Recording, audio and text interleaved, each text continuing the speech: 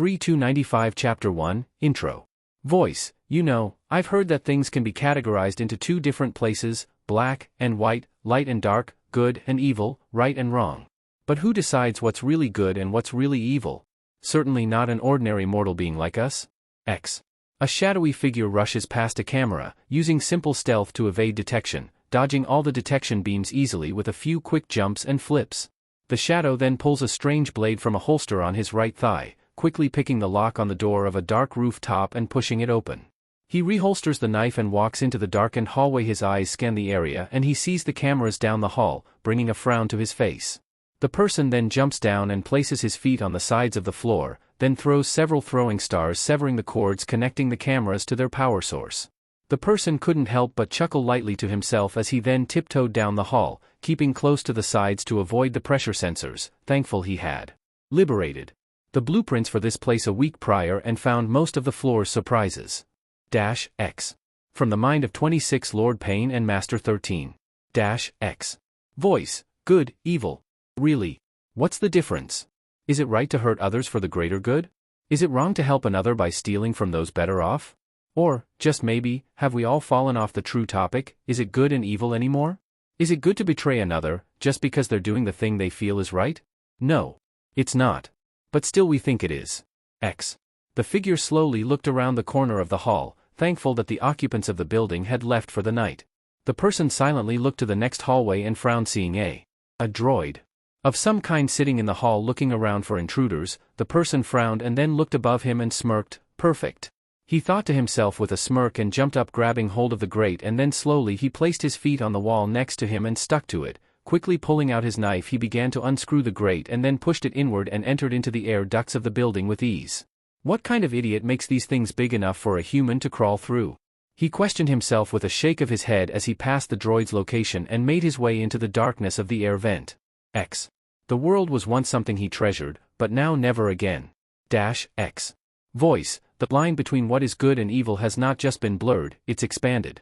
The once simple border has been obscured so much that it has created an almost endless shade of gray between the two. While one person may believe he is doing the right thing, others won't, but then again others also will, and yet that is why people like me exist. I believe in something no one else does. X. The figure found what he was looking for and silently pushed open the air vent's hatch, coming out and once more placing his feet onto the wall. He resecured this vent and then walked on the wall towards the computer in the room. It was encrypted, but it was also something he would enjoy cracking. It was a challenge to his new intellect. Popping his knuckles, the person started to type on the keyboard, bringing up parts of the system, tearing down others with amazing skill and ease. He remembered when his teacher had taught him about such machines and inwardly remembered to thank that man when and if they ever met again. X. Their betrayal left him empty, his heart shattered. He became a new man. X. Voice, I believe in the edge, the combination of good and evil, being neither, but also being both. Why? Because I've played the hero, and I got hurt? And being a villain. Not my style. So, I decided, why should I give up everything? Just so some bastards can take it away. Why should I lose everything I've ever gained? Just so it can be destroyed in an instant. X. The person grinned as he put the building's security systems into a 30-minute shutdown. More than enough time for him to do what he needed and get exactly what he had come for. He walked silently out of the room, still cautious, and then walked down the hall, to a pair of sliding double doors. He frowned and then pulled out something. A brush with some green dust. He patted the brush into the dust and started to gently stroke it over the keypad beside the door, smirking as he saw fingerprints. He then punched in one try, frowning as it was incorrect, then tried another combination and frowned once more as it still wasn't right. He bit his lip, then took a deep breath before concentrating about what he knew about this place and grinned as he figured it out, punching in the code as the door then slid open. The date of this building's construction. X. He would forget her betrayal, and become someone great, his power unstoppable. X. Voice, so as you can guess, I don't like to play the hero anymore. I've only got one thing in mind from now on. What I should have done a long time ago, what I will do. I'm looking out for only one person now. Me. Number 1. No matter how lonely, it will be better than being betrayed again. X. The person walked into the room and smirked widely as he looked around at the devices in glass cases and the weapons long forgotten, gathering dust. He walked over to one that was in pieces and scooped them all into a small bag he carried on his waist, then closed the bag tightly and placed it back before shrugging the backpack he wore from his shoulders and grabbing a few, less noticeable items from their own places. He stowed them into his backpack and then made his way over to a large door and smirked. He saw another keypad, and like before, dusted it only to frown. No fingerprints, but the keypad did have some slight grooves from where it had been used before. The person nodded to himself and looked at the numbers. It was tougher than the last one and he had to concentrate on it fully before attempting to put in the right code. -X. But, sometimes, even the best laid plans of mice and men are all for naught. -X. The person grinned as he punched in a code and the door swung open with a hiss revealing the contents within that made his lips curl, seeing what he came for lying before him. He walked forward and looked the item over with a critical eye, not exactly sure what he should think of it really. Could use a few alterations? Maybe make it a little less plain. Lose the damn stupid cape? Some more padding would also be nice. But it's a start? He thought to himself with a nod and then took the item and put it into his backpack also, halting only to look into a pair of reflective white eyes. So what do you say? Ready to show those kids how it's really done? He asked the skull-like mask and then placed a hand over the right eye, tracing a red mark and smirking, his strange eyes nearly glowing in the dark as the whisker-like marks became clear on his skin. RedX. The teen briefly looked over the mask and smirked to himself. It reminded him of the days before. Back in the days he would play ninja with a fake umbu mask for some reason. No time to reminisce, now's the time to leave before the kids get home. The teen then said to himself and turned and went back the way he came, leaving the building just as he came, not even a single trace of his presence left behind. X. Voice. They say it's easy to see the line between good and evil. They say it should be perfectly clear. The problem isn't in the line, it's in the person looking at it. How do two people perceive good and evil? In the same way? No. They see what they believe. As such, there is no good, nor evil in the world. Only an endless shade of gray. Like me. My name is Uzumaki Naruto, former ninja of the Hidden Leaf Village. And the new RedX -X. Chapter 2, Memories. A sandaled foot sprung from a branch and towards another tree. The person springing from tree to tree had a large scroll strapped securely to his back and a smirk gracing his lips. Feels great to be back, he thought to himself as he then grabbed a branch into a flip and landed on the ground in a crouch. The person's spiky blonde locks were illuminated in the pale moonlight of the forest, the rain coming down to soak him, yet his cargo, the sacred scroll of sealing, somehow remained dry. Probably some kind of seal. The blonde thought as he then reached behind him and placed a hand on the scroll. He then forced his chakra into it, and the scroll began to shrink down until it was the size of a normal scroll. Smirking, the blonde then placed that into one of the two kunai holsters on his right thigh. If I had known it could do that 5 years ago, I don't think Mizuki would have been able to tell I even had it. The blonde then thought before looking around and nodding to himself. He quickly formed a seal with his hands and focused on the forest around him, a nifty trick his sensei Yamato taught him was feeling out for the chakra signatures of others when being followed. Going to have to thank him for those private lessons if we ever meet again. The blonde thought to himself then frowned. About 6 signatures were heading his way. 2 of whom he really didn't want anything to do with. Bakuha Bunshin no Jutsu. The blonde then cried with a quick hand seal and 4 identical blondes appeared around him. Keep them busy as long as you can, use that move if you have to, just don't let them find me. The original told his clones, who all nodded as the blonde then jumped off, leaving his clones behind. The clones waited in the shadows for their own opponents, but not for long as they arrived and the clones went to attack.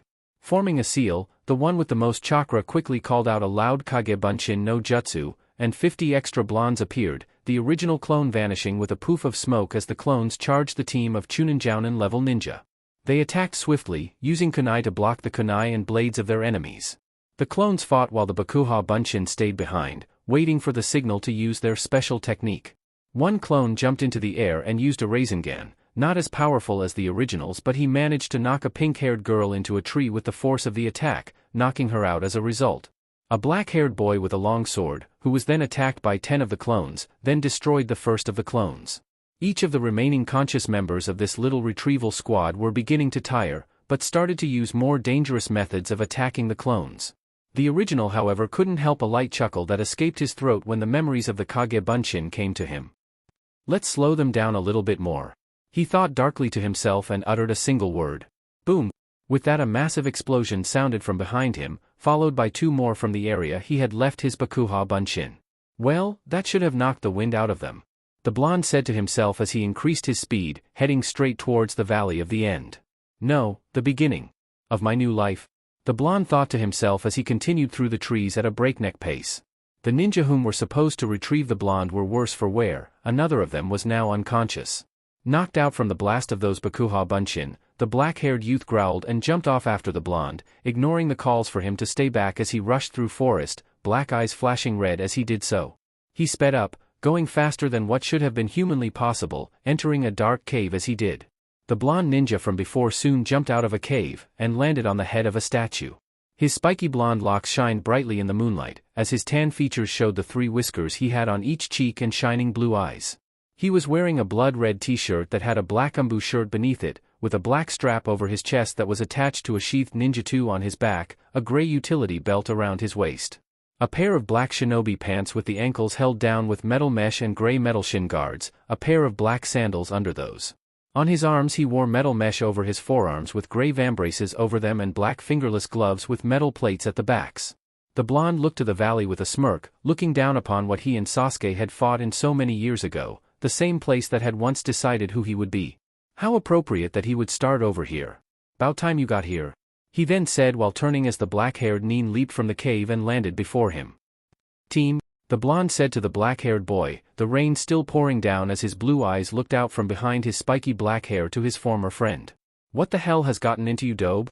The dark-haired teen demanded, and the blonde smirked to himself. Wouldn't he like to know? Earlier that day, Uzumaki Naruto was a boy whom had many things happen to him in the past. Torture, assassination attempts, and beatings were commonplace for him. However, for the last few years he had been having more trouble dealing with people outside the village instead of within it. Not the least of which was the attack on Akatsuki just a few days prior, which had left him bedridden. The blonde boy had managed to infiltrate the base, defeat the remaining members including his former friend Sasuke, and then took on Madara Uchiha. However, during the final battle with the insane original Uchiha, the teen was badly injured, leaving him hospitalized. Naruto was in a hospital bed, his face and body bandaged up, eyes moving beneath their lids. To lose a loved one at such a tender age is a tragic thing, child. Can you go on knowing you're the reason she is no longer with you? Or will you take the easy way out, will you forget her sacrifice, and allow me to end you as well? A dark male voice questioned in his mind as a red seal appeared on his forehead. The seal was slowly fading, the edges were seemingly burning away. Alright Naruto, I want you to concentrate, then follow what I do. A woman's voice said as Naruto's teeth were gritted in the bed and he began to shake. Good job Naruto. That's my boy. The same female voice said, and Naruto's eyes watered, tears falling down his cheeks. Come on Naruto, if you do good, I'll buy you a treat. The woman's voice came again, with a soft laugh following her voice. Naruto clenched his fists, as his eyebrows knitted together, whole body shaking once more. Flashback. A blonde 5-year-old sat down on a chair with a scowl, bruises and scrapes all over him as a woman started using some minor medical jutsu. Naruto, why do you always get in trouble? I know the other kids don't like you, but please try and ignore them. For me? The woman pleaded, her golden yellow eyes looking to the blonde-haired child pleadingly, and he simply crossed his arms and looked to the side. Why should I? Everyone's always mean to me. The blonde mumbled, and the woman smiled softly before wrapping her arms around him in a gentle embrace. His eyes softened as she did and he leaned into her. Why doesn't anyone like me? I try to make friends. But, the boy said softly, and the woman scratched the boy's head lightly. They just don't understand Naruto. Give them time and they'll all come around. The woman told him sagely, but the boy didn't know. I promise you Naruto, someday, this entire village will stop disrespecting you. You'll be acknowledged as the little hero you are. The woman said with a small smile to the blonde, who gave her the tiniest of smiles. Oh come on, you can do better than that. She then said, and the blonde boy smiled widely to his mother. That's better, she said with a laugh and hugged the boy, making him smile once more as he leaned into her shoulder. End flashback. The blonde gritted his teeth in pain as more flashes passed by his eyes. The seal on his head was now halfway gone. The wounds covering the boy's body all began to glow an eerie crimson before then healing over, not even leaving a scar or bruise left on him. Blue eyes opened as he felt a barrage of memories assault his mind, none stronger than the ones of the woman with the golden yellow eyes and blood-red hair. The boy felt his eyes widen as a memory hit him harder than any of the others, his eyes widening as it passed before his eyes. Flashback. An 8-year-old Naruto, backed away from a man, his mother, Uzumaki Kushina, was there holding him tightly. The two were in her apartment, one she and he had lived in all his life. The man before them wore black umbu armor, with the right half of a tiger mask and a black face mask covering his face, leaving only his left eye and white hair visible. In one hand the man carried a sword, covered in blood from some of his mother's guards. Naruto, his mother whispered as the fearful Naruto continued to watch as the man walked ever closer towards them. Always remember? No matter what. I'll always love you. With that she gave one last hug to the blonde and stood up to look towards the man whom used a hand to wipe away the blood on it. So, do you really believe you can do anything to stop me? The man questioned with a stiff monotone. Kushina simply smiled sadly towards the man. Possibly not, but if I can give my son even another minute to live, that would be enough for me, she told the man simply, and his single eye looked at her with something similar to respect for only a short few moments. Be that as it may. You're weak now, you've allowed your skills to degrade. The once feared Benitenchi of Yuzu no Kuni has become a shell of her former self. You're no more than a helpless woman now, the man said darkly, and Kushina shook her head. I'm not a helpless woman. I'm a mother, and I have a child to protect, she said as she pulled a kunai from her black dress and held it up. And in nature, a mother is the most fierce of any species when you threaten their children, she said to him, and the man twirled his sword in hand once, then leveled it onto his shoulders. Nice speech. But this isn't nature, my dear. This is life, the man said, and pressed a hidden button on the staff, a blade coming out of the end on both sides. And life is often much more cruel than nature, the man said to the woman darkly as Naruto hid in his mother's shadow. Naruto, run, get out of here now. Never look back.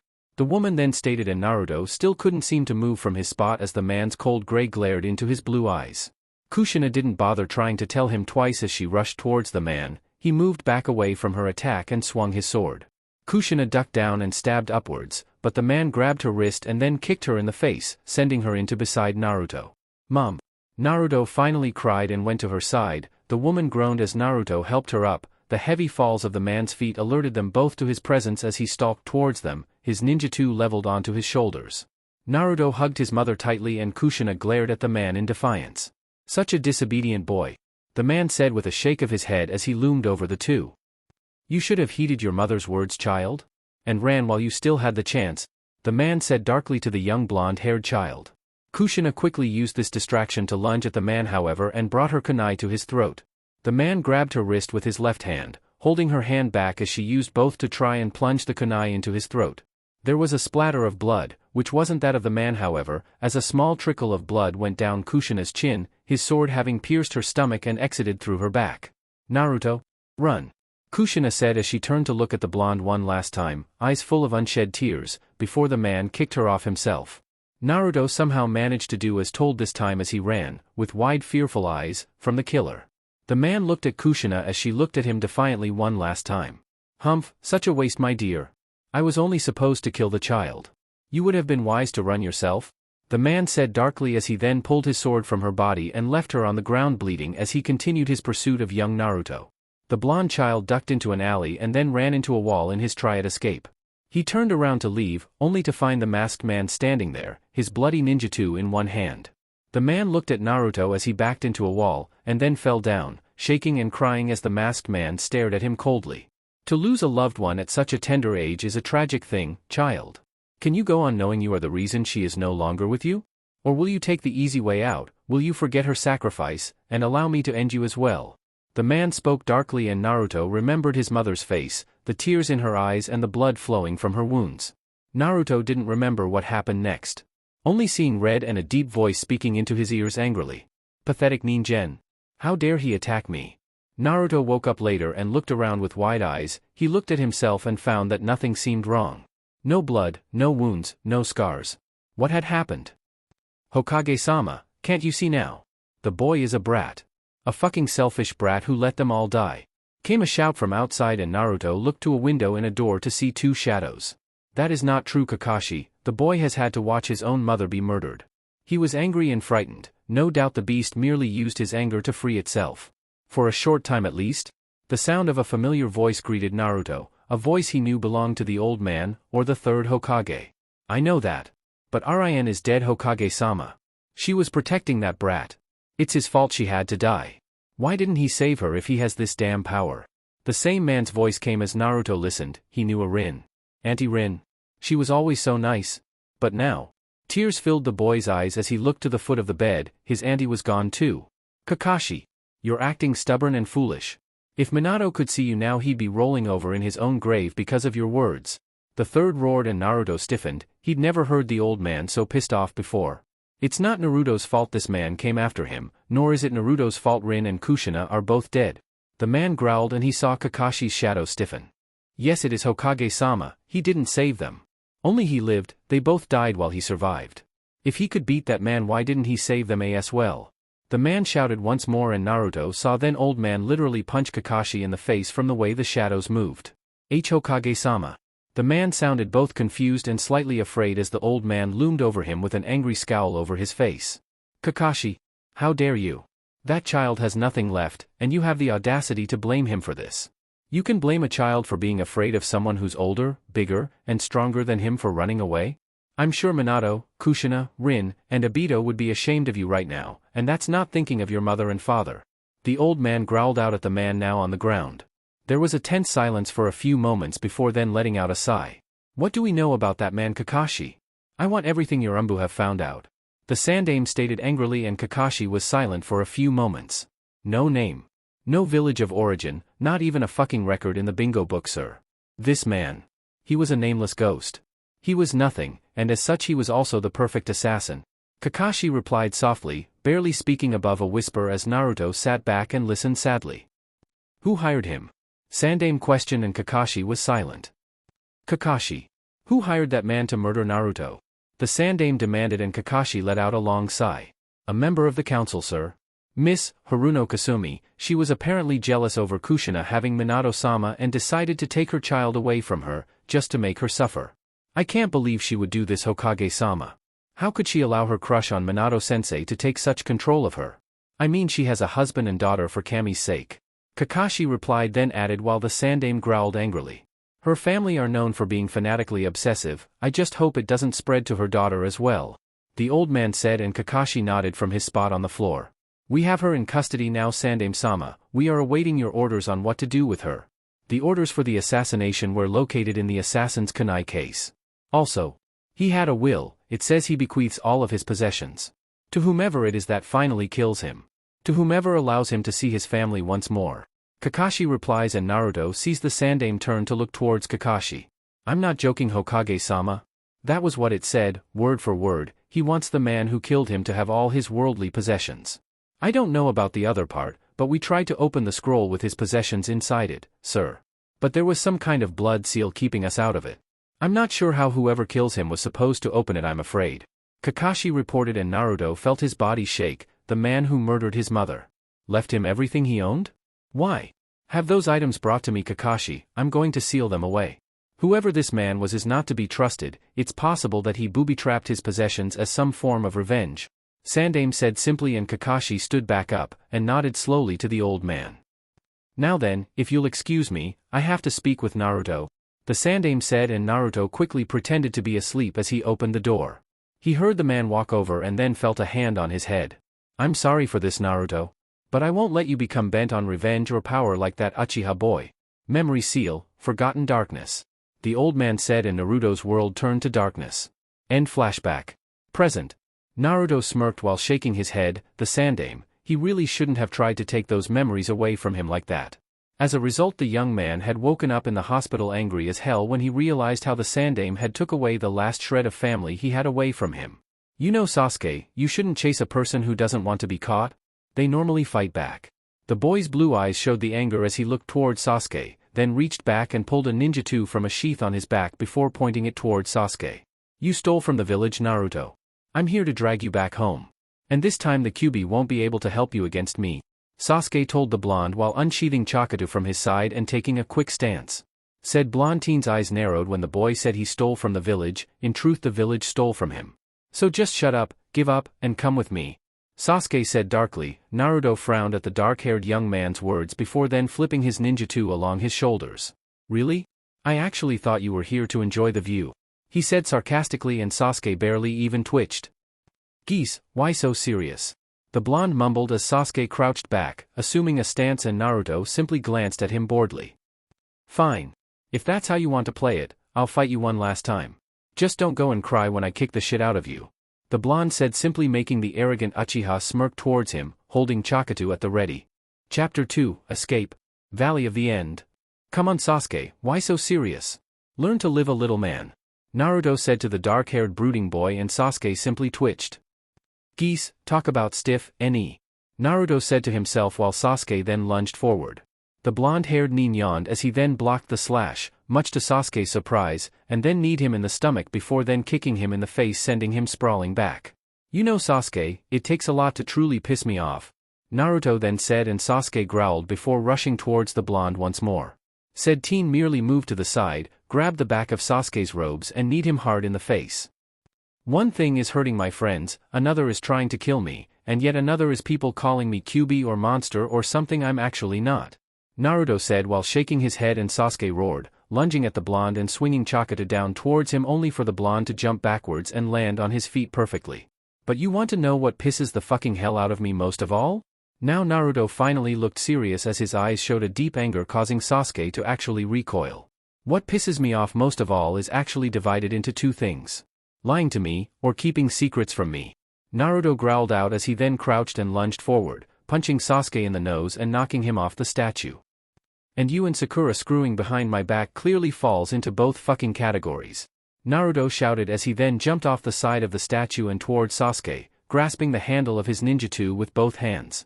Coming towards the dark-haired boy he rolled in midair to avoid a kunai and blocked the second one before rearing his sword back and swinging down at Sasuke. The dark-haired boy had a mere second to block or be cut in half, it was only with some luck that he managed to hold back Naruto's sword. Pushing upward Sasuke pushed Naruto back and the blonde went off balance. Sasuke quickly used this as he attempted to slash Naruto only for the blonde to deflect the strike with his own blade. Naruto then lunged forward, swinging his sword at Sasuke as the boy blocked the blade as best he could, however Naruto was pushing the dark-haired Uchiha child back towards the wall, concentrating on that Naruto pushed as much strength into the ninjutsu swings as he could. The two teens fought one another with fierce intent, anger clear on the blonde and frustration on the Uchiha's face.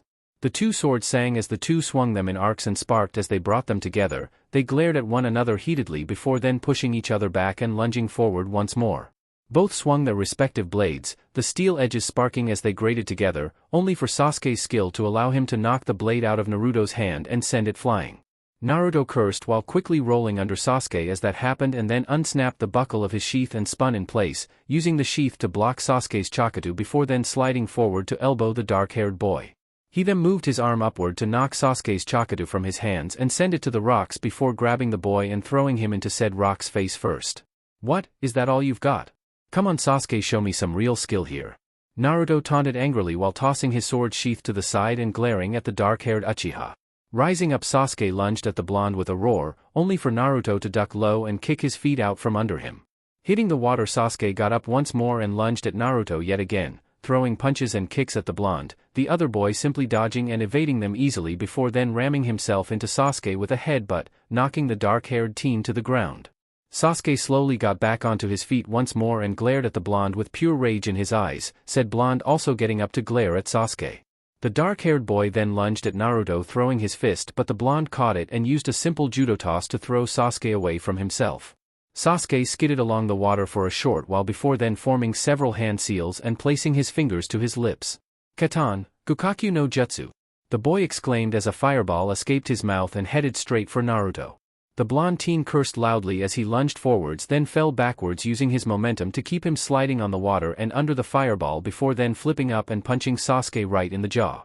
I hate that damn fireball shit. Naruto exclaimed while letting out a few pants. Sasuke was panting even more heavily than the blonde however, and his eyes were wide with anger and frustration.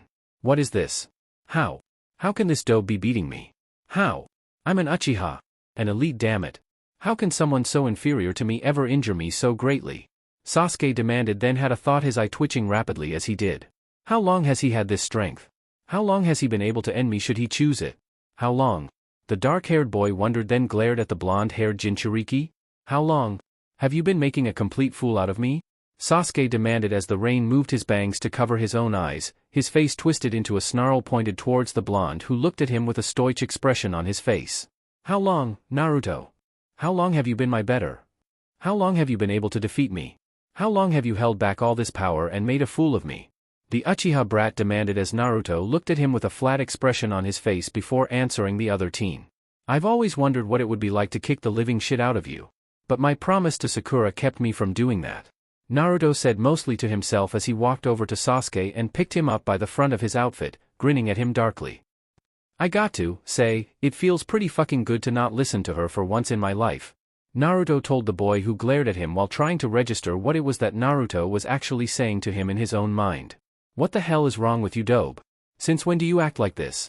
Sasuke demanded, and Naruto scoffed before throwing the dark-haired boy behind himself. Oh. What was wrong with him? Sasuke wanted to know what was wrong with him? TCH, the Uchiha wasn't really prepared to know what Naruto knew now. Konoha, earlier. Man, old man, not only did you take my memories away, but you also knew who my father was? What the hell did I ever look up to you for? Or were you manipulating me so I'd remain loyal to Konoha or something? Naruto questioned angrily as he sat with his feet propped up on the Hokage's desk while reading his father's will. A painting was moved open to show a safe at his left side. It stated he was to learn of his heritage at 16, which was 4 months ago. Also he was to gain access to the Namake's fortune should ever he need money, also something that never happened, and last he was supposed to get something else, the sacred scroll of sealing. Damn village. They just love to keep me down. Naruto said with gritted teeth while looking over the will before picking up the second will he was supposed to read. This one was the one that belonged to his mother. This one stated that he was to gain the full fortune of the Uzumaki clan immediately, their scrolls, training, and everything else from the Konoha archives, and last he was supposed to get what was left of Yuzu no Kuni's fucking fortunes entirely. Bastards. Not only have they treated me like shit, I just bet they stole my fucking property, and money. Naruto growled to himself before stowing the 2 wills of his parents into a seal on the sacred scroll and picked up the last one. It was Jiraiya's. Naruto actually looked sad seeing it and then felt anger as no one had told him about this one either. I'm beginning to wonder why I even bother to put up with these bastards. Oh right, the damn third. Naruto growled to himself before then opening the will and looking it over quickly. This one was simple. He got the Toad contract, which was sealed into the will, all of Jiraiya's money, which was a sizable amount to say the least, the title of Gama-Sennin, and last was he got some jutsu Jiraiya wanted him to learn which were also sealed into the will. You always looked out for me in your own way, Ero-Sennin. He whispered to himself with a small smile before rolling up the will and sealing it into the sacred scroll. The blonde then looked at a final scroll on the desk and considered just rolling it up and tossing it away. But he didn't. Instead he reached out and opened the final scroll. This one belonged to the man who had murdered his mother all those years ago. He had to at least see what the man had left him, right?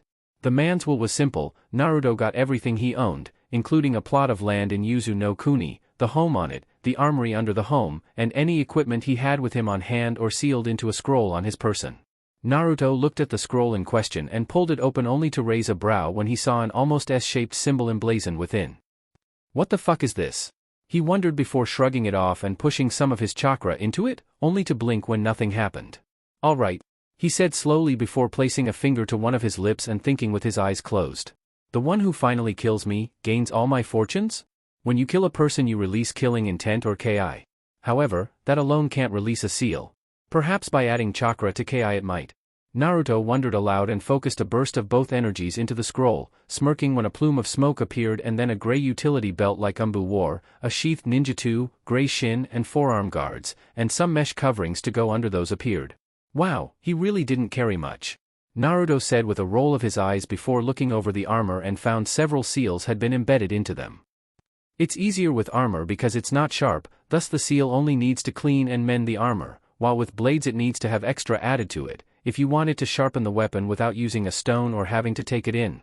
Naruto said to himself remembering what Jiraiya told him about seals before he passed on. No time to reminisce about the Ero-Sennin.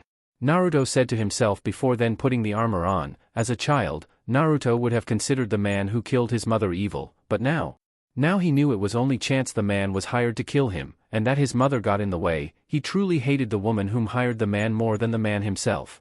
After all, they were ninja, and as ninja being assassins was technically in their job description.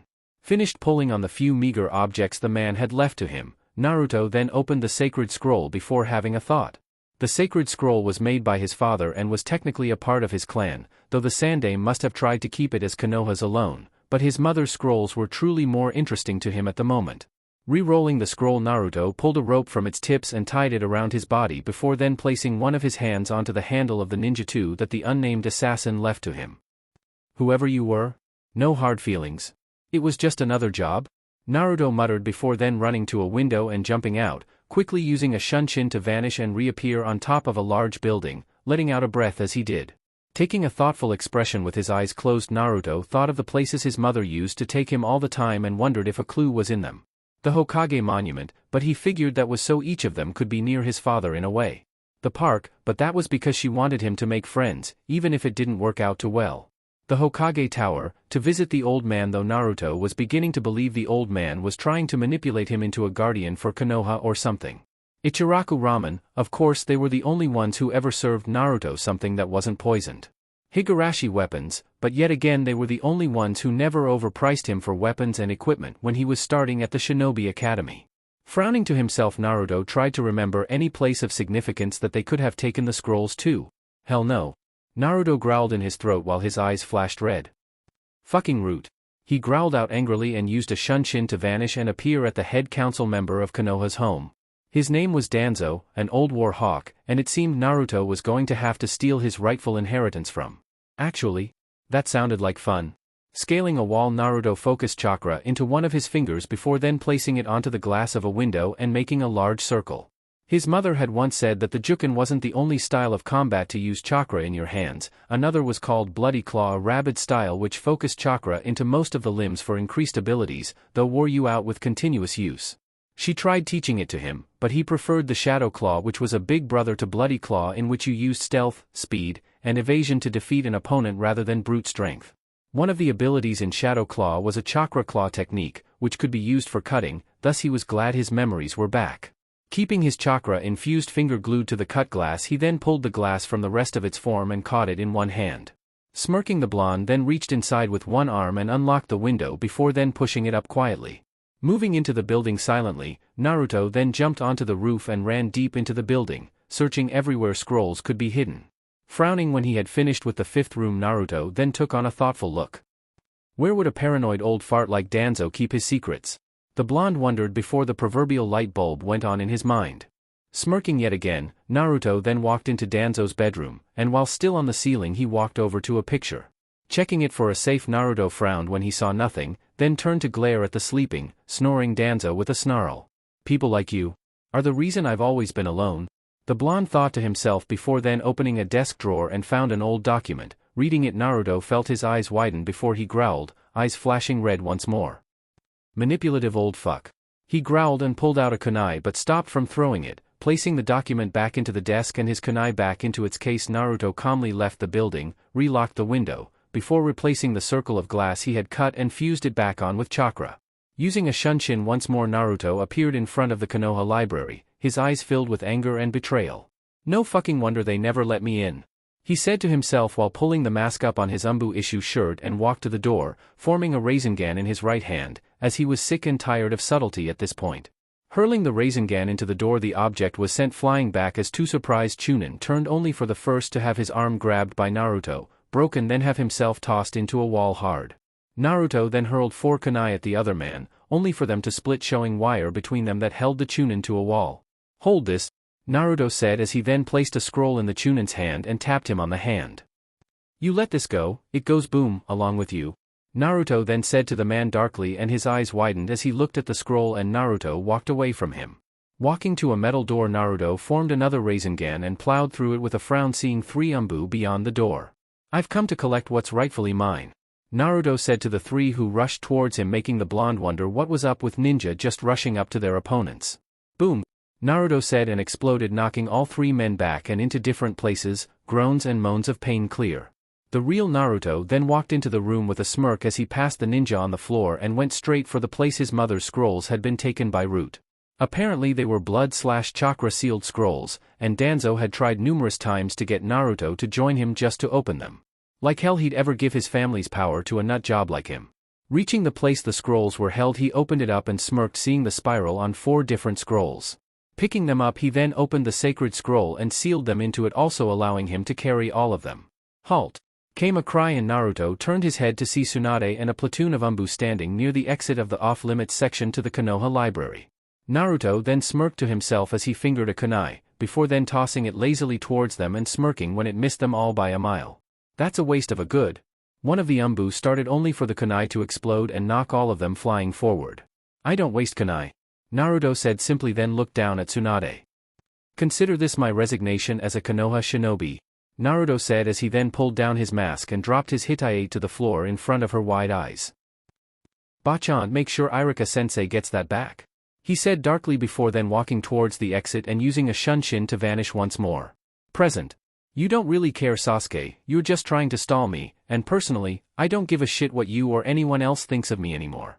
All my life no one ever watched my back for me. As he said this, Naruto dodged a Juken strike from Neji and glared at the boy. So I'll only watch my own back from now on, number one always comes first after all, the blonde said darkly while then seeing Hinata, Ino, Sakura, and Kakashi appear. Naruto Baka, what the hell do you think you're doing? Sakura questioned while moving towards him, and the blonde caught the fist she threw at him, surprising the pink-haired girl who stiffened seeing an absolutely furious look in his eyes. Piss off Haruno, he said with a growl before he then spun his body, kicked the pink-haired bitch's legs out from under her, and then judo tossed her into Sasuke, knocking both of them into the cliff wall and surprising the hell out of those who had seen him do it. Kami-sama, that felt good, Naruto exclaimed with a grin, then jumped up over Ino as she tried to take control of him with her Shintenshin no Jutsu. Nah, Naruto said while wagging a finger towards Ino, who fell only for Hinata to catch her. It's not nice to try to control a person's mind, Ino? Naruto said, then looked at Kakashi and Neji with a smirk on his face. Come on, he said while making a simple gesture, and the two lunged at him. Naruto blocked a punch from Kakashi and flipped over the man as Neji tried to use the Juken style on him only to hit Kakashi instead. Naruto then took hold of one of Kakashi's arms and tossed him into Neji, knocking both of them away. What's wrong with all you Konoha shinobi, besides Lee and Guy? The rest of you are pathetic in a simple fucking fist fight. What? Are you all truly this useless when your opponent doesn't let you use those flashy-ass jutsu you're all so proud of? Naruto mocked while looking at Kakashi and Neji. The silver-haired jounin then pulled his hitai up and Naruto smirked. Yeah, come on. Now let's really get this party started, Naruto exclaimed as Kakashi rushed towards him only to be surprised when the blonde went down underwater and came back up behind him with a spinning kick. The Sharingan is a truly powerful jujitsu, however, if you cannot see what your opponent is doing, you can't read it either, Naruto said simply with his arms crossed and a smirk on his face as Neji lunged at him from the side only for Naruto to flip over him and kick him in the back of the head. Come on Neji, if you honestly think I'm going to be caught by your Juken, you've been drinking way too much with Lee, Naruto boasted, then sighed when a kunai came at him. Rather than grab it, Naruto moved back and let it hit Neji in the arm, causing the boy to grunt in pain. Kakashi, just stop it right now, or I'm not going to be playing games with any of you anymore, Naruto said simply while giving Kakashi a glare before then forming a Rasengan in his right hand. If that's your decision, let's get one thing straight. You're the ones who attacked me first, Naruto said while using a shunshin to appear in front of Kakashi and sent him flying back with the Rasengan. And now if you'll all excuse me now, I've got to go, Naruto said with a smirk on his face while looking at the surprised or even angry expressions on the team's faces. Naruto smirked as he then flipped over Sasuke as he finally got back up to attack him. The blonde landed on all fours and then spun into a kick, knocking Sakura to the water, then flipped over her. The blonde rolled in the air and jumped off of Neji only to land in front of Hinata, his fist right in front of her face. And Naruto-kun, she said lowly with Naruto's fist less than 2 inches away from her face. Please, don't go, she whispered to the boy with slight tears in her eyes, the blonde's blue eyes softening. Sorry Hinata? This is my choice. I leave no regrets behind, the blonde told the pale-eyed girl before then moving his hand and sunshining to the top of the valley statues. Long ago, a pack of wolves captured a small fox. They took the fox and made it hunt and feed them while leaving less than scraps for the fox to eat itself. This fox was clever, however, biding his time and making the wolves fat with the food it brought to them. Then when those wolves were fat, lazy, and content, the cunning fox left them and went to hunt alone, leaving those wolves to starve as he would feed only himself from now on. Naruto thought to himself as he then looked down at the Konoha shinobi before turning his back and running off towards his new life. As he ran, Naruto pulled out the shrunken sacred scroll and unrolled it, looking for something that could get him as far away as possible. He found it.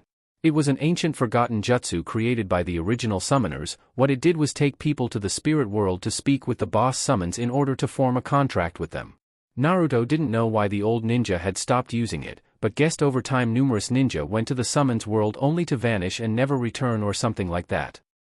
They probably met up with Manda, The blonde thought to himself as he continued reading the hand seals and ironically, a chant in order to use the jutsu. The blonde-haired boy figured that going to the summons world was better than being in one that hated him or that tried to use him as some kind of tool. So as he ran he continued to read up on the jutsu before nodding to himself and sprinted farther off, sure that the team had probably been healed by Sakura by now and were heading his way. Naruto frowned at that thought while re-rolling the sacred scroll and stowing it into a pocket, and then picked up the pace so he could have some more time for this jutsu to work. Stopping at a clearing, Naruto went through the 50-some hand seals and then began to mutter a small chant under his breath. Finishing with that he slammed his right hand into the ground and a white seal appeared below his feet. Closing his eyes he pushed more chakra into the jutsu and watched as the seal turned an almost violet color and some kind of reflective portal opened up at his side. Dobe! Came a furious shout and Naruto cursed seeing Sasuke was heading his way, looking at the portal. Then Naruto jumped into the portal and felt himself being pulled down. Behind him Sasuke also jumped into the portal, chasing Naruto with an almost psychotic look on his face. Soon, Kakashi and Neji had also jumped into the portal, following after Sasuke to retrieve Naruto. Ino and Sakura soon followed after as well, and Hinata just behind them as the portal closed completely, locking the group into a swirling vortex of glowing light. Naruto! Sasuke yelled as he swung his reclaimed Chakatu at the blonde-haired boy, only for Naruto to block with his arm guards. Back the fuck off, team! Naruto shouted back as he punched Sasuke, sending him rolling back into the rest of the team, and the color of the vortex changed, now becoming darker. Naruto seemed to freeze when this happened. His eyes widened when he finally hit the seal and then, darkness overtook him completely. X. The soft pitter-patter of rain hitting a concrete street was the first thing he heard. The raindrops hitting his body and the cold concrete below him were the first things he felt as one of his fingers twitched. A blonde lay in an alley, trash cans and garbage to either of his sides. Opening his blue eyes, Naruto looked around and then pushed himself onto his back and looked up to the dark stormy skies. I got away. He whispered to himself before chuckling lightly, then laughing to himself before laughing loudly. He got away. He had done something no one thought he was able to do. And he had gotten to make fools out of Sasuke, Kakashi, and Neji, the three supposed strongest in the entire village. Well, minus Might Guy and Rock Lee of course.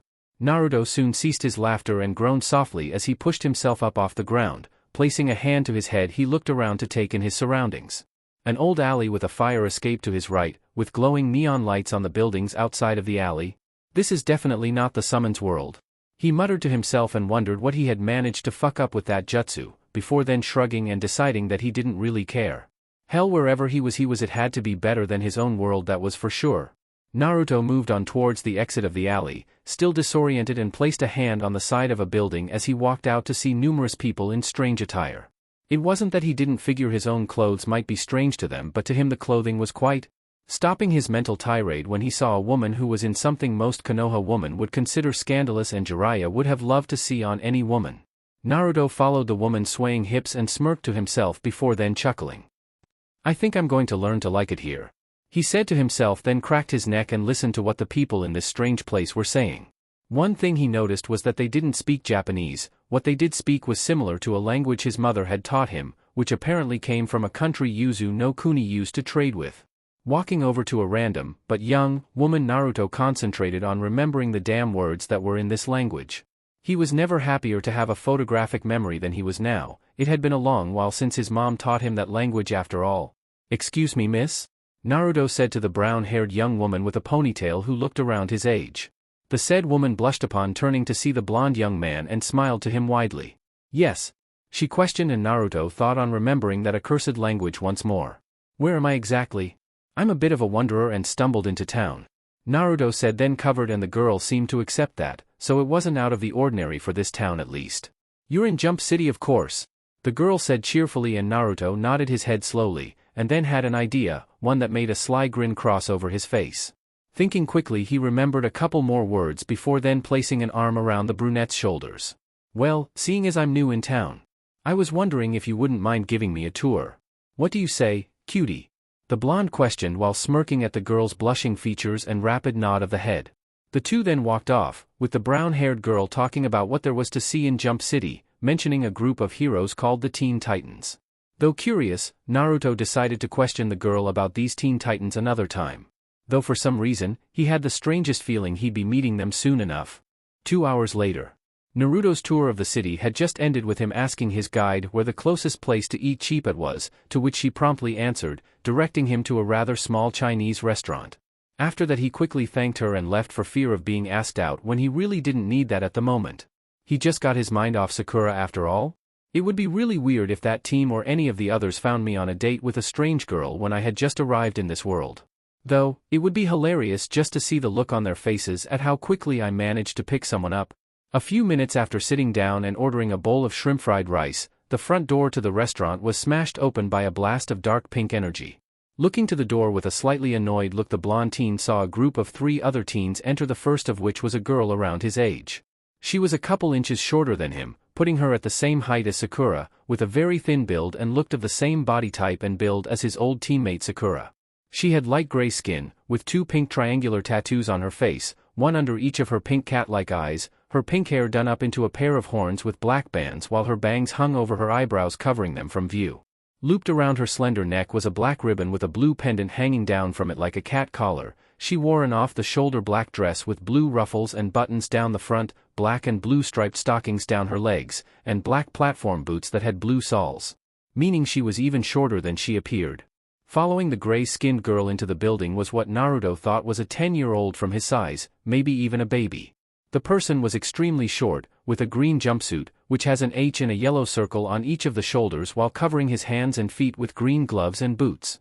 Steel plates covering the backs of his fists and thick steel soles on his boots, a pair of goggles on his forehead leaving his beady eyes visible. On his back is a circular backpack with controls reaching over his shoulders to hang down in front of his chest. Last was a massive teen that made Naruto wonder what his parents or whoever he lived with fed him. He is a very tall and muscular fellow with collar-length brown hair and a small goatee. He wears a sleeveless black shirt and long black pants. Studded gold bands cross his chest and run around his shoulders in an M shape, his feet clad in gold shoes of some sort that look armored like the chest armor, and gold-studded bands around his wrists. The 3 of these teens walk over to a table as if they own the place and sit down as a waiter walks over to Naruto and sets his food down in front of him. "Excuse me, are those these teen titans I've heard so much about?" Naruto asks his waiter curiously, only for him to receive a shocked look from his waiter. "No. That would be Jinx, Gizmo, and Mammoth. They're a couple of teenaged supervillains from Hive Academy. They come here all the time requesting free food.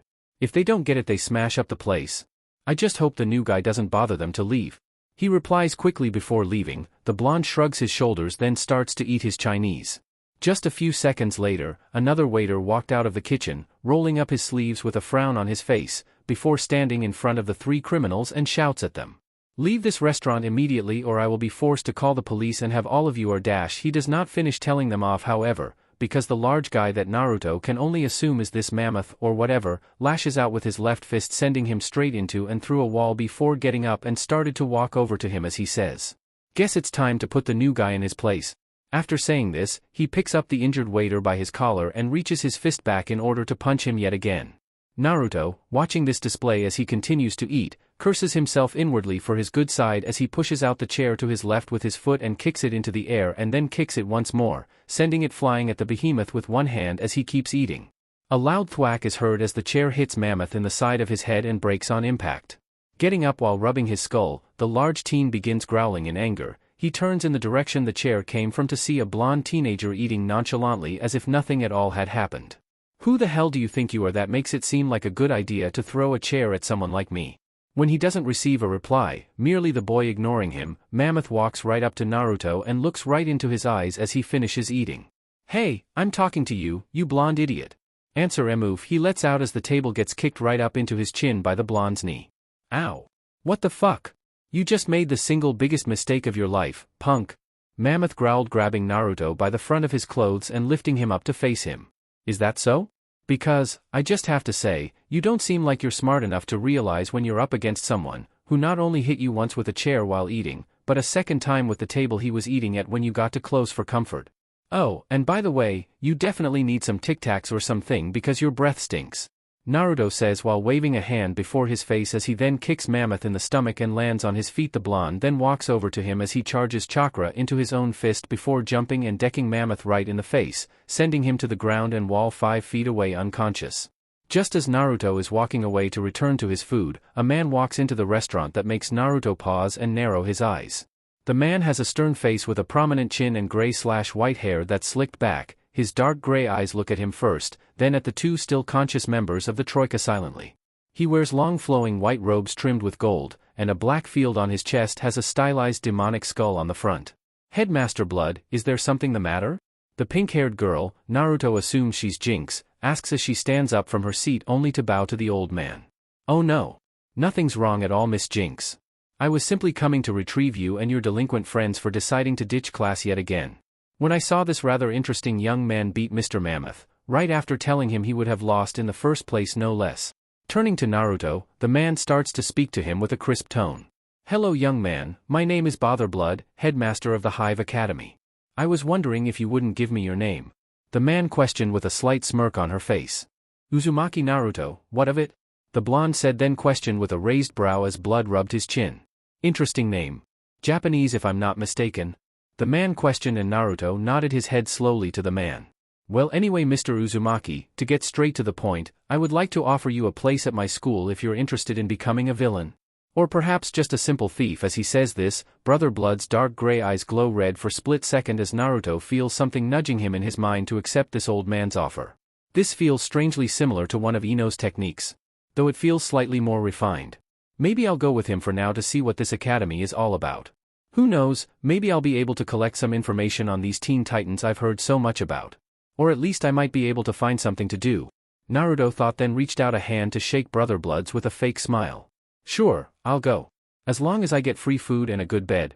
Naruto replies smoothly and Blood give him the tiniest of grins before then looking over to Jinx and Gizmo. As for you two, I would suggest you try to keep a low profile, unless of course you actually want to be caught by the Teen Titans. Be thankful that your idiocy has led me to such a fine prospective student, or else I'd have you all in solitary for the next month. The man growls at the two who nod their heads to him quickly.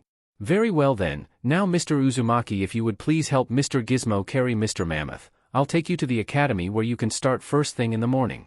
Naruto nods as he walks over to the large boy and lifts one of his arms up with some strain while the small kid releases a pair of metal spider legs from his pack then walks over with them and releases several metal tentacles which he uses them to get the other arm. The boy mutters something illegible under his breath that sounds like a curse as he helps Naruto lift the teen behemoth and follows Jinx and Brother Blood out the door of the restaurant. So, to the Hive Academy then. This is going to be fun. Ha ha ha ha ha. Naruto thought to himself with a smirk as he and the rest of the Hive group walked out of the restaurant with Mammoth. Chapter 4, Wager. 6 months later and Naruto had managed to become a respected member of the Hive Academy known as Tempest, primarily due to his wind jutsu. Like all students there he was required to wear a uniform of their own design. That was when he decided to use a little more of the equipment he had inherited from the man who murdered his mother. He now wore a pair of baggy black shinobi pants with pockets on the sides, his kunai case at his right thigh, and a studded belt looped around his waist with 2 equipment pouches at the small of his back, a pair of steel-soled combat boots like robins that made a clinking sound as he walked. He still had his Umbu-issue sleeveless shirt with the mask pulled up over his lower face, his red t-shirt remained the same only with a black spiral put onto the left shoulder, a black headband with a red swirl over his forehead and his shin/forearm guards and gloves. He also had a black Umbu armored vest that was of an odd design, having the shoulder and neck armor of a Chunin vest, was made of thick black leather with mesh weaved into the inside, while the bottom was rolled up at the bottom with thick buckles over it that held it onto his body tightly. Over all this he had a new ninja 2 which he had got out of that ninja's will. It was completely black with no guard, thick leather over the handle, with a string at the end which was for going around his wrist so he would lose it, and last he had a new sheath that was simply a sheath with one strap going over each shoulder and a final strap under his left arm to hold it on. Another difference between this sword and the other one was that a seal on the blade converted his chakra into wind allowing him to use wind blades and the like without hand seals. During the past 6 months he had risen to the top in a few of his classes, most notable being Infiltration, Deception, Stealth, Hand-to-Hand and Armed Combat, and the Theory of Assassination. He even had a small group of fangirls from some of these classes, which his newfound friend, Jinx, kept chasing off before anything drastic could happen like what happened to Sasuke. Of course his entrance exam hadn't exactly been a piece of cake, as he had to fight a girl named Cheshire. It had been interesting fighting this world's version of Shinobi, that was without a doubt. Flashback. Naruto was sitting in a seat with an annoyed look in his eyes while watching several of what were supposed to be the best of the Hive students. What he had seen thus far were a batch of losers who used their powers to solve their problems, well 2 or 3 weren't so bad. Jinx, the ninja girl Cheshire, and Private Hive were all decent hand-to-hand fighters. So Mr. Tempest, what do you think of the other students? Blood asked while entering the room, and Naruto rolled his eyes. Are these really your best students? Naruto questioned, and Brother Blood nodded his head with a slight smirk to his lips. Come on. The only ones with any real talent beyond some stupid flashy power is Jinx with her acrobatic moves, Private Hive with his shield and strength, and that Cheshire chick is a decent ninja to be able to vanish like she does and has some decent taijutsu moves. But the rest? Ugh. Naruto said, then groaned, and Brother Blood chuckled in his throat. Really, then I suppose you fancy you could take any of them on and still win then? Mr. Tempest. Blood questioned, and Naruto snorted before nodding his head to the older man. Very well then, since you're so confident in your abilities. Your entrance exam for coming to the Hive Academy shall be taking on out finest hand-to-hand combatant, Ms. Cheshire. Blood stated, and Naruto grinned slightly. Ninja versus ninja? Now that sounded like it would be fun. Sure. I'll take on your ninja chick, Naruto said with a grin under his mask, and Brother Blood nodded his head before heading out of the room with a smirk on his face. He'd show the new recruit his students weren't so weak. The next day. Man, you really don't know what you're doing, do you? Mammoth asked Naruto, who rolled his eyes. Mammoth didn't even mind being beaten by Naruto. Apparently, he often needed some sense knocked into him, and more often than not it was Jinx who did the knocking. Ironically, she was his best friend. What's there to know? She's a kunoichi. I fought them all the time back home, Naruto said with a shrug while he and the rest of the troika headed to his exam in the main gym. He had given them all a fake backstory to his life. He basically said that he was from a hidden ninja village in Japan that had some technology but nothing like guns. He also said he had left because of corruption in the village as they strayed from the true ninja's path. Well, it technically wasn't a total lie. She's not just a kuin? Wait. What the hell is a kunoichi? Gizmo started, then questioned, and ironically it was Jinx who answered. A female ninja. Most of them are better at infiltration and less physical dealings of the male ninja, aka shinobi, and usually seduce targets before killing them. Steal from guys in brothels, and have a better range of flexibility. Jinx replied, and the boys all looked at her with raised brows. What? Me and Cheshire are two of the top girls in school. We hang out with Bumblebee all the time, Jinx told them with a frown, and Naruto shrugged his shoulders. Whatever, she's still not so weak, man. She can take any one of us down with her hands tied behind her back and a blindfold on, Gizmo shouted, and Naruto scoffed. She's an average ninja. I never said she wasn't weak, just that I've dealt with kunoichi like her before, Naruto said simply, and Gizmo growled at the blonde before muttering about idiotic blonde fools under his breath. Whatever, see you guys after this test, Naruto said, walking into the gym while the troika headed to the stands. The gym was odd at the Hive, which was all Naruto could really say about it as he had only seen it in use from the outside thus far. It was large with yellow honeycomb-shaped tiles on the floor and walls, with stands for the other students to watch them. A reinforced glass room was near the upper center of the room and had controls for something in the gym. Walking into the room, Naruto saw his opponent sitting in the center of the room, her legs crossed into a lotus position. Cheshire had tan skin like Naruto himself, with long black hair pulled into two long tails somewhat like Tsunade, only with green cloth holding them apart, and a large cat mask on her face that had green eyes and a fanged grin, black and pink whiskers painted on the sides to the eyes with two more black and pink stripes above them. She wore a green kimono top that was long enough to act as a short skirt with light green trim and long sleeves to cover her hands. A light green sash was wrapped tightly around her waist.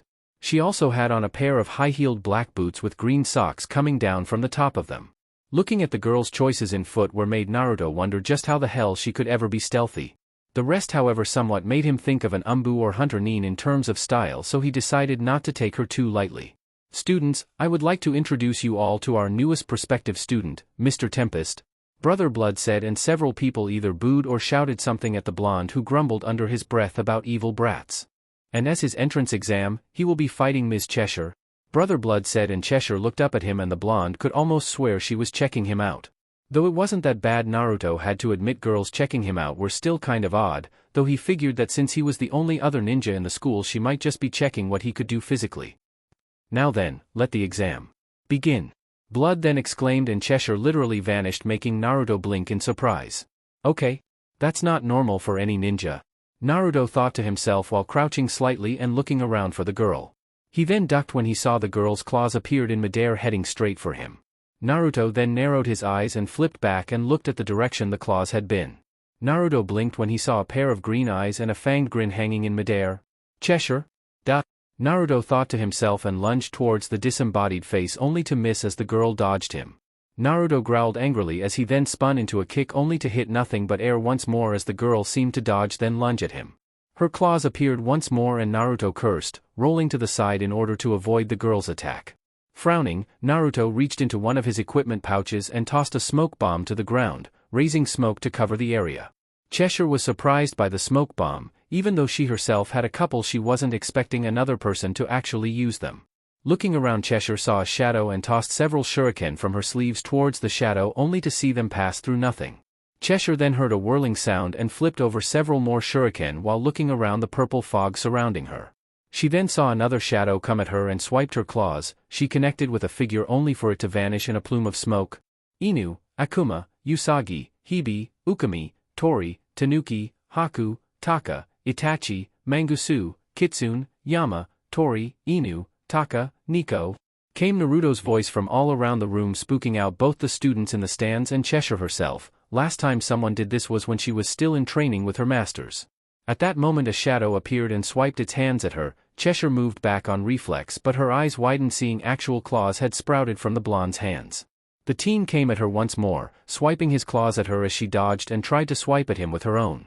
The two met one another toe to toe, at least until Naruto caught one of the girl's arms, and then kicked her in the stomach, sending her flying out of the smoke and into the wall of the arena.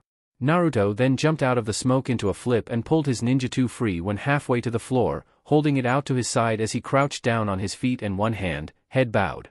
Looking towards the now visible Cheshire, Naruto lunged forward, swinging his ninjutsu and carving a long gash out of the steel walls when Cheshire managed to dodge. Quite impressive. Blood muttered to himself while watching the fight from the control panel and leaned down to one of the technicians. "Bring it up to level 2. He said with a grin as his technician nodded his head before twisting a few knobs and pulling a lever down. Down below the arena began to change. Naruto had to balance himself as several of the honeycomb tiles on the floor rose up like large pillars, some making rows or stands. Okay, this is really starting to get interesting. Naruto thought to himself as he then flipped from his spot and charged some chakra into his ninjutsu before then swinging the blade, a burst of wind coming off his sword and heading straight for Cheshire. The cat-masked girl rolled out of the way however and swung one of her arms, several shuriken flying from her sleeves towards Naruto. The blonde simply spun his sword to block the attack then crouched and lunged forward. Naruto swung his ninjutsu and swung at Cheshire. The girl used her claws to block then swipe at the blonde. Naruto quickly moved to the side in order to avoid the attack then backhanded the girl in the face, sending her stumbling back. Naruto then flipped his sword so he was holding it backwards and lunged at Cheshire, sending another blade of wind singing towards her. Cheshire managed to avoid the blade, however her right leg was sliced by the attack and she landed in a heap. Naruto let out a sigh of relief, hoping he wouldn't have to hurt the girl too badly when she tossed several more shuriken at him. The blonde cursed and flipped up into the air and over the attack as they hit a pillar behind him. "Go to level 5. Blood suddenly said from his spot in the control room and his technician nodded his head to the old headmaster. Meanwhile, landing on the pillar, Naruto held onto it with chakra in his feet, only for the arena to change again. This time tendrils came out of the walls with guns of some sort and Naruto couldn't help but gawk. Shit. They don't play here, do they? He thought to himself before cursing and dodging a laser beam. Cheshire saw the blonde in the air and took the opportunity, quickly getting onto one knee. The girl threw several shuriken towards the blonde-haired nin. Naruto cursed seeing the projectiles heading for him and grumbled under his breath about this being a bad time before he quickly sheathed his sword. Naruto then focused his chakra into his hands and then into the air around him before spinning in midair. Futon. Maku Katen, wind release. Demonic rotation. Naruto exclaimed as what looked like a miniature tornado formed around his body. The shuriken spinning into the attack spun with it before then flying back towards a vastly surprised Cheshire. The dark-haired girl grunted as she flipped herself back and away from the shuriken and looked up to see several of the tendrils on the wall be ripped off by the blonde's attack. Up above, Blood grinned seeing the ability. I suppose that's why he calls himself Tempest. He controls the wind itself. The man thought to himself with a chuckle as the wind around Naruto slowly calmed and the blonde landed on the ground panting slightly. Damn it. I still haven't really perfected that one. I need to make it a priority if I take on people with guns in the future. Naruto thought to himself then rolled out of the way as Cheshire lunged at him, swinging her claws down on the blonde. Naruto then reached back and unsheathed his sword to block Cheshire's next swipe. The blonde then grunted and lifted the blade up, cutting through the steel claws and then kneeing Cheshire in the chin. The girl was sent into a backwards flip and rolled to a halt against one of the pillars while Naruto sheathed his sword once more. Cheshire quickly pushed herself back up only for Naruto to lunge forward and push her out of the way of a laser blast. The girl then got to her feet and blinked when she saw Naruto chuckle. "You might want to cover up there?" "Nico-chan," he said, and held out her sash, and Cheshire blushed so many shades of red she was sure she shouldn't have blood flowing to her brain or heart. Quickly getting back down, the girl pushed her robe closed and held it like that, cursing the blonde Neen in her mind. The two then heard a clapping and turned towards where Brother Blood now stood, floating down on a pedestal with a smirk on his face. "Excellent work, Mr. Tempest. I must say I wasn't expecting you to actually defeat Ms. Cheshire in such an interesting way. But nonetheless you have passed your entrance exam. Follow me to your new room so we can get you situated," Blood said to the boy as his platform landed and he walked off. Naruto looked at the sash in his hand, then over to Cheshire and let out a soft sigh before tossing it to the girl. "You might want to wear a belt under that if you don't want someone else pulling it off you," Naruto said to the girl before walking off after Brother Blood while Cheshire reached out and took her sash back with a lowered head. End flashback. That night he officially moved into the Hive. He was given a room with 2 roommates, one of which was a kid whose outfit made him think of that Batman guy. He wore a gray/black outfit that looked like he had black underwear on the outside, black boots and gloves, a pale yellow belt, with a long cape that had a pale yellow circle at his chest to hold it to his shirt, with a strange mask that had mock bat ears. Last, his skin was light gray like Jinx, with a thin build, and his eyes were blood red with dark rings around them. This was his first roommate, known to those in the school as Kid Wykkyd. Kid himself somewhat reminded Naruto so much of his old friend, Shino, because he hardly ever talked, and when he did it was with logic and reasoning. Though he had only heard this from Angel, Kid never spoke to anyone but her for some reason. Later, Naruto found out that by moving into his cape, Kid could actually teleport to anywhere he could envision in his mind. Then there was the new guy in school. His other roommate was a strange teen who went by the name Stone. Stone had only been there for about a week and seemed to struggle with some of the same classes Naruto did. He was a tall, muscular, African-American teen who wore a black muscle shirt and a pair of blue jeans with a pair of combat boots and a studded belt around his waist. He also wore a pair of steel bracelets, a pair of rings that when smashed together, turned his entire body to living rock, similar to the guy that he heard about called Cinderblock. On his head he wore a steel circlet that matched his bracelets. Naruto didn't know much about him, however, but he could tell he was hiding something. Whatever it was really none of his business what the guy did after all. Currently, Naruto was walking with Jinx and Gizmo to the cafeteria for lunch after the one damn class that Naruto found to be as boring as one of Irika-sensei's lectures on history, theory of mayhem.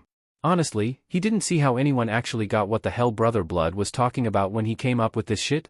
I mean, honestly, when am I actually going to use Total War tactics that some dead old guy came up with when he was bored?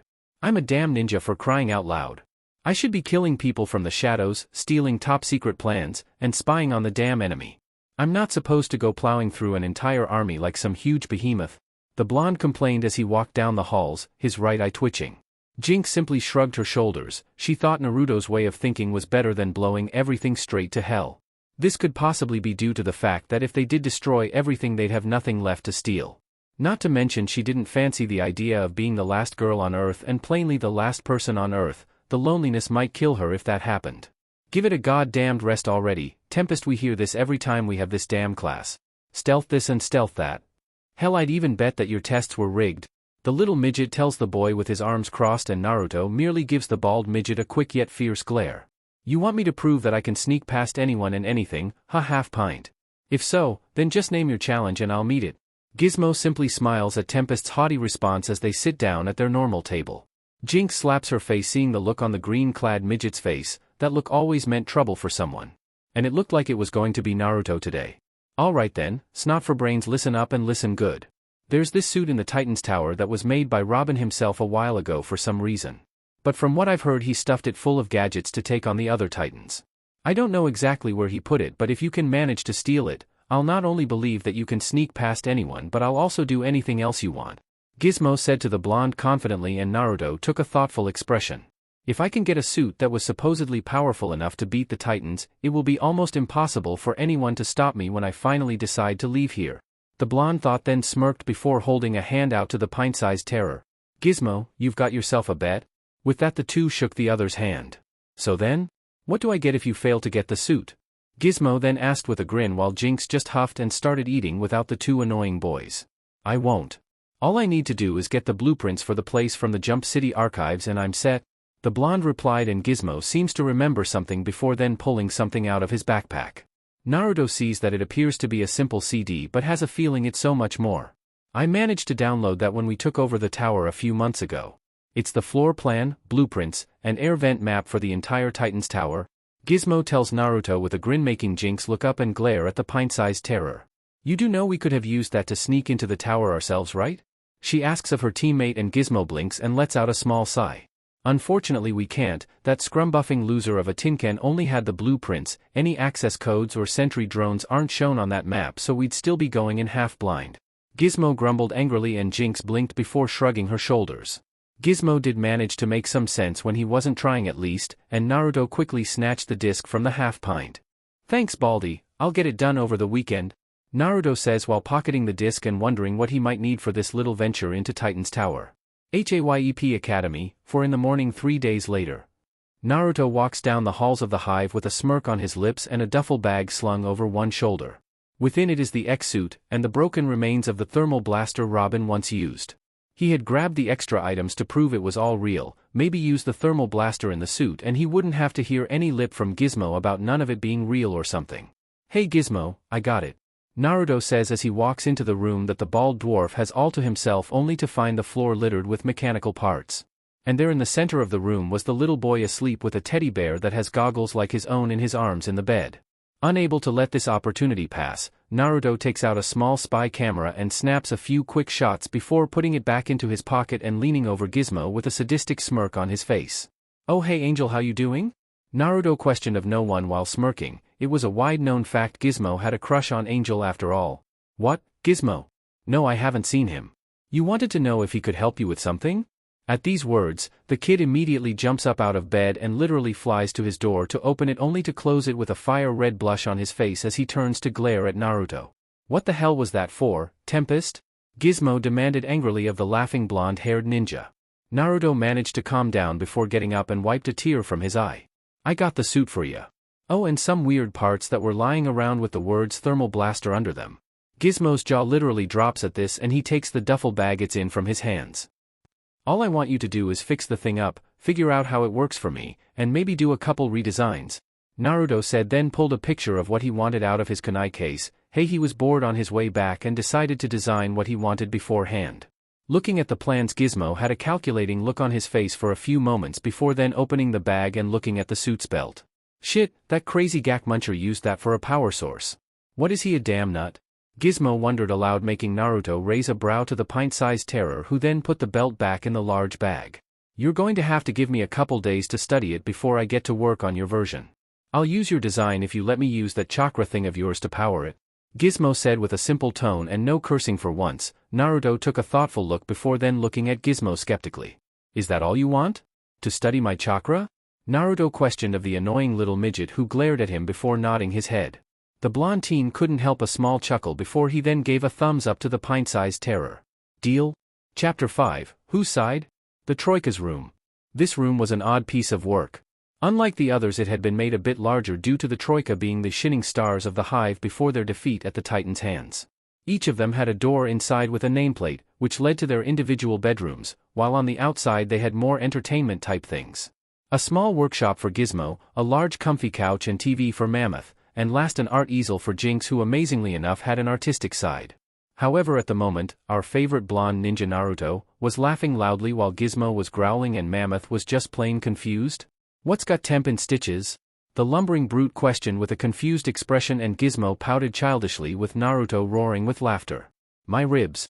The blonde exclaimed, holding said aching sides while trying to stop his hysterical laughter from becoming worse. And failing miserably. Soon, however, the blonde by some small miracle of nature managed to stop his laughter and looked to Mammoth while wiping a tear from his eye. Gizmo asked Angel to that dance tomorrow, got shot down and started to cry when she walked off with Kid. He said, then fell backwards, roaring with laughter once more, and Mammoth snickered. It's not fucking funny, ass wipes? The bald midget roared towards the blonde and his oversized burly friend angrily. Giz. Angel and Kid have been friends since they were 5, of course they'd be going to the dance together, Mammoth said, and Naruto blinked while slowly stopping his laughter, both Gizmo and he looking to the big guy. How do you know that? They both questioned with confused looks and Mammoth stopped his chuckling and grinned nervously. Me and my sister Shimmer knew them back then. He admitted and Gizmo started cursing loudly while Naruto just laughed once more. Say, who are you asking Temp? I hear Cheshire kind of likes you, well? In the weird, I want to kill him painfully yet respect him at the same time kind of way but. The large teen said and Naruto cringed at that. He'd heard about the girl's rather strange affection/vengeful anger towards him and kind of wanted to steer clear of her for a good long while. Nah, you can't trust a ninja not to stab you in the back first chance, Naruto said while standing up and leaning against the door, only to flinch remembering a certain pink-haired girl who would forevermore have cheating whore boldly written over her massive forehead in his mind. Might not even bother going, Naruto then said with a shrug before leaning back and Mammoth gawked. Are you nuts? This is like the only fun we get to have around here. Well, besides pranks. But that's another story. And even Jinx is going with that stone guy for Christ's sake. The large man exclaimed and Naruto waved him off with a frown. If you want I could help set you up with someone or something?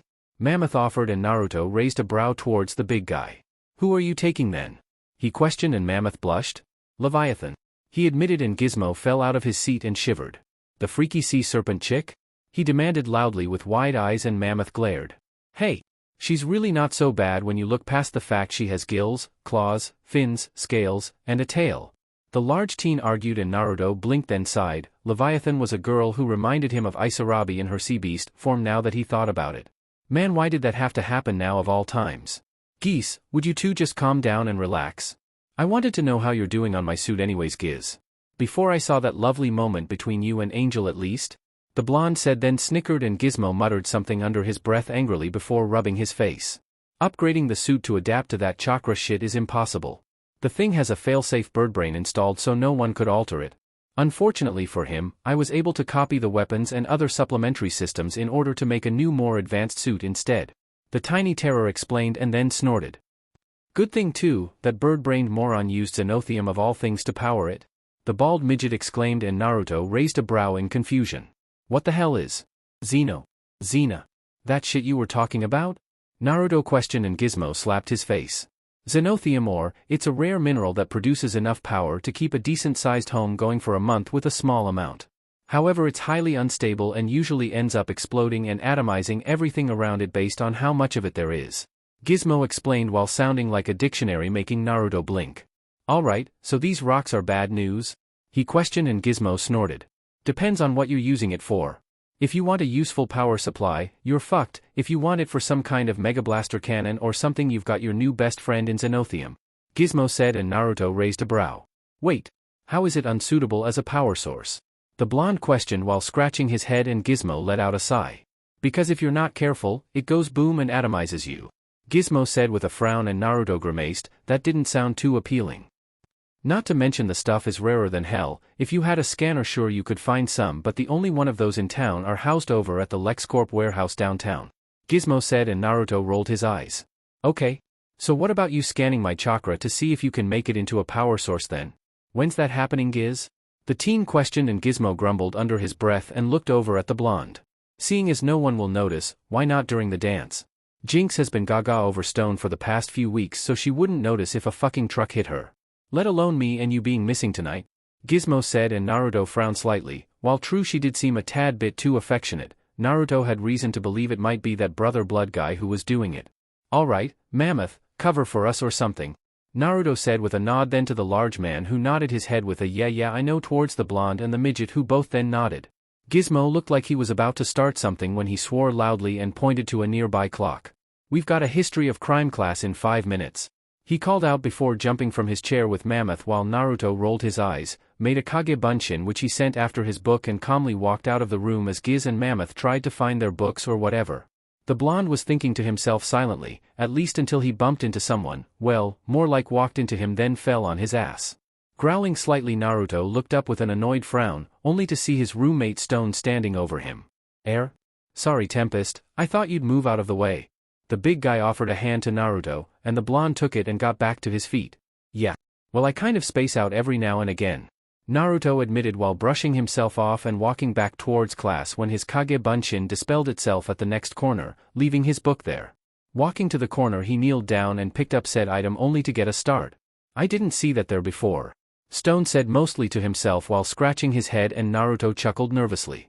Ancient ninja secret? The blonde said, and Stone shrugged. So I hear you're taking Jinx on a date of sorts? Naruto mentioned, and Stone grinned nervously. The last guy who had broken Jinx's heart had ended up with broken legs and arms, courtesy of an irate Tempest? Apparently he had a very bad temper when you messed with his friends like that. Yeah. I mean, well. She and I have been seeing a lot of each other lately, so I just kind of thought it would be fun too.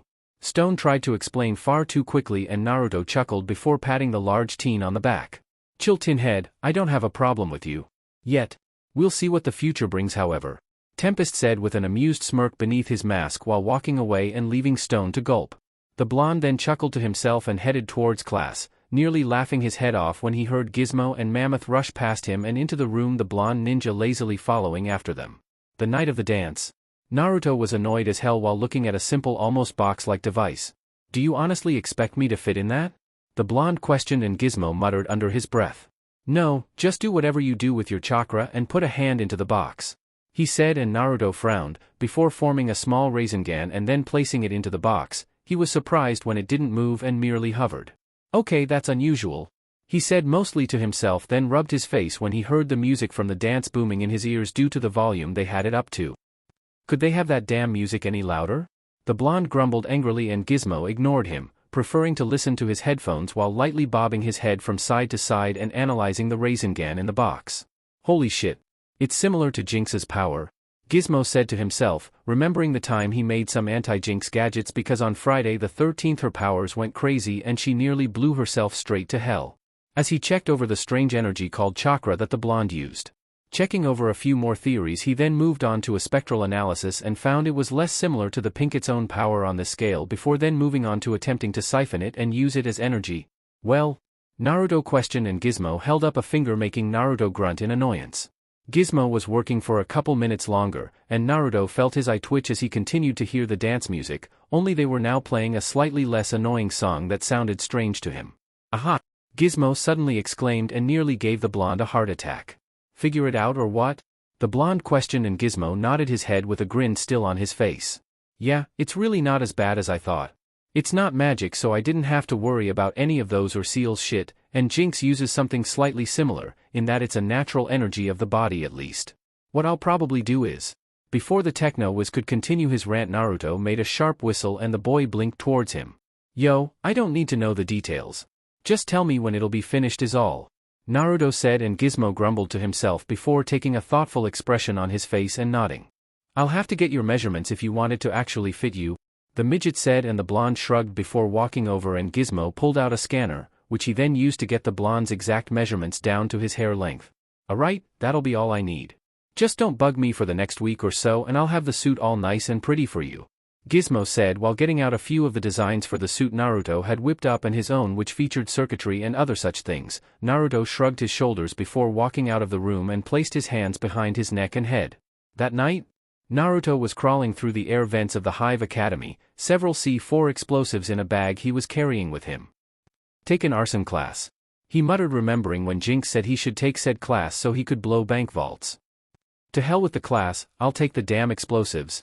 He then muttered to himself and opened a vent, dropping himself into a seldom used room. Looking around, he walked over to a support beam at the far end of the room and placed the C4 onto it, before then setting the frequency on the bomb to the same as the others.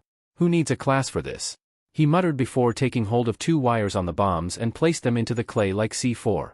Naruto then looked around before walking over and jumped back into the vents, quickly returning the grate of the vent back to its proper place. He crawled off.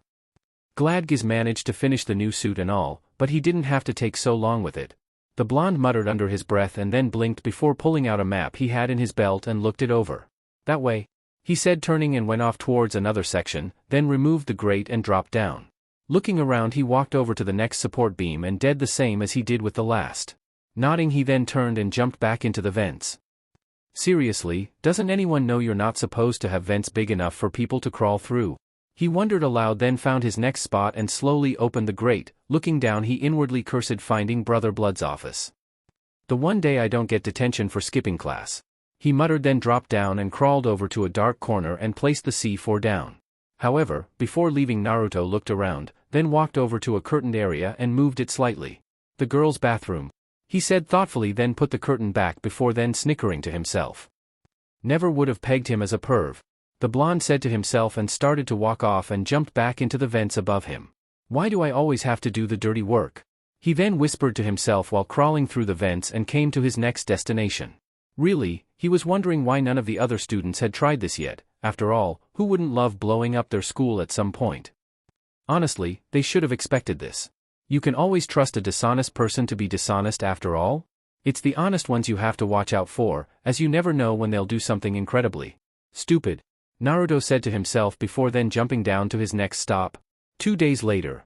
The school was mostly empty, with a few stragglers remaining. The rest had all been sent on assignment to parts of the world. Brother Blood said it was for the final exams, but Naruto had a much different feeling seeing as he, Mammoth, Gizmo, Jinx, Stone, a kid with one eye called Seymour, Kid WYKKYD, a burly teen called Private Hive, and Angel. They had all been asked to stay behind for something that Blood wanted them all to do. So now Naruto was sitting with some of those who had remained behind. Beside him was Jinx and Stone, to his other side was Mammoth and Gizmo, while the others were patrolling the rest of the school for the Titans. Thankfully no one is looking for my explosives, the blonde thought to himself while looking bored out of his mind. He was glad he had a Kage Bunshin gather his stuff while he was here. He only had his clothes and the hidden older RedX costume on his person at the moment, the suit hidden under his clothes. What are we waiting for again? The blonde questioned with a dull tone, and Stone slammed his hands together. His form then became covered with stone, making Naruto raise a brow. Well, that doesn't really answer my question, Naruto mutters to himself while the others seem to be getting ready for a fight. Before them is a smirking Brother Blood, making Naruto narrow his eyes, wondering what the psychotic telepath has up his sleeve. Ah, they've finally arrived, the man then says, and Naruto looks towards where Blood is looking and sees none other than the Teen Titans he's heard so much about since coming to the Hive. Behind the group was Cyborg, with Beast Boy in front, and to his left with Raven to the far left, Robin to his right and Starfire to his far right. Looking at the group, Naruto listed what he knew of each of them. Starfire was first. She was cute in a little sister kind of way, and looked somewhat like a young version of his mom.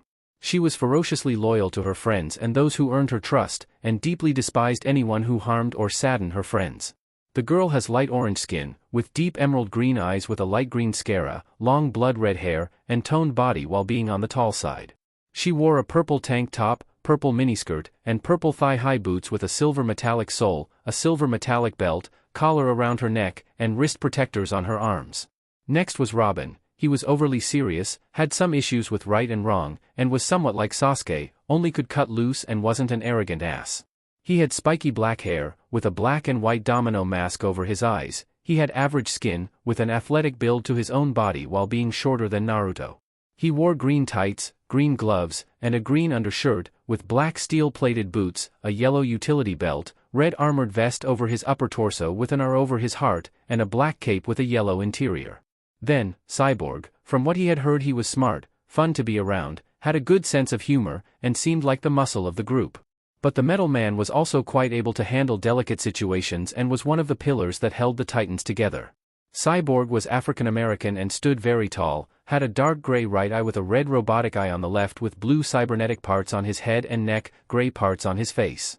His shoulders, forearms, and thighs all had the same blue parts, with his biceps, waist, calves, and upper thighs being pitch black. His upper chest and collar were gray with a square plate on the center of his chest. Both the backs of his hands and his fingers were gray, as well as his feet, hips, abs, and lower extremities, the rest all being white. Then came Beast Boy. He was a silly goof at first glance, but after paying some attention to him, Naruto noticed that not only was he not an annoying brat, but he in actuality seemed to be almost scarily similar to the blonde ninja. However, he wouldn't get into that as he wouldn't get onto to the others. BB has grass-green furry skin, with dark green hair, and jade-green eyes. His ears are pointed, with a fang hanging over his lower lip, and a skinny form compared to the other Titans. He wore a black and purple jumpsuit, with a silver belt around his waist, gray gloves with an armored patch at the back of his fist, and a pair of black and purple sneakers with paw prints on the bottoms. Last but certainly not least, Naruto saw the Dark Titan herself, otherwise simply known as Raven. She was a strong girl, not physically, but she was far from helpless. She focused more on spiritual and mental strength, being the wit of the team and having a massive supply of magical skills to aid her friends. Raven was shorter than Robin, being a couple inches below Naruto's own height, with a curvy body to make up for it. violet eyes, with gray skin, and violet hair. Though most of this was obscured by the girl's hooded cloak, he had seen her enough on TV to know this. A gold brooch was holding it together, a red ruby in it. She also wore a black leotard, with black gloves on her hands that had blue cuffs at the wrists and a brooch at the back of each hand like her cloak had, a belt around her waist made of similar brooch with 2 tassels hanging down her left leg, and a pair of simple blue boots to cover her feet. Not good. One of them, the green kid says, and Naruto looks to Blood. The Teen Titans. So nice to make your acquaintance. I'd introduce you to my students. Blood says while motioning to Naruto and the others. Naruto rolls his eyes however and then plants his chin into his palm. But I'm fairly certain you've already met most of them. Blood finished with a smirk and Naruto rolled his eyes, however he was then pulled to his feet by Stone and glared at the teen with an annoyed frown. Attack pattern alpha. Stone then exclaimed, lunging forward with the troika while Naruto smirked beneath his mask and slipped off to the side. As the Titans and the Hive kids start their little brawl, Naruto walks over to the side to wait for an opening. After all, he couldn't just blow the place to pieces without having a little fun beforehand. He sees his moment when Mammoth and BB come by and Naruto appears between them and grabs BB's arms. "Ha, now you're going to." Before the hairy teen can continue his short rant, Naruto uses BB's gorilla arms as leverage and flips around to plant both his feet into Mammoth's face, sending him flying away. After he is finished with that, Naruto moves his feet to the ground and tosses BB straight into Robin, knocking the dark-haired teen to the ground. "What the hell?" Gizmo exclaimed loudly seeing this action and then dodged Starfire. "Whose side are you on?" he demanded, and Naruto narrowed his eyes before throwing a kunai at the Tiny Terror's jetpack. Said Tiny Terror went flying erratically as Naruto then jumped up and kicked Starfire in the back, knocking her away as he then smirked beneath his mask. "Mine," he said to the midget, simply then rolled out of the way as Robin lunged at him and swung his staff. Naruto rolled into a crouch and quickly unsheathed his ninjutsu before then lunging at Robin. The two came together with Naruto smirking behind his mask. "What the hell? What are you, a thief or a villain?" Robin questioned of the blonde with a confused tone to his voice, only for Naruto to toss the dark-haired boy away and chuckle lightly to himself while sheathing his sword. "Why bother to put labels on everything, kid? I'm just one of a kind," Naruto said simply, then turned to see Jinx rush towards him and flipped over and grabbed her around her waist. "So, you were planning this from the start, huh?" Jinx asked with a scowl, and Naruto frowned under his mask. "No. But in my defense, I did say that a ninja would stab you in the back at the first chance," Naruto said to her, then jumped back when Starfire threw several of her star bolts at them. "Really now, is that all she can do?" Naruto questioned, and Jinx lifted one leg and kicked him in the shin, making him release the girl. "Maybe, but throwing hex bolts isn't all I've got," Jinx shouted and lunged at Naruto with a flying roundhouse kick. Meanwhile, Beast Boy was getting up when he saw this and then scratched his head with a confused expression. "Dude, is it me or is there like a break among their ranks?" he questioned, and Raven landed next to him with an annoyed expression. "Focus on fighting and less on that," she said while Cyborg had run off, ramming into Stone and knocking him through a wall. She then looked for herself and saw the blonde fighting with Jinx. Something about him seemed off. But she decided to worry about that later as she then blocked a blow from Mammoth, then pushed him back with BB as a gorilla. "Come on now, Jinx, I really didn't want us to leave on bad terms. But I can't just stay here," Naruto said, then grabbed one of her legs when she tried to kick him. "Really now, I'm beginning to think you don't like me much," Naruto then said, and was surprised when Jinx snarled and flipped, kicking him in the side of the face. "No, I liked you, but I don't like traitors," she growled, and Naruto blinked before shrugging his shoulders. "That's something we share in common then. But I never wanted to betray your friendship. Just Blood, don't like him much after all," Naruto said while dodging kicks from the pink-haired girl and finding it ironic he didn't want to hurt her while he was pretty sure he'd murder Sakura if given the chance. "What's with me and pink-haired girls?" he then wondered before then flipping back and away from Jinx once more. "Really now, listen to me for one damn minute so I can explain," Naruto shouted while dodging the girl's attacks, only to then be kicked in the chest by the girl. The blonde went rolling backwards into one of the many pillars around the room and shook his head. Naruto groaned to himself before looking around and grimaced seeing the Titans behind a force field nearby. "A lot of help you were," he mutters, then finds the troika glaring at him. "I'm in trouble now," Naruto then said before looking around and saw Stone throwing Cyborg out of a wall and into one of the beams in the room. The Titans and troika all turned to watch, save Jinx. She was just glaring at Naruto before walking over to him and crossing her arms. "You've got 1 minute," she said in a monotone, and Naruto blinked before nodding. "Well, you see now, I'm a dishonest person, as are you yourself," he said, and Jinx nodded her head. Hell, that was true. And as a dishonest person you can expect me to do something dishonest? Naruto then said, and Jinx nodded her head to him once more. Honestly, my reasoning for wanting to leave your lovely little academy is quite simple. Naruto then said, and Jinx leaned down to look at him. And that is? She questioned, and Naruto smirked beneath his mask. Well, beyond the fact that I don't like blood trying to control my mind. Naruto questioned, and Jinx looked in the older man's way with a frown. You're not affected either. Naruto then stated with narrowed eyes, and Jinx frowned. In case you've forgotten, I'm bad luck. He gets psychic backlash if he tries too hard. He can only leave little suggestions in my head, as far as I can tell from what Simon said. Jinx then says, and Naruto shrugs before then looking towards Blood then Stone. Said man was punching into Cyborg, only for Naruto to blink when Stone turned into Cyborg himself. Well, that just figures? I'm not the only traitor in the school after all. Naruto said, and Jinx looked only to blink and gawk towards Cyborg. I knew it. Gizmo then shouts angrily while Jinx stares at Cyborg. The stinking gackbag is one of them. The tiny terror exclaims loudly while Blood floats down from his place above the gymnasium floor and looks towards Naruto first with a frown before turning over to look at Cyborg. No. He's one of us now, the man states while holding up some gold and black device Naruto's never seen before. And I'm ready to prove it. Cyborg says while Blood places the device onto his right arm, the Metal Man sonic cannon as wires attached to it. As Naruto sees that everyone is distracted, he reaches behind his back and takes out a remote detonator with a smirk. Never show off everything the first try, Blood. He thinks to himself while then slowly getting up, Jinx turning towards him as Cyborg points his cannon at the Titans. You said you had one more reason, right? She asked, and Naruto nodded his head. What? She questioned of the blonde who looked towards the pleading Titans, then Jinx, and chuckled. I'll admit I'm probably a team for this. But I don't do things out of the goodness of my heart. The only reason I came to this school was so I could learn how different this world was from my own. Take what you can, give nothing back and all. Naruto said, and Jinx frowned darkly. However, I have to admit, I did like you, and Gizmo, and Mammoth. To an extent, of course. At that moment, Cyborg yelled a loud psych, before then turning to fire towards them all. Naruto quickly grabbed Jinx and rolled away from the blast while keeping her safe. He then finished what he was saying. And I always did want to get out of here with a bang. With that he held up the detonator and pushed down on the button, massive explosions rocking the school as it then began to collapse around them. Naruto then quickly tossed Jinx over to Mammoth and stood up. And anyways, it would have been fun to play the villain a little longer to hang out with you guys? But I'm just a thief. And I stole what I wanted already. The blonde ninja said, then backed away from the Hive members slowly. He then turned and began running up the side of the wall as Blood and the rest of the Hive vanished, the Titans escaping with Raven's powers. The blonde halfway up the side of the wall then smirked and moved his flak jacket's zipper down before pulling up his red shirt slightly to show the black X-suit beneath with its gray belt around his waist. Pressing a button on the belt, Naruto shimmered before then appearing in an alley somewhere and had to duck as a massive explosion sounded behind him and sent rubble flying everywhere. Next time, less explosives. He muttered under his breath while pushing his shirt back down and then walking over to a homeless man lying on the street. Naruto looked at the person before rolling his eyes and kicked the man and watched as he poofed out of existence to reveal a duffel bag. Picking it up, Naruto looked inside to find all his stuff, including some money he had managed to hoard for the past few months.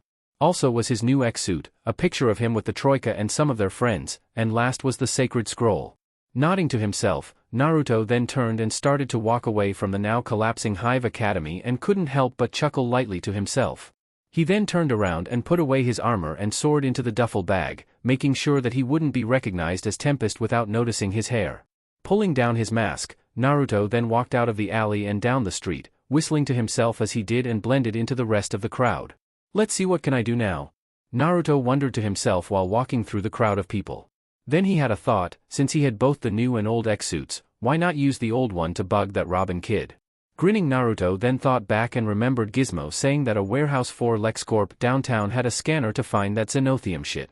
Smirking, the blonde began to make a quite amusing plan in his head to mess with the Titans just a little. Elsewhere. It's been nearly a year now? Why are we still waiting to go look for that damn dobe? A familiar voice demands while slamming his fists into a table, and a tired-sounding man answers him. Because Sasuke, we don't know anything about this world. If it wasn't for Ino Shinshin no Jutsu, we wouldn't even be able to speak their language. We need money, a place to stay, and a plausible reason to these people if we want to find and bring in Naruto, Kakashi said as he sat at a table wearing civilian clothing and an eye patch. He was currently rubbing his face, while also wondering what god or goddess he pissed off to have to deal with Sasuke for a whole year.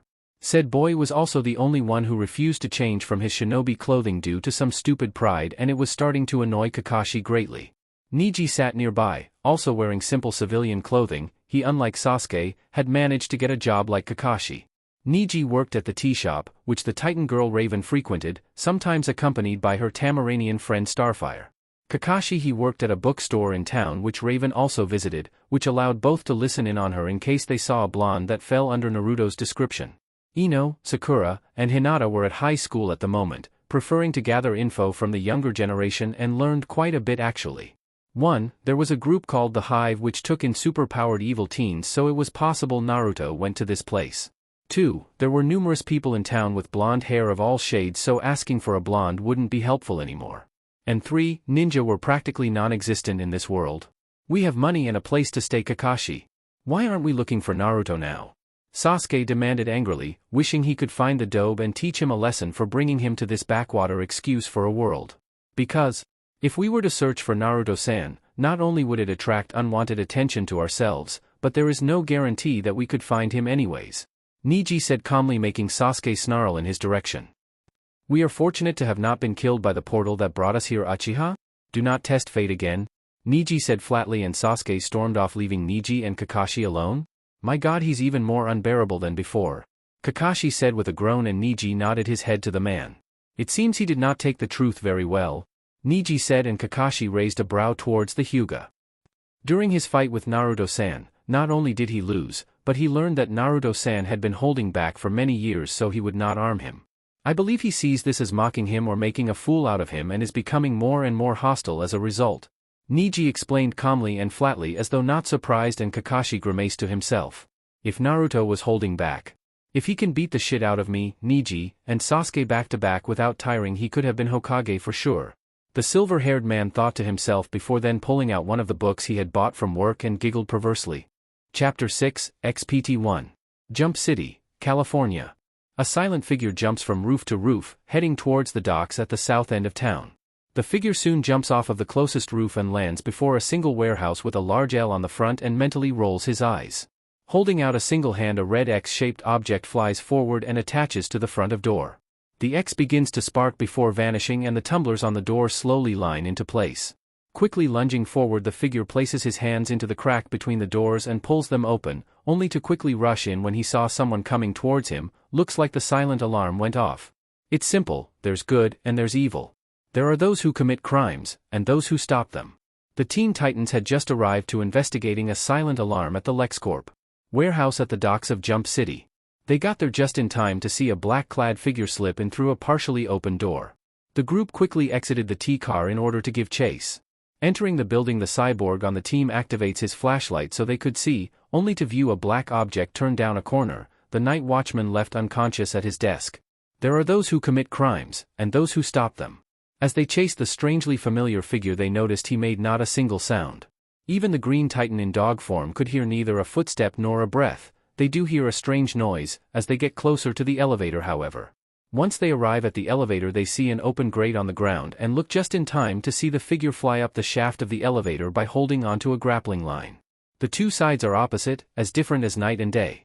The Teen Titans quickly fly up the shaft, one being carried by a teammate, another using a grapple of his own, the next floating up quickly, the last forming into a bird to rise up as well. The thief has made it far, however, and crouches down to place one last mirror down, deflecting a net of them back into the wall. The thief quickly rushes past the lasers, and he smirks hearing the Titans following him, yet continues forward, and turns down another damn hall. The line between them is perfectly clear. Or at least, it's supposed to be. Exiting the last hall, the figure tosses another static X at a control panel beside a door, and it opens, allowing him to run into a large room with numerous boxes. However, the figure stops when he hears a shocked gasp from behind him and turns around to view the now shocked Teen Titans. Now what was revealed to them was someone they had thought they would never see again. He wore a black skin-tight suit with a black ragged cape flaring behind him, a jagged red X over his chest. Over his hands he wears a pair of gray gloves with a red X on each palm. Around his waist is an ash-gray belt with the compartments on the sides completely smoothed down, steel soles on the bottoms of his black boots, while covering his face is a full face mask that also covers his entire head. A white gothic metal skull that had no lower jaw covers the front of his mask, while over the right eye a jagged red X came over it, while the rest of his mask is black. Red X? I thought Robin was Red X, the green-skinned shapeshifter known as Beast Boy to friend and foe alike says out loud, only for the one in front of them to aim the palms of his gloves towards them before speaking. Think again. He says, firing X shurikens from his gloves. Titans, go! Robin shouts as the X's hit the ground and stick to the ground like shuriken, causing everyone but Raven to scatter. The Dark Titan floats forward a bit before erecting a shield around her to stop the exploding devices from hitting her. As the shield lowers, she looks to her right only to see X charging right at her. She brings up another black shield in front of her, only for him to jump up and teleport behind her and knocks her to the ground with a sweeping kick. Once she is on the ground, he pulls out another X shuriken and unfolds it, only for it to be blown out of his hand by Starfire as she starts to throw her star bolts at him. He jumps to avoid the bolts and ends up against a wall, sticking there with Chakra for a single second. He then jumps off and uses her back as a stepping stone on his way to the steel girders that are only a few feet from the ceiling with her now hot on his trail. The girl then begins firing at him rapidly only to miss as he jumps from one girder to another. Suddenly, he turns in midair to fire red beams of energy from his hands that hit the side of two vertical girders. While she is flying in between the two only for them to ricochet in an X pattern hitting her and shocking her to the ground as he lands in the junction between a vertical and horizontal girder. Just as he catches his breath, a green pterodactyl that he assumes is Beast Boy, flies up behind him and charges at him before turning into an equally green orangutan that roars at the thief, only to get a red X shoved into his open jaws, forcing them to stay open. Struggling for a few seconds with the XBB soon solves the problem, as he turns into a hippo and the X falls out of his mouth. Only for the shapeshifter to look down and realize that he turned into an incredibly heavy animal on top of a very thin piece of metal. He looks down wide-eyed just as the girder he is on splits underneath his weight. Red X, having jumped off of the girder after placing the trap in Beast Boy's mouth, lands on the ground with a smirk underneath his mask as he watches the green hippo fall into a pile of boxes behind him. Hearing heavy footstep in front of him, he looks up to see Cyborg running at him. He holds out his left hand and launches another X at the metal team, wanting to use a static X, however this one stops right in front of the cybernetic teen and expands. The ends reach out to stick to 4 boxes before pulling back like elastic, crashing the boxes into him. X manages to blink in surprise seeing this, and then inwardly wonders what the hell he did wrong before smirking. One left. He thinks to himself then corrects himself as he sees Starfire, Beast Boy, Raven and Cyborg all get out of the predicaments that he put them in and surround him to attack. Someone sure has a chip on their shoulder. The thief thinks as Cyborg literally pushes a chip of wood off his shoulder making the thief chuckle in his throat. He then quickly crouches down as they start to close in and the thief points to the X on his chest as he tells them all. Come on, kids. X marks the spot. Just before jumping up to avoid a blast from Cyborg's sonic blaster, landing on a crate that Raven was preparing to throw at him and jumped up again, avoiding another few star bolts from Starfire, only to land with his back to Beast Boy in a different gorilla form. He hits the teleporter built into the belt just as he is about to get crushed by a pair of large hairy fists. Puzzled at his sudden disappearance, Beast Boy shrugs his huge shoulders at Starfire and Raven who are floating behind him. Red X reappears behind them all on a large pile of crates, only to be tackled by the traffic light otherwise known as Robin. They tumble together for a minute before rolling onto their feet, from where Robin throws a birdarang at X, only for the thief to teleport out of the way of the odd-shaped shuriken. The birdarang quickly returns to Robin, while X suddenly appears behind him and attempts a right hook only for the younger boy to dodge and drop to the floor. Robin then quickly brings his legs up to kick, only for X to stop the kick with one hand then fling himself back off of the steel-plated boots and behind the boy. Robin then snarls before quickly running towards X, with a punch aimed at the taller teen's head. X dodges the attack with lightning-fast reflexes before then catching the next punch and flips into the air. Bringing a foot down onto the Titan, X is surprised by his strength when Robin manages to catch the attack. The black-clothed thief is then thrown across the room and lands against a wall, groaning slightly in pain. Before he can even think to get up, however, Robin has descended on him and holds his head down with one arm, while X glares at him through his masked eyes. Who are you?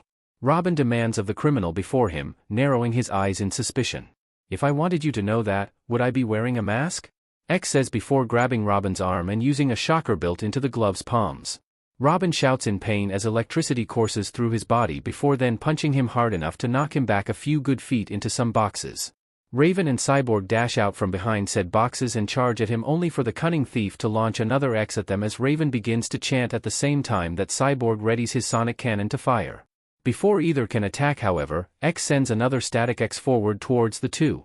The weapon sends out an electrical charge, which is sent through both titans, causing them to hit one another with their attacks instead of the thief. "Looks like you got your wires crossed," he says jokingly before jumping back to avoid a bolt from Starfire and then jumping to avoid the starbolt. He can't help but idly wonder if all she could do was fling those stupid balls of energy. That is before he put his hands together and launched a large X that hits the girl, sending her flying to a wall where it captures her. He then teleports over to her and puts his fingers on her chin to lift her face up before saying, "You know, cutie, the only crime here is that you and I haven't gone out on a..." Before he can finish, however, she hits him with more powerful bolts from her eyes. Alright. She does have something better than lame-ass star bolts. He thinks to himself as he ends up landing against a few boxes only to see Beast Boy coming at him while changing into a large bear. "I don't have time for this shit," the thief thinks to himself as he narrows his eyes on the charging bear. Responding quickly, the thief flips up and slams his open palm on the ground, creating a large X-shaped hole in the floor, which the green bear falls into with very wide eyes. "Watch your step," the thief says humorously as he jumps over the hole. Walking over to the still-downed Robin, he pushes the boy blunder out of the way with his foot and picks up something that looks a lot like a gun. "So this is the Xenothium scanner, finally found it at least," he says to himself as he picks it up. As he jumps over Robin, the boy wonder manages to get up and starts to chase him again. "I won't let you get away with..." Robin starts before being tripped by a stretchy X that wraps around his ankles, tripping him and making him hit his chin on the ground. X smirks to himself as he then turns around and looks at Robin while smirking under his mask. "Better luck next time, kid," he says as he spins the gun-like scanner around his finger before attaching it to his belt and then gives the boy blunder a mock salute. "And thanks for the suit." He pushes on the middle of the gray belt buckle, preparing to teleport, when it starts to work and then just stops. Looking down, X blinks behind his mask, then begins to press the button over and over again. Come on," he says urgently while pressing the button again as Robin starts to get up and breaks the bonds on his legs at long last. "Great, it's running low on juice," he mutters lowly before turning around and running away from the pursuing Robin. Jumping up through an open roof window, he keeps running, and the boy in traffic light tights remains in hot pursuit. This time, X begins punching the belt buckle and jumps, dodging another tackle attempt from Robin. He turns around in midair and gives yet another mock salute before speaking to the way too serious teen yet again. "Catch you later?" With that, the thief shimmers out of existence, leaving a glaring Robin in his wake. When the blonde thief reappears, however, his is on the roof of a building a few mere blocks away, well out of sight of the Titans yet close enough that he didn't waste any of his remaining power.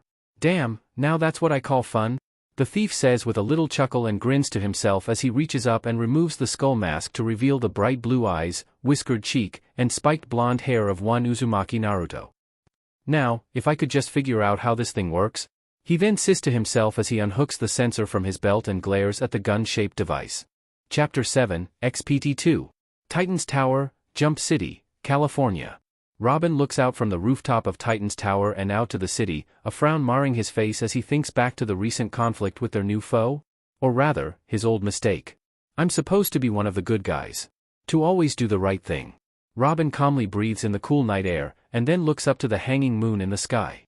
Eyes narrowing, Robin briefly sees a flash of red in his sight, but it's simply a trick of his mind as that red forms an X over the moon. The line is supposed to be clear. But for me, back then, it wasn't. A madman was threatening the city, and I had to stop him. Robin closes his eyes, seeing the face of their old enemy? Slade, as his soldiers all stand before him and at the ready. Robin's fists tighten, his muscles tense, but he somehow manages to calm himself. Even the mere thoughts of the madman brought a foul taste to the boy wonder's mouth, and made him strain like a tightly coiled spring ready to snap under pressure. Shaking his head and smoothing back his spiky hair, Robin quickly turns, his cape swishing behind him as he enters Titan's Tower, heading for his room. So I became RedX.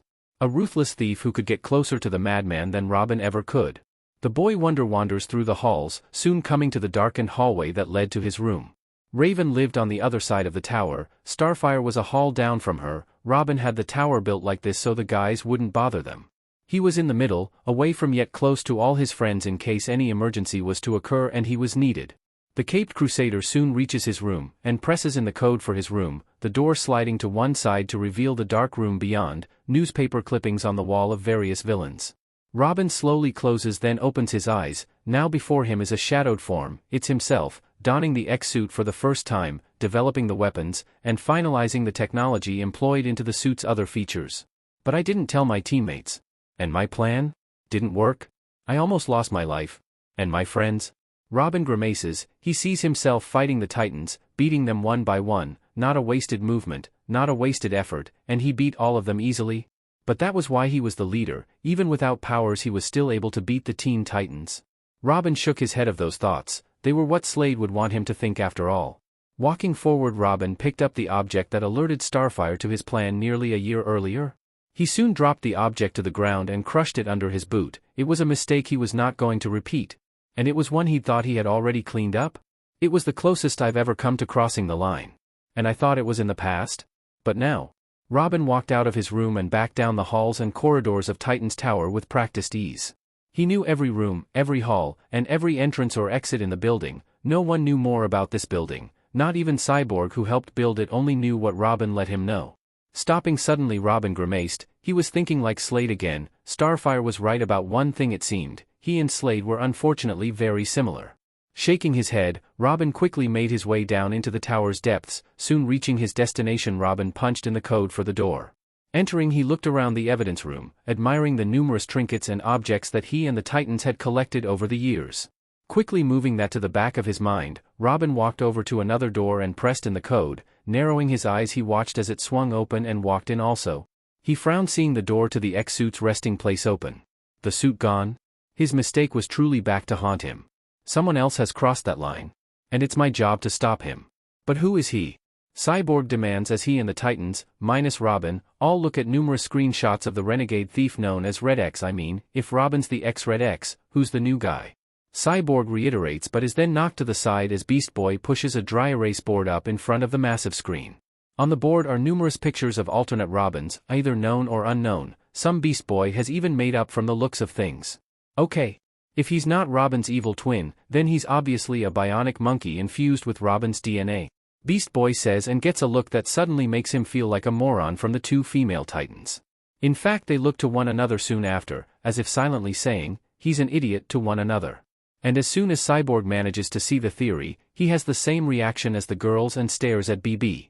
Raven then raises a hand and makes the board start spinning, knocking BB into the air and then landing into the kitchen as several items of food go flying, as well as a larvae-like creature, while Starfire clasps her hands over her mouth. Face it. RedX could be anyone. Anyone smart enough to find the suit and dumb enough to take it for a joyride. Raven says in her usual monotone, X sneezing somewhere in the city while trying to figure out how to work the scanner, as Beast Boy manages to put his head up woozily and look around. And when Robin returns, he will help us to discover who. Starfire says confidently just as the Boy Wonder walks into the room and over to the screen. Cyborg had the numerous X shots posted on. It doesn't matter. I created RedX. Every system, every weapon. Narrowing his eyes on the skull-masked thief, Robin finishes. Whoever's inside that suit, he's my responsibility. Robin says simply, while clenching his fists on the control panel of the screen. Well, if we're gonna catch him, we at least need to figure out what he's after. Cyborg mentions and Robin twitches. He looks down at the keys for the screen with narrowed eyes before sighing lightly. I already know. The Boy Wonder types on the keys as he informs the Titans this, soon bringing up a picture of an X-shaped molecule. Xenothium. The fuel that powers the suit. He tells the group, collecting gasps from those around. Save Beast Boy. Ah, man, I never understand anything. The Green Bean exclaims while stomping away from the too smart for their own good Titans and sits down to merely listen to what is being said. Xenothium. You powered that suit with Xenothium. Are you crazy, man? That shit is dangerous and unstable. Tell me you were not stupid enough to go messing with it. Cyborg exclaims while waving his arms around and yelling at Robin, the Boy Wonder looking slightly comical as he hunches down with a scowl on his face, Cyborg's voice loud enough to push his spiky hair back. Robin grits his teeth under Cyborg's tirade, his cape wrapped tightly around himself. Like I said, it was a mistake. Robin snaps while clicking a few more buttons on the screen's control panel, bringing up a few shots of the gun like Scanner X stole earlier. The scanner RedX stole will locate any Xenothium within a 10-mile radius. Robin explains and Raven frowns. That only works if X actually knows how to work the device, and that was slightly unlikely. So we must locate it first? Starfire says, cutting Raven from her thoughts, and Cyborg pulls a cord from his chest panel and plugs it into the console. X isn't the only one with a scanner. I'm downloading the molecular signature and transmitting to your communicators, he tells them while typing on the control panel of the console and downloading the information. Thanks, Robin says, yet walks past the other Titans and towards the door. But I need it, he says cryptically while walking past the double doors of the room, making Cyborg blink and look towards him with a confused expression.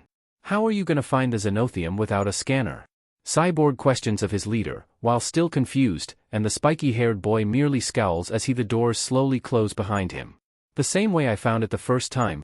Rooftops, Jump City.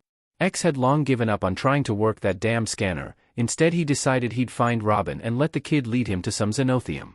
Unfortunately the kid had gone to a freak named Dr. Chong or something. The guy was obvious bad news, yet the kid had mentioned someone would be stealing some Xenothium. Really, how stupid was Robin to tell a criminal something like that? X was currently watching as Robin stared at a building across from their location. He was currently using the invisibility function of his suit in order to stay out of the birdbrain sight. Then a green bird flew towards the building, changing into Beast Boy as he nears the ground and tosses a green feather over his shoulder. So, you're pretty much kicking yourself for not getting rid of that RedX suit when you had the chance, huh? The green jester says, making silently slap his forehead. Even he had more tact than to say something so stupid to the kid, damn it. Robin's reaction to the question is his body tensing and silence, which makes the green bean uneasy. Forget I said anything, he says while rubbing the back of his head and Robin's shoulders relax slightly. I couldn't destroy it. The Xenothium power core is too dangerous to dispose of, Robin tells the green teen while X himself rolls his eyes, wondering why the kid is so damn serious all the time and why BB is so goofy. It was supposed to stay locked away, Robin adds, and X inwardly chuckles to himself. Too bad you didn't do a better job of hiding or locking it, chuckles. It's mine now, the thief thinks as Raven emerges from the shadows nearby. No sign of RedX, she says while Starfire touches down with a worried look on her face.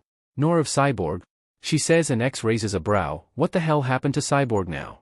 As he is wondering about this, Robin pulls out his communicator and opens it, quickly pushing the button to call Cyborg. Cyborg, report, he demands while speaking into the device, his hands clenching tighter as his worry grows. Cyborg, he exclaims, then takes a breath and lowers the device to his side. X must have attacked him. If Cyborg's hurt, it's my fault, the kid says while stalking past the cutie, and X twitches. Why the fucking hell would he attack the tin head? He's just trying to steal some damn Xenothium, not destroy them. Robin, Starfire says softly to her friend while X continues to inwardly see that Robin's words about him attacking Cyborg. Had he looked, he might have noticed Raven was looking in his direction with a raised brow. I'm responsible, Starfire, for everything that's happened, the kid suddenly said, breaking both X and Raven from their musings to turn towards him and wonder what just happened, as neither had been paying much attention. No, Robin. The error you made, it is in the past. You are no longer the one inside that suit, the red-haired girl says while walking over to Robin, and X grins. After all, that sounds like his cue if he's ever heard one. And personally, X says while turning his cloaking device off, Raven frowning as she sees just who she was sensing only a short while ago. I think it looks much cooler on me, X boasts while forming several X-shaped shuriken into his hand and throwing them towards the Titans. Move, Robin orders, and X smirks behind his mask. It looked like it was time to play with the kids again. Leaping from the roof, X lands and turns to see Raven and Beast Boy heading straight for him. X smirks seeing BB become a rhino, and it reminded of how this kid is not really the sharpest kunai in the pack. X smirks as he whips out an X, sending it flying towards both as it wraps around Beast Boy, knocking him back into Raven and allowing it to wrap around and trap her as well, sending both towards Starfire and ending 3 problems in one fell swing. X then hears a loud roar, and grins as the kid comes rushing towards him, creating an X on his palm to block an attack from the kid and send him skidding to the side. Robin rushes towards him once more, making X wonder why he was trying something that didn't work last time. Forming another shield, X knocks Robin to the ground with a smirk and watches as he's getting up. This'll be too good to pass up, man. He then thinks to himself as he reaches forward and grasps Robin's mask, trying to pull it off only to raise a brow as it stretches. What the fuck? The thief wonders before releasing the seemingly elastic mask to snap back onto Robin's face, eliciting a painful snap as Robin lets out a pained yelp, then grasps his face. X takes advantage of the momentary distraction to jump from the side of the building and towards the company building below, smirking as he then uses his teleportation device to land on the glass roof safely, then rush towards an open door. Getting inside, X rushes down the many halls before stopping and narrowing his eyes. I don't know where the fuck I'm going, he mutters bitterly before sighing, and then has an idea. Duh, the security room has to have cameras. He exclaims and heads rushing in that direction. Later, X had found the security room. He had also figured out how to get to the Xenocium or held several floors below his current location. Just have to get past a few traps, a few blocks and I'll be set, X says to himself while walking down a hall, wondering why no one was on guard duty. The kid probably called them and told them that he and the other kids would handle guard duty or something stupid like that. X thought with a frown as he then walked and saw Robin at the door he needed. Inwardly cursing, X turned on his cloaking device to sneak past Robin. Seeing the look on the kid's face, X smirks. I bet he's wondering what he'd do if he were me. The thief thinks to himself, then hears a shrill scream just as he reaches the door. Hey, wasn't that the cutie? He wonders to himself as Robin quickly turns around. Starfire. He wonders then rushes off, X's cloak turning off to show the thief was now standing right in front of the damn door. As Robin is rushing off, X gets an idea in his head that makes him grin beneath his mask. What's the matter, kid? He calls out, causing Robin to stop and turn to look at him with surprise on his face. Don't you want to play? After all, they're your toys, X says while several X's appear in his hands once more before the thief then tosses them towards Robin, the young titan ducking out of the way as the X's hit a control panel that had been behind Robin and explode. The door behind X then unlocks, making the thief smirk as he flips backwards into an array of laser beams. Robin following the thief as they jump and flip through the numerous lasers, without missing a beat. The two soon come out of the hall and into a large downward shaft. X grins as he and Robin fall down the shaft, only the thief increases his rate of acceleration and lets another X fly.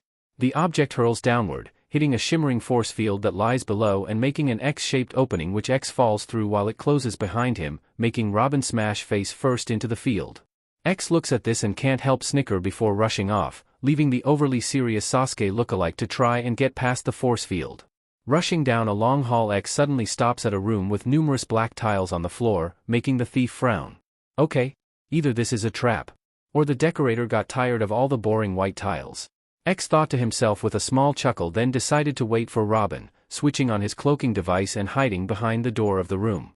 He didn't have to wait long, and as soon as Robin entered the lights flashed on, X shook his head at this and then moved behind Robin. After you, X says humorously while pushing Robin onto the tiles, which then form a large red X under him. Robin's looks up and his eyes go wide as he then noticed a large cannon-like device heading towards him from the ceiling. Ducking out of the way as the beam fires, Robin finds another red X appearing below him and quickly runs off of it, heading towards the door on the other side of the room. X smirked behind his mask at this and simply jumped over the tiles, soon landing on the other side and walking past the door. Thanks for the hand, kid, X says simply as he closes the door, his last sight of the boy wonder being his wide disbelieving eyes as he was trapped with the cannon. Ignoring that X pushed the door completely closed then locked it, the thief looks around and slightly frowns. The vault is circular with a platform in the middle that has a tube of xenothium floating over it while a light is shining down. Resting before the platform is a control panel with a screen, which X walks over to. Xenothium or? He says to himself and enters a command into the control console. Grips rise from the floor and reach up, grasping the vial of xenocium and bring it down before handing it to X, enough to power the suit for a good long time. He says while looking at the object, then walks over to one of the circular hatches around the room and opens it. Pulling out a yellow containment device, X places it on the floor then kneels down to open it up. I love it when the good guy wins, the thief says, about to put the tube into the device, then gets a start when a loud rumbling comes from the area outside. X quickly places the tube into his belt and turns to the door in time to watch as a familiar laser begins to burn through the wall around the circular door, then finishes to allow the door to drop, revealing Robin, who has the cannon from before in his arms, still glowing from where he has used it. You're not going to win, Robin snarls before dropping the cannon and lunging forward at the surprised Red X with both a roar and flying roundhouse kick. The attack sends the thief and his container flying, both hitting the fall wall. Slowly getting back to his feet, X can't help but nearly laugh at Robin. Something about this kid is just so amusing. Kid, you are taking life way too seriously, X tells Robin with a grin on his face before charging forward, the kid doing likewise. Robin jumps with another kick directed towards the thief only for him to flip under him then away from him. Robin grabs several small explosive pellets from his belt and tosses them towards X. The thief manages to evade just in time as they explode. The thief lands while seamlessly pushing himself into a flip and tossing several X shuriken towards Robin, who dodges just in time for the some shuriken to miss his head while using his extendable staff to block the rest. The two stare down at one another for a few moments, X smirking as he holds up a hand. The X on the back of his glove suddenly grows to become an X-shaped blade. X then lunges at Robin, as he lets the same happen to his other glove, an X-blade forming out of the back, then slashes down towards Robin. The Titan moves out of the way quickly, then dodges a second slash before quickly trying to sweep the thief's feet from under him. Dodging a jab from the sharp punches, Robin catches X's blades on his staff, then shoves X back a ways. X has to quickly duck as Robin comes at him with a flying swing of his staff. As the staff flies over his head, X lunges at Robin, swinging his X-blades towards the younger teen. The two continue in a dance as X's blades and Robin's staff both arch and swing, until Robin finally manages to hit X, knocking the thief to the side. Okay, no more Mr. Nice Guy. X thinks with a frown and gets up. Activating his X-blades, they quickly begin spinning like rotary saws. Lunging forward, X swings his arm at Robin's head, the teen only just managing to get down as the thief's weapon sparks along the metal of the walls. Robin quickly dodges as X swings the saw-like weapon at his head, then down towards him again, Robin managing to evade, then brandishes his staff, which extends and nearly hits X in the head. However, the thief dodges, then knocks the weapon to the side and lunges at Robin with a few quickly swings of his arms, only to be kicked back with a grunt of pain. The two then come forward once more, Robin and X's weapons locking together as X glares at the teen and Robin does likewise. Why did you steal the suit? What are you planning to do? Robin demands with a slight strain to his voice, and X smirks once more as he answers. Whatever I want. With that, X quickly flips both himself and Robin backwards, quickly tossing the Titan away from himself. Not everybody likes to play the big villain, kid. I'm a thief, X states simply as the blades on his gloves retract. I'm not threatening your precious city, just looking out for number one. X informs simply, and Robin narrows his masked eyes, brandishing his staff. So you're not psychotic. You're just selfish. Robin retorts, and X can't help a slight laugh that escapes his throat. Lighten up, chuckles, he says humorously and raises both of his palms towards the other teen. I'm not such a bad guy, once you get to know me. With that, X quickly fires a pair of X's towards Robin, the kid managing to deflect one with his staff only to be knocked off his feet by the other. X quickly lunges at Robin, jumping up and brining his foot down in a stomp just as Robin rolls out of the way. Robin then kicks X in the back, knocking him into a wall with a grunt only to fall to the floor and see the container with the xenothium across from him. Playtime's over, kid, X says while quickly grabbing the container, Robin pulling out a birdarang. Back off or I trip the power core, X says darkly, his finger a mere few inches from the buckle of his belt, the front of it opening to glow an ominous red. And the core triggers the rocks? X says, and Robin frowns while slowly lowers the birdarang. I don't think you want that on your conscience. X tries, and Robin narrows his eyes, quickly raising the birdarang once more. And I don't think you want to be disintegrated? Robin says simply, and X inwardly growls, now the kid doesn't think he's crazy? Really, what god did he piss off out there for this? However, as he thinks this, he notices a confused look cross Robin's features and turns his head to the door behind him, only to see men in strange suits like that Chang guy wore, one raising a weapon which glows red and fires at him, hitting him in the chest as electricity courses through his body. X lands with a grunt, only half conscious as he hears the kid, and figures he's been hit too. Looking on as the moon men continue to enter the vault, he groans softly and blacks out with only one thought in his head. Why did the kid just have to mention someone breaking into this place to a known villain? Chapter 8, XPT3. Later. Ugh. X grunted as he slowly got up, rubbing his head and groaning once more while rubbing his head some more. Alright, who were the moon men? He questioned, and then heard something hum. Quickly looking up, X saw a circle of light. Looking down, he saw another circle. Huh? He questioned intelligently before then watching as familiar red beams rise from the floor to form bars around him. Criminals. Comes Robin's voice, and X turns to see the kid standing in front of the main control panel. Just like you, he says while walking to stand in front of the thief, who chuckles lightly and grasps the bars of the cell. Come on, kid. You don't really think this little playpen can hold me? X says while gripping the bars of the cell, only for Robin to press a nearby switch and shock the thief. You don't even care, do you? A low-life maniac just got his hands on enough xenothium to disintegrate the entire city, and it's your fault. Robin tells X with a snarl, the blonde quirks an eyebrow beneath his mask at the younger teen's words. Don't you mean our fault? He quips with a smirk on under his mask. After all, Robin was the one who mentioned to a highly dangerous criminal that someone would be breaking into this place, not him, while Robin himself simply narrowed his masked eyes onto the taller teen. At least I'm going to do something about it. And if you cared about anything other than yourself, you'd be helping. Robin nearly shouted at the thief, who suppressed a growl at his words. Where the hell did this fucking kid get off telling him how to live his damn life? Sorry, kid. Some guys don't like to play the hero, X said with gritted teeth, though his vocal synthesizer masked the anger in his voice perfectly. Robin frowned at the thief and pointed towards him with a single finger. I'll be back to take you to jail, Robin says, then turns his back on X and walks away. Disgust is clear in his tone, which angers X even further. The blonde-haired thief then narrows his eyes on the computer terminal, wondering how to get out for a few mere moments before acting. Sorry kid, I won't be here for that appointment, X mutters while then holding his hands outside of the bars without touching them and forming a familiar T-shaped hand seal.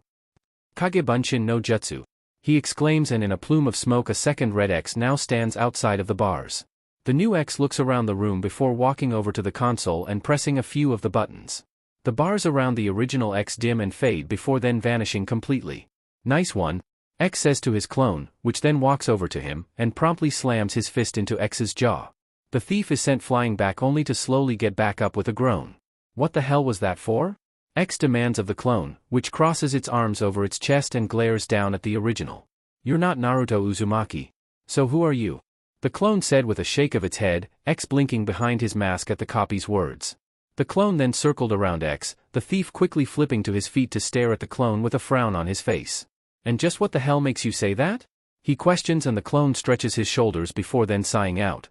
You have betrayed those who were your friends in the Hive. You're no longer using jutsu so you can hide your skills from the Titans, then use them when they least expect it. You have attempted to kill Robin 5 times today alone. You have discarded your training for the power of the suit. Need I go on? The clone listed then questioned, and X's eyes widened. Had he really done all of that?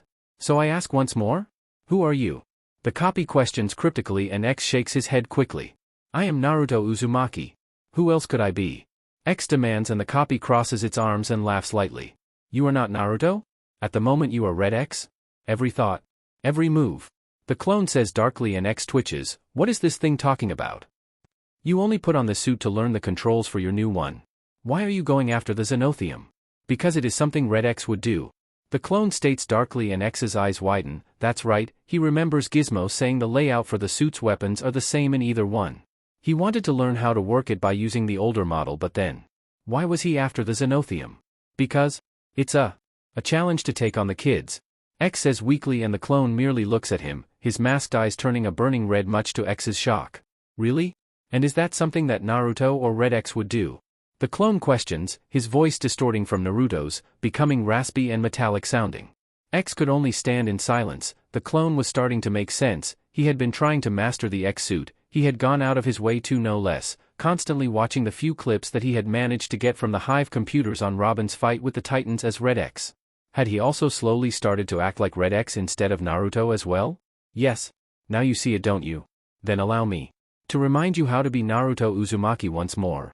The red-eyed clone said darkly while slowly forming into a combat stance. 1X was sure he should know, but for the life of him he couldn't remember where it was from. X did likewise, and also decided to call the copy Red for its burning eyes. Who? What are you?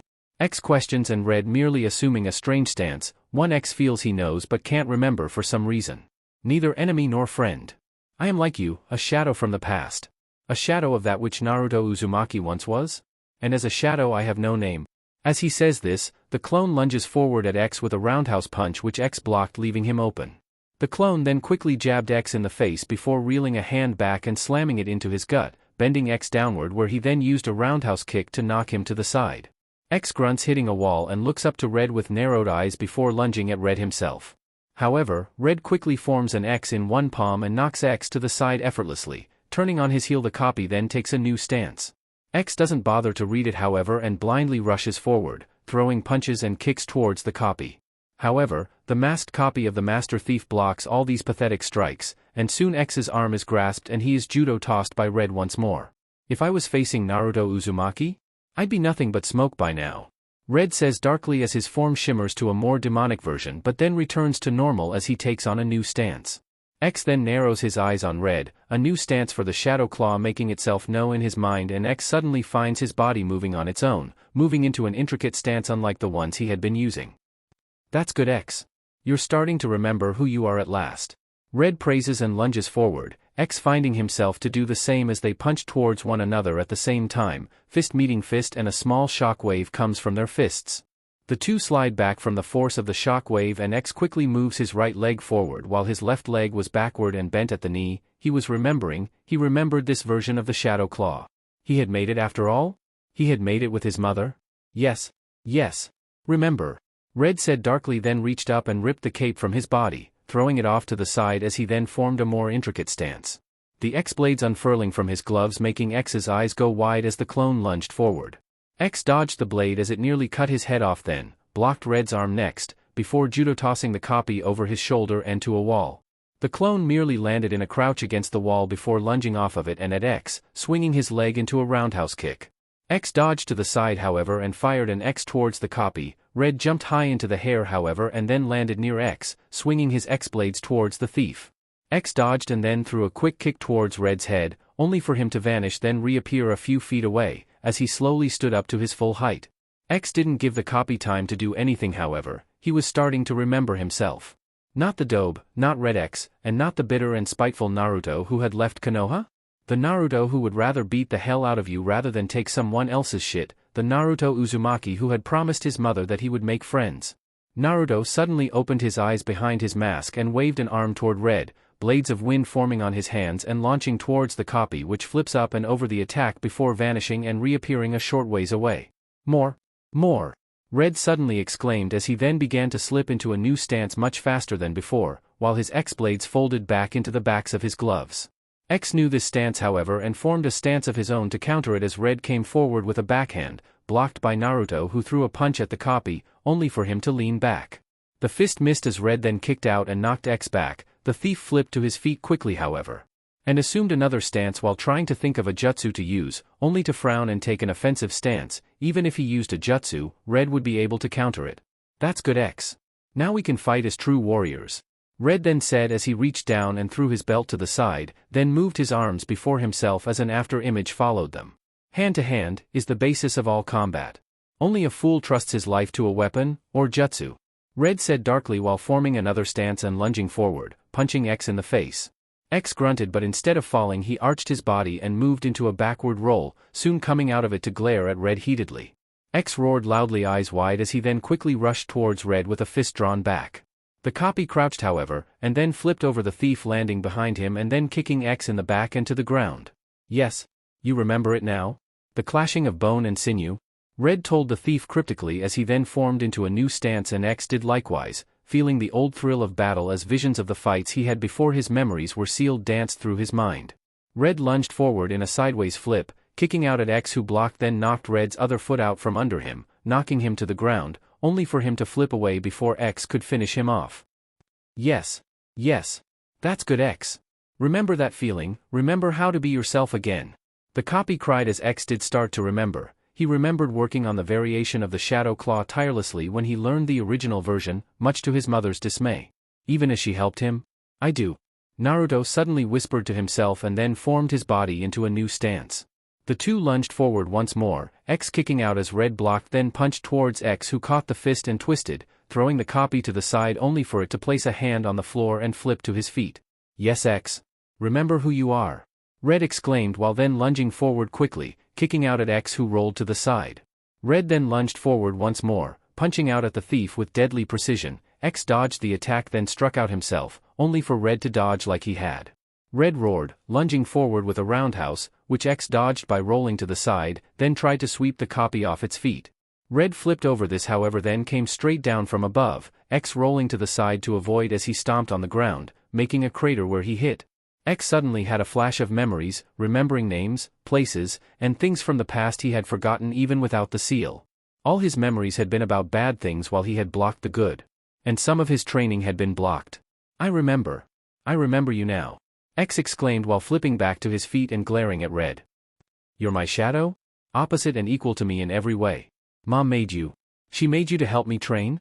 X said softly and Red nodded his head slowly with a light chuckle, the clone slowly falling into a kneeling position. Yes. You remember at long last. The clone said while slowly standing up fully, before once more falling to one knee. I have done what was necessary for our survival. Should you have continued down the path you were? We surely would have fallen into darkness like Sasuke. Red said as he slowly began to fade, X turned his back to the clone and walked towards the exit as this was happening, but listened to it nonetheless. Go now, brother. And remember, we are the wind. We follow our own course, going where we please and following no one's directions but our own. Red finished while he and his discarded equipment vanished into a simple plume of smoke while X turned to narrow his eyes on the spot. I will. With that the thief ran out of the room, inwardly cursing he couldn't use his teleportation device to travel through walls. He'd have to ask some gearhead why later, probably Gizmo, at least if the little guy ever forgave him for the stunt at the Hive. I guess I'll have to find them as soon as I can and apologize. I don't like bad blood between my friends and me. After all, they're all I've got in this lonely world. X whispered before smirking, yes. He was finally himself again. Chang's hideout. X made it to the observatory-like building and ran up the side to find any kind of entrance, the best one being the front door unfortunately. So the thief ran in and knocked out the few guards out there before making his way up a flight of stairs and found himself in time to see Robin hanging from a broken railing while below the other titans are frozen, save for Starfire's head. Okay, good boy. Who should I destroy first? You, or your pretty friend? Chang questions darkly while moving his cannon towards the red-haired girl and X narrows his eyes on the estranged man with a frown. Starfire. Robin exclaims with wide eyes and X forms a shuriken into his hand and poises it as the cannon now sits at point-blank range with the cutie. X lets the object fly, cutting the lever and button to fire the weapon away much to Chang's surprise. X lets more of the objects fly at that moment, sending them all hurling towards the device which sparks with electricity that knocks Chang back, covering his face. Hearing a gasp from Starfire, X looks back down at them and sees her staring at Robin, who seems like he's losing his grip on the railing. X curses under his breath as he then lunges onto the railings and launches himself across, catching Robin and then grabbing onto another railing before throwing him onto the balcony around the room and taking a second to catch his breath. That fight with Red must have took more out of him than he thought. I thought you didn't like to play the hero, Robin says, bringing X out of his thoughts to look at the kid and smirk behind his mask. Doesn't mean I don't know how. X quips before then flipping up and onto the balcony himself to stand next to Robin. The two duck as red lasers come flying at them. The two look to one another before nodding to the other and running forward and jumped into a pair flying kicks, a dove flying past them as they do. The two come down on an unlucky henchman's face, knocking him back as they lunge forward once more, Robin smirking as he kicked a man's feet out from under him and X delivered a roundhouse kick to knock him away.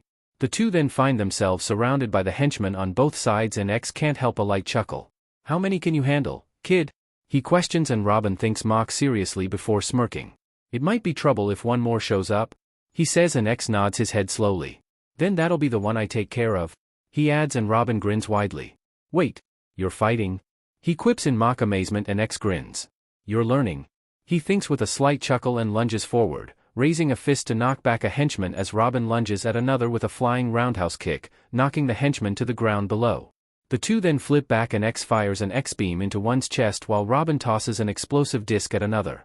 The two then grip their unlikely ally's forearm and jump up to kick a man in the face on either side, then swing their bodies to the side, releasing the other's arm to punch a henchman in X's case or kick one in Robin's. The two then flip backwards to stand back to back, fists at the ready, and X notices a smirk on Robin's face from the corner of his eye. The two then both spin into a roundhouse kick to knock the last of the guards back to the ground and out cold. Heh, I can still lay them out better than the kid, X thought, as him having the longer leg meant his foot had been the one to primarily connect with the thug's head. The two look at and nod to one another before rushing over to the railing to see Chang pounding on his control panel. Is he really that stupid?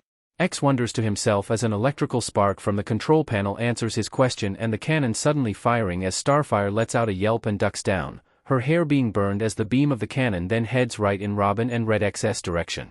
Look out! Robin calls while pulling X with him, and the two run from the destructive beam of energy, X wondering what he did to deserve this in his mind. The two ran from the beam as it began to cut through the building like a hot knife through butter, X and Robin both soon slowing down as the beam fizzles out.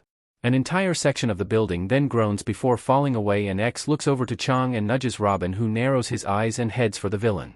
X meanwhile grins and heads for the newly opened port at the back of the device. Time to get what I came for, he says to himself, only to slide to a stop and a crouch as the Titans suddenly form a wall in front of him, Cyborg with his cannon at the ready. How did those guys thaw out so quickly?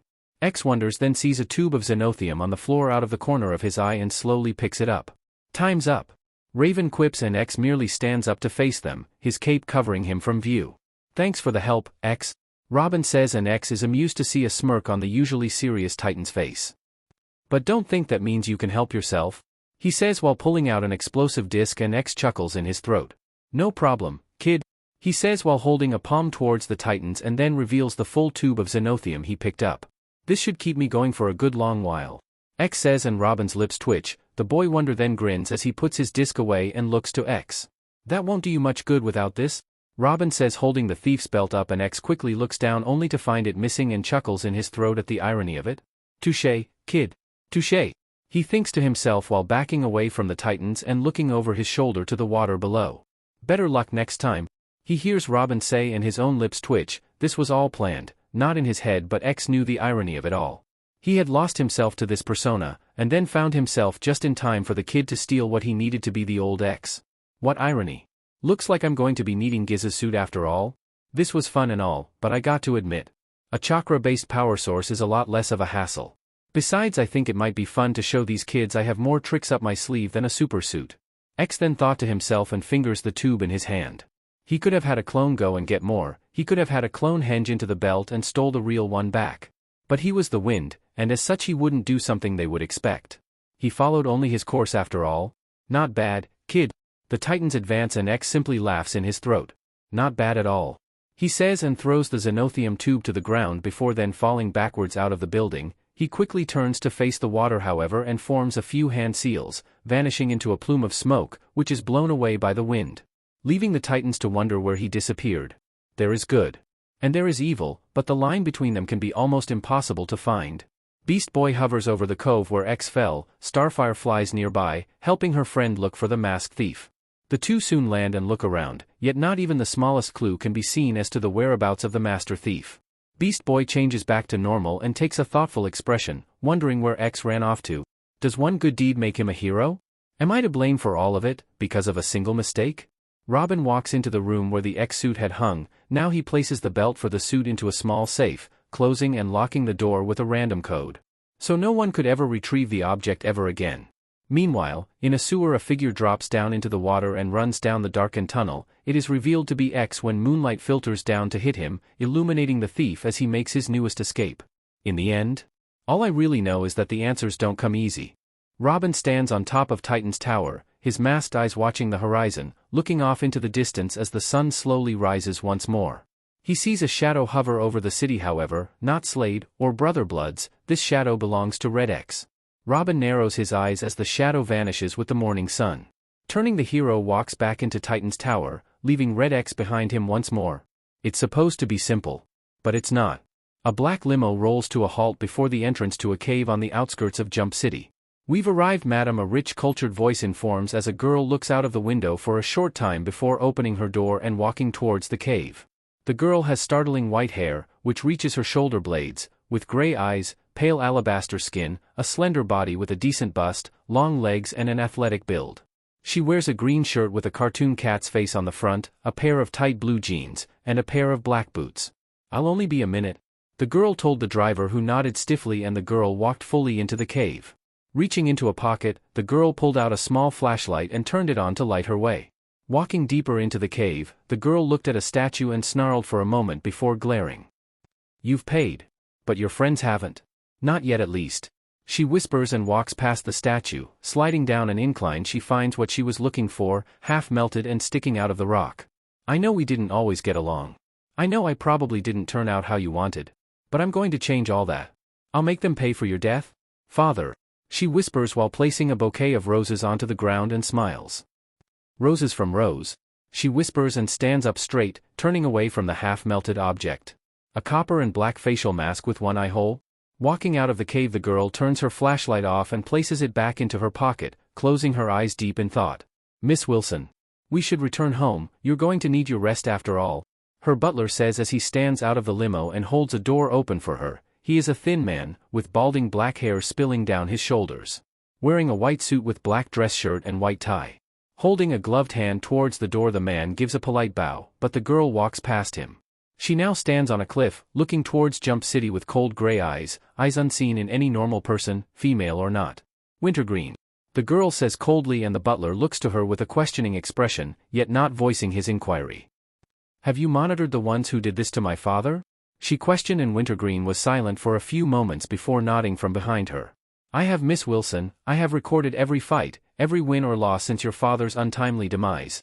The man tells her curtly, and the girl smiles, a look of hatred on her face as she narrows her eyes on a T-shaped building in the bay. You may have defeated my father, Titans. But now. The girl's eyes narrow further, the smile slips from her face into a scowl, dark intent lacing her gray orbs. You must face with the Ravager? She says darkly as the wind blows her hair, covering the left side of her face from view, her voice a monotone, cold and cruel. Just like her father? Chapter 9, Past and Present, PT1. Jump City, California. X was walking down the street in his civilian clothes, a smirk on his face. His civvies consisted of a pair of loose blue jeans with a simple red t-shirt, a pair of black fingerless gloves with metal plates on the backs, a pair of black combat boots, and a black bucket hat to cover his hair and shadow his eyes, leaving only his whiskers, which were ever covered by some of his blonde hair. Ninja Lesson 1. Never let anyone notice your unusual features if you can help it, makes it easier for those hunting you to track you. Naruto thought to himself, then turned on his heel and walked down a corner while a pair of girls looked at him before blushing and giggling, making the thief smirk. I love this universe. I don't have to worry about spite from teams. I can steal whatever I need so long as no one sees my face, and I can even make some decent friends for a change. Naruto thought to himself as he then found the place he was looking for, a lonely little shop in the city that sold old and rare books, as well as a few more common ones, but if you wanted to find an unusual book in the city, this was the place to look. Kakashi was bored out of his mind. Everyone in the store was sitting down and reading, not even buying anything, just reading. Not to mention that cloak-wearing girl was back again today. He was still bored. Even if she did have almost ghostly tendencies to disappear or reappear out of the shadows. Most ninja had those tendencies as well anyways, so it wasn't that unusual for him. Hey Scarecrow. One of his coworkers called out, making Kakashi twitch at the nickname, which he got for his normal name of Kakashi. It's time for your break, man. I'll take over the counter. The guy, Jeff if Kakashi remembers correctly, says, and Kakashi shrugs before walking into the back and grabbing one of the erotica books for his own personal amusement. Thus the gray-haired Konoha Nin missed the blonde walking into the building to look around for something to read. While not known to most of those who lived in Konoha, Naruto actually enjoyed reading more than he liked to talk about. His dope self didn't, because the real him had liked to read with his mom, thus gained a slight love for literature as it reminded him of her to read. Walking around, Naruto placed a finger on the spines of the books and noted some he might like to read before pulling one out that he hadn't seen before. Opening it and reading a little, he walked over to the seats, which lay to one side of the store, and sat down in a chair, not even noticing the blue-cloaked girl next to him that had gray skin. Naruto sat reading quietly, then felt someone staring at him and turned, only to find that none other than Raven of the Teen Titans was sitting next to him. What are the fucking odds? He couldn't help but wonder, then frowned towards her. Any reason you're staring? He questioned, and the girl looked at him strangely. People don't normally sit near me, she said simply, and Naruto glanced around without moving his head, and saw they were giving her a wide berth. Looking back at the girl, he could only wonder why. She wasn't hideous, and she certainly didn't look like she'd bite someone's head off for being near her. Maybe they were afraid of her. After all, if you were a normal person and saw someone tossing men made of solid stone with nothing but a wave of the hand, you'd probably be scared stiff too. He wasn't normal, however, so that wasn't much of a problem. Hell, Kyuubi gave him a similar ability. I'm used to hanging around odd girls, Naruto said with a shrug, mostly meaning Hinata, but also Temari, Ino, Tenten, and even Sakura. Now that he thought of it, they were pretty odd compared to the girls of this world, even Raven.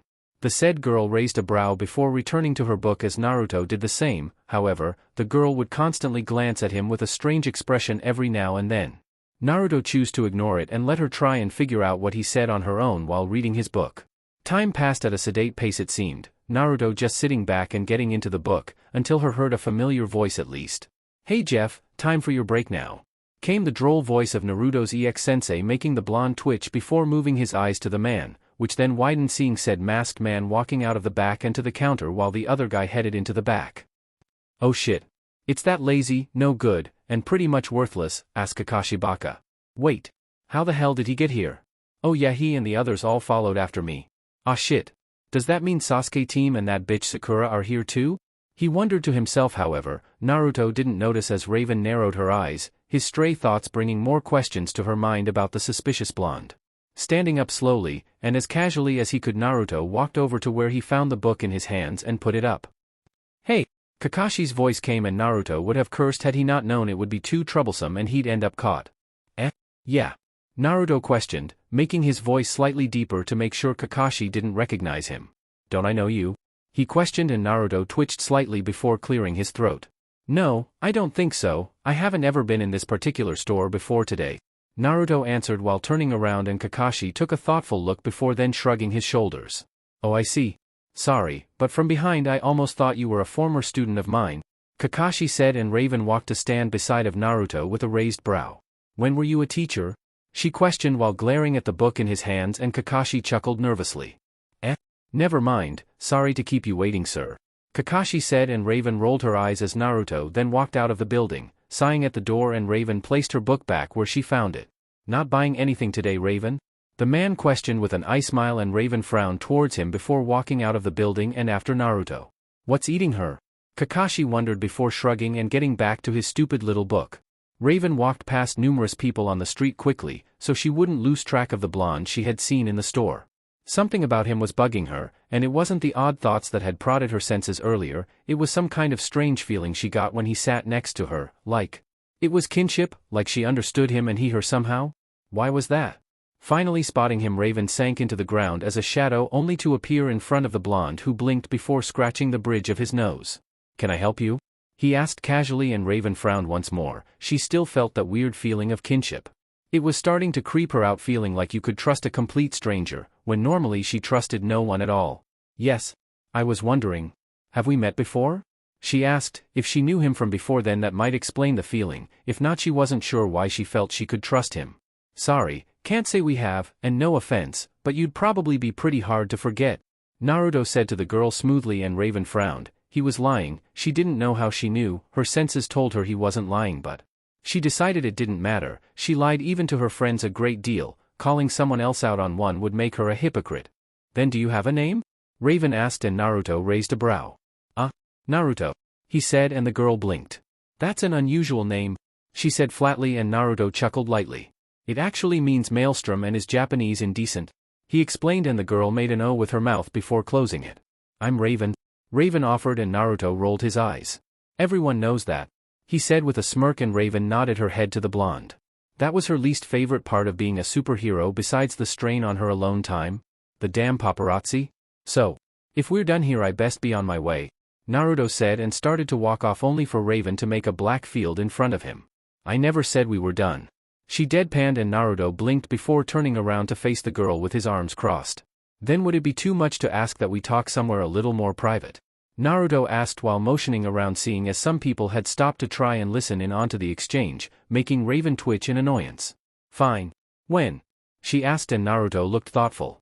I'm free Saturday, he offered. He was actually free any day, but most normal people his age worked or went to school on weekdays, so he was trying not to draw any unwanted attention to himself. Fine. Saturday, Raven said, and then discreetly nudged over to what looked like a dark little cafe. Naruto nodded his head slowly, and then Raven suddenly faded into the ground and vanished, making Naruto blink before shrugging and calmly walked away. He groaned when numerous people began to try and discreetly wonder what the exchange had been about. Today is just not my day, man, he thought to himself as he heard at least 5 people wonder if they were dating, and some wondering if he was one of the titans out of costume. He really didn't like Mondays anymore. Sasuke Uchiha could be called many things: handsome, by his fangirls only, oddly enough; ambitious, by his sensei only; hard-working, by the ass-kissing council members; and he is strong, possible the strongest ninja of Konoha, in his own warped mind and that of his fangirls at least. However, one thing he isn't, among many others, is patient. Sasuke Uchiha is not a patient person. Just as poor Neji Hyuga was about to find out. What the hell are we sitting around for? Sasuke demanded of Neji as the Hyuga boy sat down, attempting to meditate just so he wouldn't be tempted to finish off the Uchiha line once and for all himself. Because Kakashi and myself are currently the highest-ranking nin on this mission. As such, we make the rules, and it would not be a good idea to alert the city to people with our abilities, nor would it be prudent to make enemies of its protectors. Neji explained for the millionth time today. Why did anyone ever say the Uchiha was ever a fucking genius? All he was good for was blowing things up half the time and rushed headlong into almost any fight without thought of the consequences. Sasuke gritted his teeth and sneered at Neji. They were supposed to be capturing that damn dobe, not sitting the fuck around and meditating all fucking day. Sasuke began to sporadically clench his right hand, itching to draw his chakatu and slice into Neji. then go cutting up this fucking city till the dobe came out. Shaking his head, Sasuke frowned. Even he wasn't that rash. The dobe would run if they came, just like the coward he obviously was. Sasuke then had a thought. In Konoha, they kept a list of everyone in the village and checked often for hideaways. Surely a city this advanced would have better records with their law enforcement agents. Narrowing his eyes, Sasuke turned his back on Neji and started walking to the door, only for the Hyuga to stand in his way. "Where do you think you're going?" Neji demanded, and Sasuke sneered. How dare this Hyuga trash make demands of him? The last of the Uchiha. "I'm going to find the dobe," he said through gritted teeth, and Neji frowned. "As I said earlier, we are waiting. We are not to arouse any suspicion to us as we attempt to gather information," Neji stated, and Sasuke sneered before quickly unsheathing Chakatu and pointing it at the other boy. "Out of my way. I won't say it again," Sasuke said darkly, and Neji narrowed his eyes on the prick before rolling his eyes and stepping aside. "That's what I thought," Sasuke said smugly and sheathed Chakatu. Neji inwardly shook his head at the younger boy's arrogance. If it wasn't for the fact he would be beheaded by the council, he'd personally knock some sense into the brat. As Sasuke left the warehouse, Neji shook his head and walked over to the center of the room to meditate and focus his chakra. "I somewhat hope he gets himself killed out there tonight, at least then we wouldn't have such an arrogant team to deal with and could focus on finding Naruto-san," Neji thought to himself while thinking of the Hokage's personal orders to him concerning Sasuke, and smirked slightly. "If the Uchiha shows even the slightest intent of killing Naruto, you are to execute him immediately. Naruto is more valuable to the village than he is, understood Neji?" The woman had ordered, and Neji's reply had been simple. "Understood, Hokage-sama."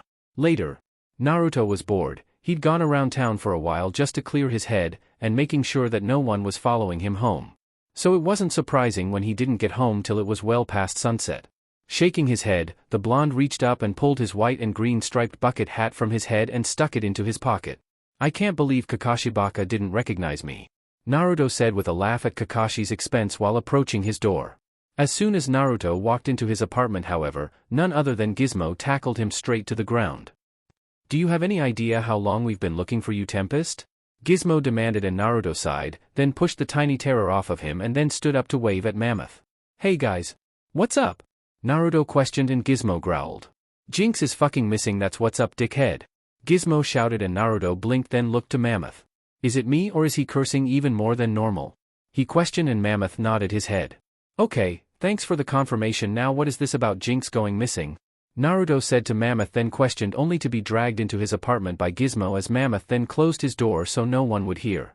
"Okay, a couple days ago the headmaster sent Jinx out on a job in town. Well, at first we didn't think much of it, it was a routine job, you know. Anyways, it's been 3 days and I'm starting to get worried. Mammoth here was worried 2 days ago, but I figured she was just running late and..." Before Gizmo could continue his ramblings, his mouth was covered by Naruto's hand. The blonde's eyes narrowed. "What was this mission she went on?" he questioned monotonously, and Mammoth answered. "She went to deliver a message to some of our people on the west side. She was also supposed to bring back some of this month's haul, but..." Mammoth left off, and Naruto frowned angrily. "Where are these guys?" he questioned angrily, and Gizmo pulled his hand off of his mouth. "What do you need to know that for?" he asked, and Naruto glared at him. "First things first, I'm going to check these guys out, they might know what happened to Jinx," Naruto said flatly, and Gizmo made an O with his mouth. "On the west side in an abandoned hotel, I think the guy she went to see was in room 312 or something," he then said, and Naruto walked past Gizmo and to his room. "How the hell are you going to get these guys to talk? Half of them aren't even afraid of Mammoth. Do you honestly think they're gonna be intimidated by you?" the tiny terror then questioned, and Naruto turned to him, and the former Nin smirked. "I'm a ninja, remember? I have my ways," he said simply before walking into his room to get his chakra-powered X-suit. He was going to find Jinx, and he was going to beat the shit out of anyone who got in his way. 'Cause no one fucked with his friends as long as he had anything to say about it. Jump City, West Side. Naruto landed on a building across from the one Jinx had been last. He dressed in his new suit, though the clouds covering the moon prevent him from being seen. According to Gizmo, his suit looked somewhat like a cyborg ninja. The suit also had many new features added to it, but at the moment, Naruto was using his helmet's night vision mode and scope mode to allow him to watch the building. Watching Naruto narrowed his eyes. 2 men were on top of the building, walking around and holding simple handguns. Tilting his head downward, the blonde looked to see another guard at the door. Tilting to both sides, Naruto saw the only other guard was at the left side, leaving only the right free. Left has a fire escape? But the right is barren, foolish to leave a side unprotected. Even if it has no strategic value to you, someone else will find a use for it. Naruto thought to himself and reached over his right shoulder, touching the handle of his ninjutsu and smirking beneath his mask, a cyborg ninja indeed. The blonde then deactivated his helmet's vision functions and pressed the button on the buckle of his belt, reappearing on top of the building, his stealth camouflage online. Looking at the two guards, Naruto rolled his eyes before holding his palms towards them both. A brief flash of bright red light was the only warning before Static X came from his palms and attached to the two men, knocking both unconscious. Naruto then flipped to the roof and walked over the two unconscious guards and to the door, slowly pulling it open as he then walked down into the building. Finding the client Gizmo had mentioned wouldn't be easy. Of course, nothing he liked to do was easy for most people, so why should this be any different? Walking down the numerous halls, Naruto saw another guard, making him frown as he then silently stalked to the man before grabbing him and putting pressure around his neck to keep him silent. He then punched the man in the skull, laying him out like the others as he then dragged the man down the hall and dumped him into a bathroom stall. Walking out, Naruto looked to one of the doors and frowned, seeing the number 512, meaning he was a good 2 floors above the guy he was supposed to be capturing. Growling in his throat, Naruto stalked to the stairs only to halt seeing someone wearing a black ski mask with AJ between the eyes walking up the stairs, before stopping to sneeze. Damn it. I caught a cold again. The man whined and Naruto stepped aside, allowing the man to walk past him, only for him to suddenly stop. Oh? Not again. The man said before he stiffened, then shifted and run down the hall towards the bathroom with his hands on his ass. Who the hell was he? Naruto wondered to himself, then walked downstairs, shaking his head after seeing the odd man. Soon coming down to the next floor, Naruto leaned back into a wall and looked down the hall to see no one around, the stairs to the next floor laying somewhere on this floor. Naruto silently walked down the hall only to stop as a door opened, a man walking out and yawning slightly. Naruto rolled his eyes and then lunged forward, quickly placing a Static X onto the man to knock him out. Grabbing the man, he then dragged him back to the room he had come from and closed the door. Walking back down the hall quietly, Naruto came to a simple turn, but he leaned against the wall and then tilted himself over to look in any case, only to grimace seeing 5 guards. Grumbling, Naruto looked around and then walked over to a door and opened it. Walking out, he headed to a window and then opened it. Jumping out, Naruto placed his hands and feet along the wall and began wall crawling along it and noted idly it was harder to focus chakra to single fingers than it was to his palm. Ignoring that thought, he slowly crawled down the wall to the 3rd floor and looked for an open window, only to scowl seeing there was none. Crawling to one, Naruto focused chakra to his fingers and then cut through one, only to reach inside and open the window. Man, I really must have been going crazy to use the suit's functions over chakra and jutsu. Though this stealth camo is fucking handy. Naruto thought, remembering almost 200 times in the past he would have loved to vanish without a trace like he could now. Stopping these thoughts, Naruto silently walked out of the room and checked the number. 320? 8 doors down. Naruto thought to himself and slowly crept down the hall, then saw a guard in front of the door he was heading towards. Narrowing his eyes, Naruto watched the man, then looked down a second hall to his right and cursed seeing another guard heading his way. Growling in his throat, Naruto held a hand towards each of the men and fired a Static X from each, the 2 weapons sailing through the air to hit both men and knock them out like the ones before. Leaving these guys to lie out, Naruto walked towards the door where the guy was supposed to be. However, he raised a brow. There wasn't a door. In fact, the number seemed to skip 312. Narrowing his eyes, Naruto then placed his ear onto the door. Though his helmet covered his ears, it had very sensitive microphones in it. He heard someone walking around and thus stood up and deactivated his camo before reaching back and unsheathing his ninjutsu. The blonde-haired thief then sliced into the wall and literally carved out a new door, causing the man beyond to look towards the door in shock and fear. Naruto then tossed an X-shuriken at the light of the room, turning it off and activated his thermal vision, thus making the eyes of his helmet glow a fearsome red color.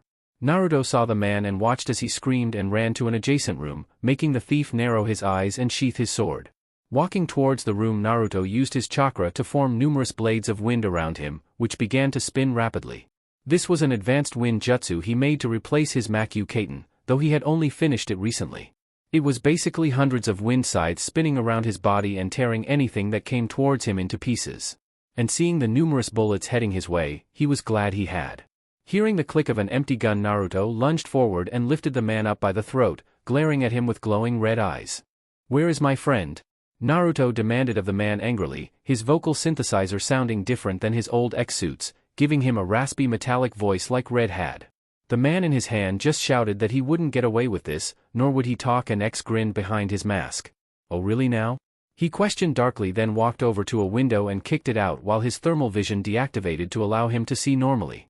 Let's see if we can't loosen up that tongue of yours, Naruto then declared as he jumped out of the building and teleported to a much taller building a short ways from the first building. What are you going to do? The man in his grasp stuttered and Naruto walked over to the side of the building and looked down. The man seemed to go wide-eyed at this and gulped. Are you one of the Batman students or something? He questioned and Naruto shook his head no, making the man sigh in relief. At least until Naruto held him out over the edge of the building. What the hell do you want? The man demanded and Naruto narrowed his eyes behind his mask. My friend Jinx. Where is she? Naruto demanded and the man shook his head from side to side rapidly. I don't know. The man shouted and Naruto let out a sigh. Too bad. He then stated and dropped the man down the building before then pressing his teleport button to appear on the side of the building and grab the man by his leg. Alright. A couple days ago that pink-haired chick came by, but we didn't have what we were supposed to give her. So we called a cop who owed us and had him come and arrest her. The man admitted and Naruto wanted to drop the guy for doing that to his friend. Fortunately for the prick he wasn't a killer. You are so lucky I'm not an assassin. Naruto growled before then dodging as a red and yellow birdarang came at him from nowhere and cut into the man's pants, before then holding them to the wall. Great. The kids are here. Naruto mutters under his breath as he sees Robin on a nearby streetlight. The thief growls before then releasing the man in his grasp and watched as Raven came out of the shadows to catch him. Naruto narrowed his eyes at this as then he heard a screech of tires and turned to see the infamous T-car slide to a stop nearby and Starfire flying down. How the hell do these kids always manage to get in the way? Flipping off the side off the building, Naruto landed on the ground and then turned to glare at Robin as he and the other Titans came together. I don't know who you think you are, pal, but I don't like your style. Robin said angrily to the thief who simply looked at the Titans with a frown. I don't rightly care, kid.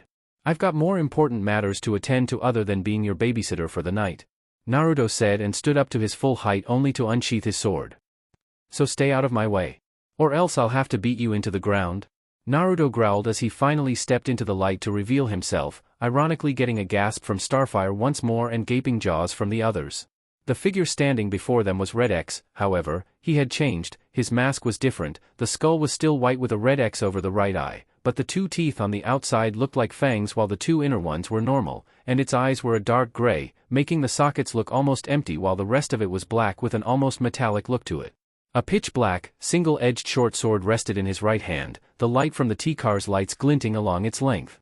The suit he wore was black as midnight, with a large jagged red X over the chest, a ash-gray belt synced around his waist identical to his old one save the circular buckle with the red X on it, a kunai case was strapped to his right thigh, gray material forming the band around his leg. Gray gloves covered his hands, but had black fingers and a red X on the palm, black vambrace covered his forearms and the backs of his hands, a red X placed on the back of the fist. Over his feet were black boots, with thin gray soles and gray around the toes and heels, black greaves covering his shins, knees, and the tops of his feet. On his shoulder was a pair of black shoulder pads, with smaller pads coming down from them over his biceps, with several straps crossing over his back making an X, allowing the shoulder gear to hold on tightly and also allowing him to sink his sword's sheath to his back. Looking at the shocked looks of the Titans, Naruto grinned beneath his mask, only to frown when he remembered why he was even out. Swinging his sword, he rested the blunt side of the blade against his shoulders and clenched his left fist, small spikes coming from the knuckles of his left vambrace to spark with electricity. What's the matter, kid? X questioned of Robin darkly, then lowered his voice, making his synthesizer do the same. You look like you've just seen a ghost. Chapter 10, Past and Present, PT2. Jump City Police Station. How many times are you gonna get brought here before you finally stop all the petty theft? A police officer grumbled towards Jinx while handing her an apple. Same time you stop playing around with these idiotic JPD cops, you're a better cop than half these guys. She countered and the man grumbled under his breath angrily. Unlike the other police officers, this man didn't wear a helmet, instead he had on a pair of sunglasses with his short brown hair and a slight bit of unshaven whiskers on his face, making him look scruffy. Bah, what's a kid like you know about being a police officer? The man countered and Jinx gave a shrug, she couldn't technically argue with that point. Sitting back in the seat of the interrogation room, Jinx wondered why Officer Connors, the man sitting in front of her and an old friend, had gotten a transfer to Jump City. Sure, he had been stationed in Detroit, a town most heroes steered clear of, because of all the crime there, but the old guy had always kept up the good fight. So why'd you transfer? I doubt anyone in town wanted that. Jinx said, and the old guy grunted under his breath, then pulled out a cigarette and lit it.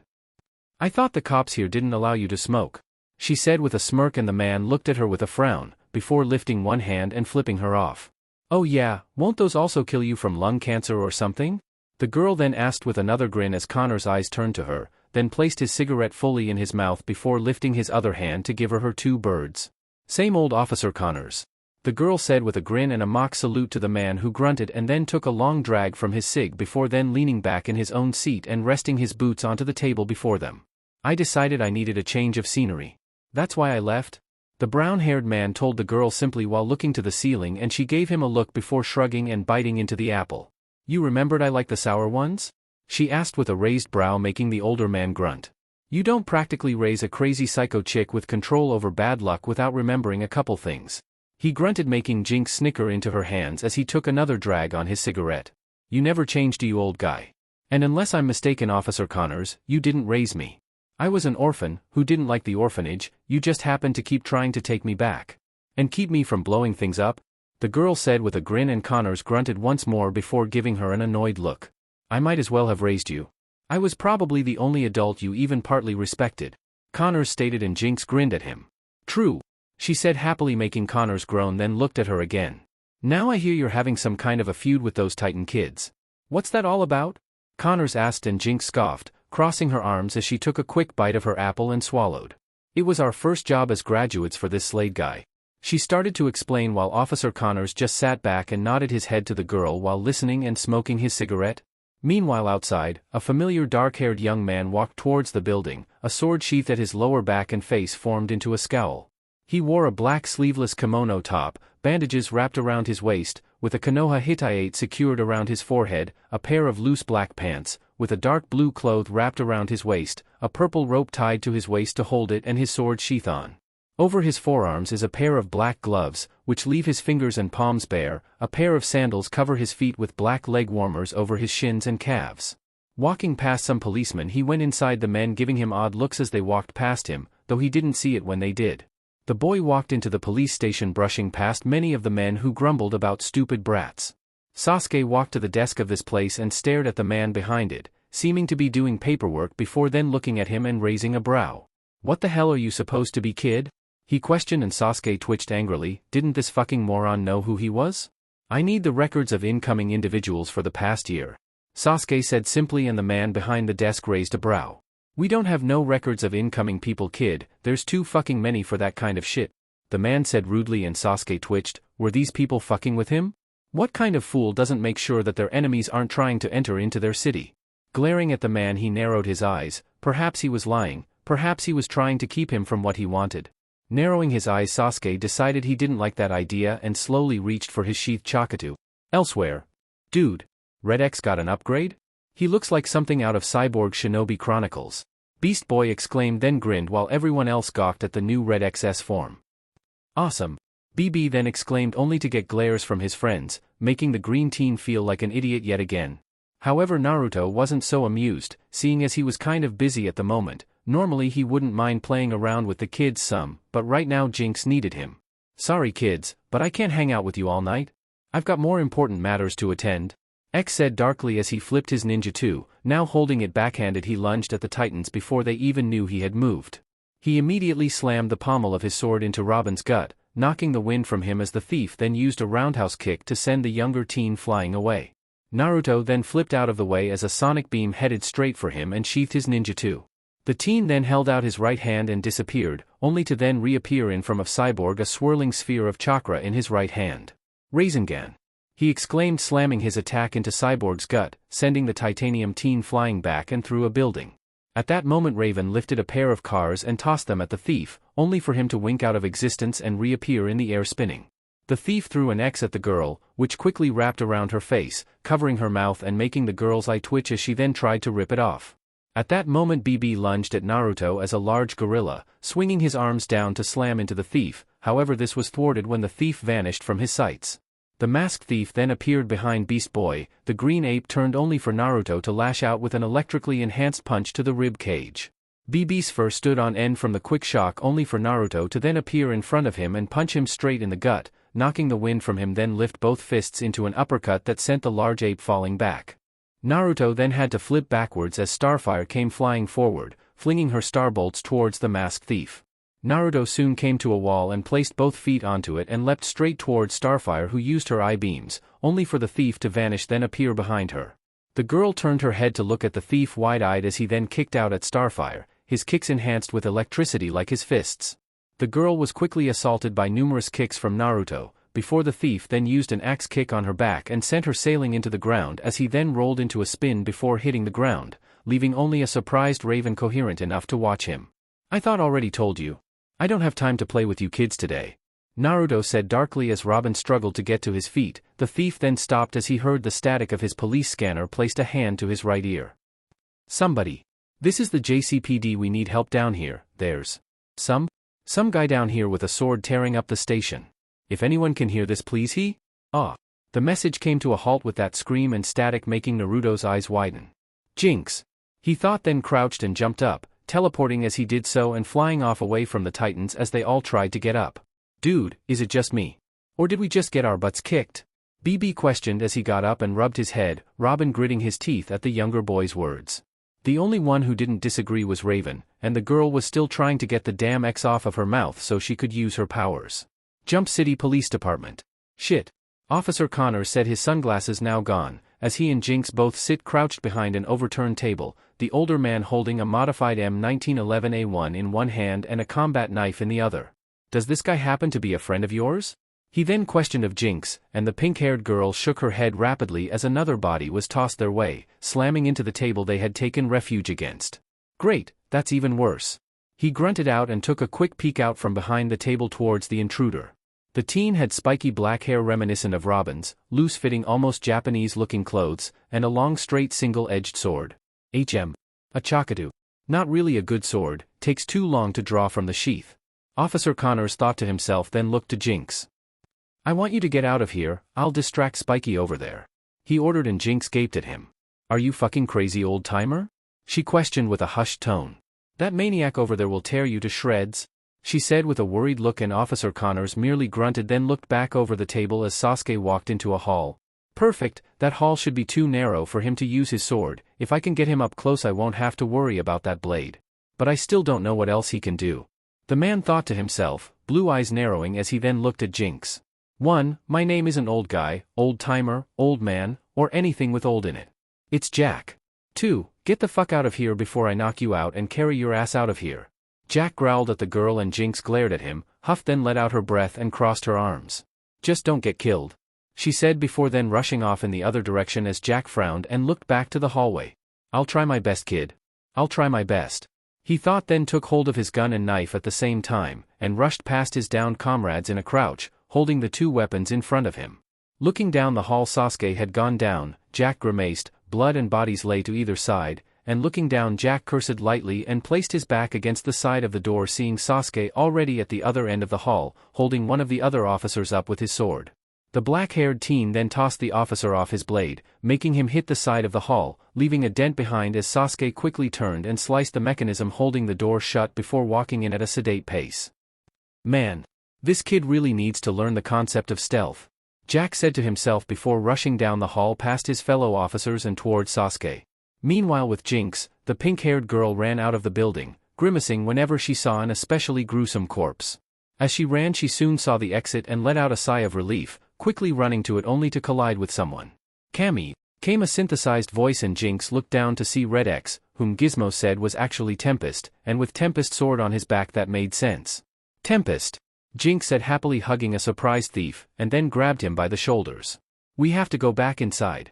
Officer Connors is in trouble," she said quickly, confusing the blonde, who then let out a sigh before placing his hand on her mouth. "Alright, I'll pull my hand off as soon as you calm the fuck down, Jinx," he said, and Jinx started to breath much more slowly and X removed his hand from her face. "Alright, now tell me what the hell has got you so worked up?"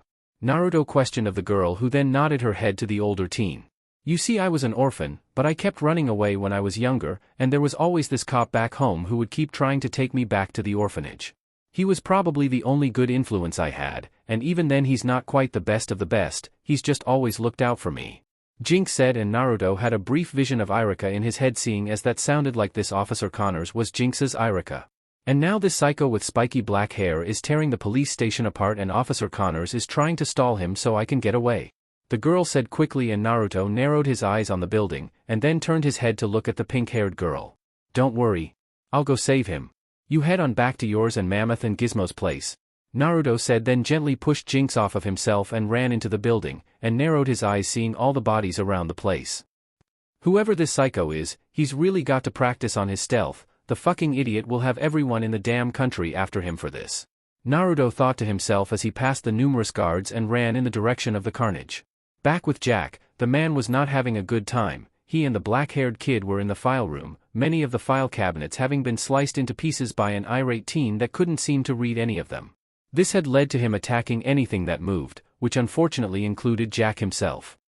Damn it! He exclaimed, rolling out of the way of the dark-haired teen's Chakatu and firing his gun at the boy who used his sword to deflect the bullets. The older man growled and rolled to the side as the dark-haired teen lunged at him once more, swinging his Chakatu towards the man only to miss. You're better than the rest of these losers. I'll give you that much, but you still don't stand a chance against an elite Uchiha, Sasuke said smugly, making Jack groan to himself, wondering what kind of place this egomaniac lived in. Sasuke then lunged at Jack, who calmed his breathing and used his knife to connect with the Chakatu at its hilt, then slammed his fist into Sasuke's face before then punching him with the other arm. Grabbing him by the hair, he then slammed the punk's face into one of the only standing file cabinets. Don't get too cocky, the moment you underestimate an opponent is the moment you lose, Jack said to Sasuke, aiming his gun towards the Uchiha's head only for him to then spin his legs to kick the gun out of his hands and take a swing at Jack. The man cursed and flipped backwards, blood pouring from his forehead from a light cut. Quickly wiping the blood away, Jack cursed and ducked to the side as Sasuke swung his sword at him once more. Blood quickly poured down from the wound on Jack's head however, and the man quickly rolled to a sheet and ripped a long strip from the gray cloth. He then began wrapping it over his head, before tying it in the back of his head, and wiping the blood from his eyes once more, the ends of the cloth hanging down to his shoulder blades. Dodging Sasuke's Chakatu once more, Jack noticed the teen seemed more annoyed he was dodging than anything. Something tells me this kid hasn't lost enough fights to know the meaning of humility, Jack thought to himself, then rolled along the floor and grabbed his gun, aiming it at the Uchiha once more, the boy glaring at him with a snarl on his lips. Inu, Akuma, Usagi, Hibi, Ukami, Tori, Tanuki, Haku, Taka, Itachi, Mangusu, Kitsune, Yama, Tori, Inu, Taka, Nico, Karasu, Hoshi, Hige, Kuma, Saru, Nezumi. A robotic voice chanted as a shimmer of some kind came from nowhere and blocked the spiky-haired boy's Chakatu with a sword of its own. What the hell? Jack questioned as the shimmer then took shape of some kind of cyborg ninja? The man then watched as the ninja swung its own sword, knocking the samurai wannabe off balance before then kicking him in the chest and sending him flying back into a wall. Quickly regaining his senses, the man aimed his gun towards the ninja, which turned its head to reveal a white skull with a red X curving down one eye.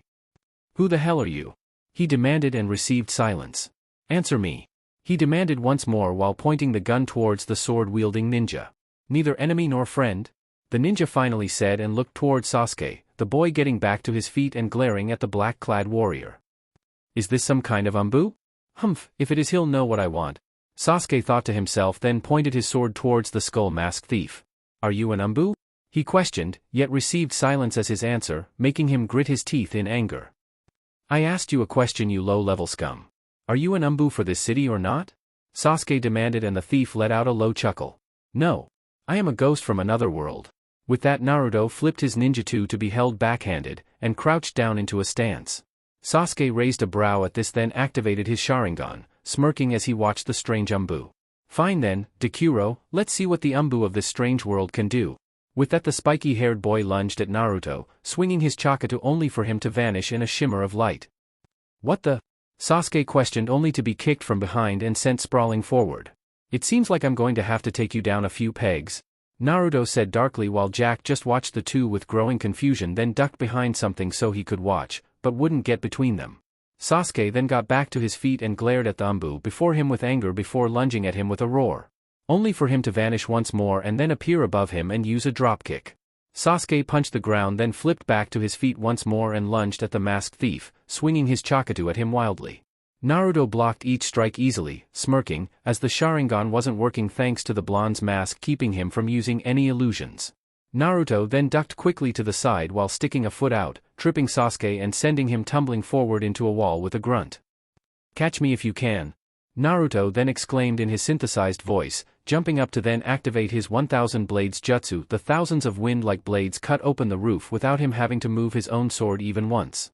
Sasuke gritted his teeth at this and lunged up after the thief, finding himself in the computer section of the station. "Come out, you coward, and face me like a man," Sasuke suddenly exclaimed, only for the thief to appear before him and slam his hand into his face, sending him reeling back into the hole and to the ground below with an audible groan. Naruto chuckled at this and watched as Sasuke got up, holding his back and grimacing in pain the whole time. "Come on, kid. X marks the spot," Naruto mocked while pointing to the X on his chest, and Sasuke snarled before then crouching down and lunging at the thief, who then used his ninjutsu to block Sasuke's chakatu. "You've really got to lighten up, Chuckles," Naruto said humorously to Sasuke, who roared, swinging chakatu wildly while Naruto dodged it with ease, smirking at the dark hard boy's temper problems. "Hold still, damn you," Sasuke roared at the thief, who then grabbed Sasuke's right arm, swung his right leg to knock Sasuke off his feet, then turned to judo toss Sasuke into a table with a computer on it, sending sparks flying everywhere. Sasuke then stood up, painting and looking to his sword, then sheathed the blade. Naruto grinned, chuckling as he then moved his arm and sheathed his own blade. "Good, now we can fight as warriors," Naruto said while taking a stance, remembering the words of Red. "Hand-to-hand is the basis of all combat, only a fool would trust his life to a weapon." With that, Naruto and Sasuke lunged forward and each threw a punch at the other, both connecting and sending them flying back. Naruto flipped to land on his hands and feet, while Sasuke landed in a crouch. The two stared one another down before then lunging at one another once more. Naruto ducked under the punch from Sasuke and swung his leg into a kick. This was blocked by the dark-haired Uchiha, who then pushed the leg to the side, making Naruto spin his body into a flip in order to stay on balance. The two slowly got back to their feet after this, and Sasuke narrowed his eyes. "Somehow, this seems familiar. Like I recognize that punch?" Sasuke thought to himself, then watched as the thief then flipped backwards, before then lunging out of a window. The dark-haired Uchiha mumbled a curse before following after the thief, lunging out of the window and after the black-clad boy. He saw him on a roof and quickly ran up the side of the building and onto the roof, glaring towards him angrily. Sasuke then watched as the thief made a come-on motion with one hand and gritted his teeth. "I'll do better than that," Sasuke snarled in his mind and made several hand seals before forming the tiger seal and in taking a deep breath. "Katan, Hosenka no Jutsu," he exclaimed as numerous fireballs flew from his mouth and towards the thief, who inwardly cursed. "Shit, Sasuke team, this is a highly populated area, what the hell are you thinking?" The masked blonde wondered, then flipped around the small fireballs, before then vanishing and appearing beside of Sasuke, plunging his fist into the other boy's face and sending him flying off to the side. "I have to get the team out of here, away from any innocents," Naruto then thought and looked towards the bay. Nodding to himself, he headed in that direction and heard Sasuke roar as he followed after the blonde. "Come on team, that's it, follow me you baka? I'll really cut loose when we get away from people," the blonde-haired thief thought to himself with a smirk as he evaded a couple kunai and shuriken thrown by the Uchiha brat. Elsewhere, the Titans walked into the JCPD building with pure horror written on their faces. "Who the hell did this? X?" Cyborg asked as a man walked from one room, shaking his head slightly, then looked at the Titans and blinked. "What took you so long?" he asked, and BB snickered, making the rest of the team glare at him once more to shut him up. "Sir, who did this?" Robin questioned while motioning to the carnage of bodies strewn throughout the building. "Some fucking black-haired kid in robes with a chakata handy? That's who." The brown-haired man grunted, then sat down and pulled a cigarette from one of his pockets, then grabbed a lighter and lit it in his mouth. "He anyone you know?" Jack then questioned, and Robin frowned before shaking his head no. "Dude, so X didn't do any of this?" BB questioned, and Jack frowned. "You mean that ninja freak with the skull mask?" he asked, and Robin immediately nodded his head. "He was the one who got the sword guy to leave," Jack said, and Robin frowned to himself, then took a thoughtful expression. "They were working together?" he asked, and Jack scoffed. "No, they were fighting, dipshit. They really didn't seem to like each other," Jack said, then mumbled while taking a long drag from his cigarette, and Robin took a thoughtful expression. "All right, we're going to split up. Beast Boy, Cyborg, Starfire, you stay here and help." Looking to Jack for a name, the man rolled his eyes. "Officer Jack Connors," he said simply, and Robin nodded his head. "Help Officer Connors here and see if anyone else around here survived. Raven, you're going to go looking for X while I go looking for this sword-wielding maniac," Robin ordered, and Raven grimaced before then vanishing into the shadows. Robin then raced out of the building and onto his R-cycle while Connors grumbled under his breath. With Raven appeared in the skies over Jump City, looking around for the wandering thief known as RedX when she spotted fire and flew towards it. She then saw X and their mystery sword-wielding maniac. The two were in pitched combat and the girl could see why Officer Connors said they didn't seem to like one another. The one with the robes was breathing fire however, and Raven was fairly certain that wasn't a metahuman power, especially considering she could sense it. So moving in closer, Raven decided to watch the two and try to figure out how they were controlling the elements themselves. Naruto blocked a right hook from Sasuke. The boy was beginning to be annoying. It was obvious to the blonde that while he might have gotten a little rusty, Sasuke's skills had stagnated without a challenge. So the blonde was more than his equal at this point and thus was easily avoiding the attacks. Don't get cocky, Naruto, remember that Sasuke team still has that damn curseal of his. Naruto thought to himself, then flipped backwards as Sasuke punched towards him, hitting the ground instead as the black-clad thief flipped back, off of the building they were on and to the docks below. Sasuke followed the thief and threw numerous punches and kicks at him, and the skull-masked warrior was blocking all of them easily, raising Sasuke's ire. The dark-haired youth could swear he had seen this style before however, like he knew the person behind that mask. But Sasuke didn't pay any attention to that. Instead he lunged at the skull-masked warrior, throwing another punch only for his arm to be grabbed and his body flipped backwards into the bay. Naruto then followed after Sasuke, the masked thief smirking to himself as he then lunged forward, plowing his fist into Sasuke's face once more and sending him flying back. The thief then crouched down as Sasuke flipped up and formed a few more familiar hand seals. Katan, Gukaku no Jutsu. The Uchiha brat called, launching a massive ball of flames towards the black-clad thief. However, Naruto quickly jumped into the air and used his chakra to manipulate wind once more, creating a vacuum to stop the flames and put them out. Landing to see a gaping Sasuke, Naruto then lunged forward and ducked down before kicking the Uchiha brat into the air.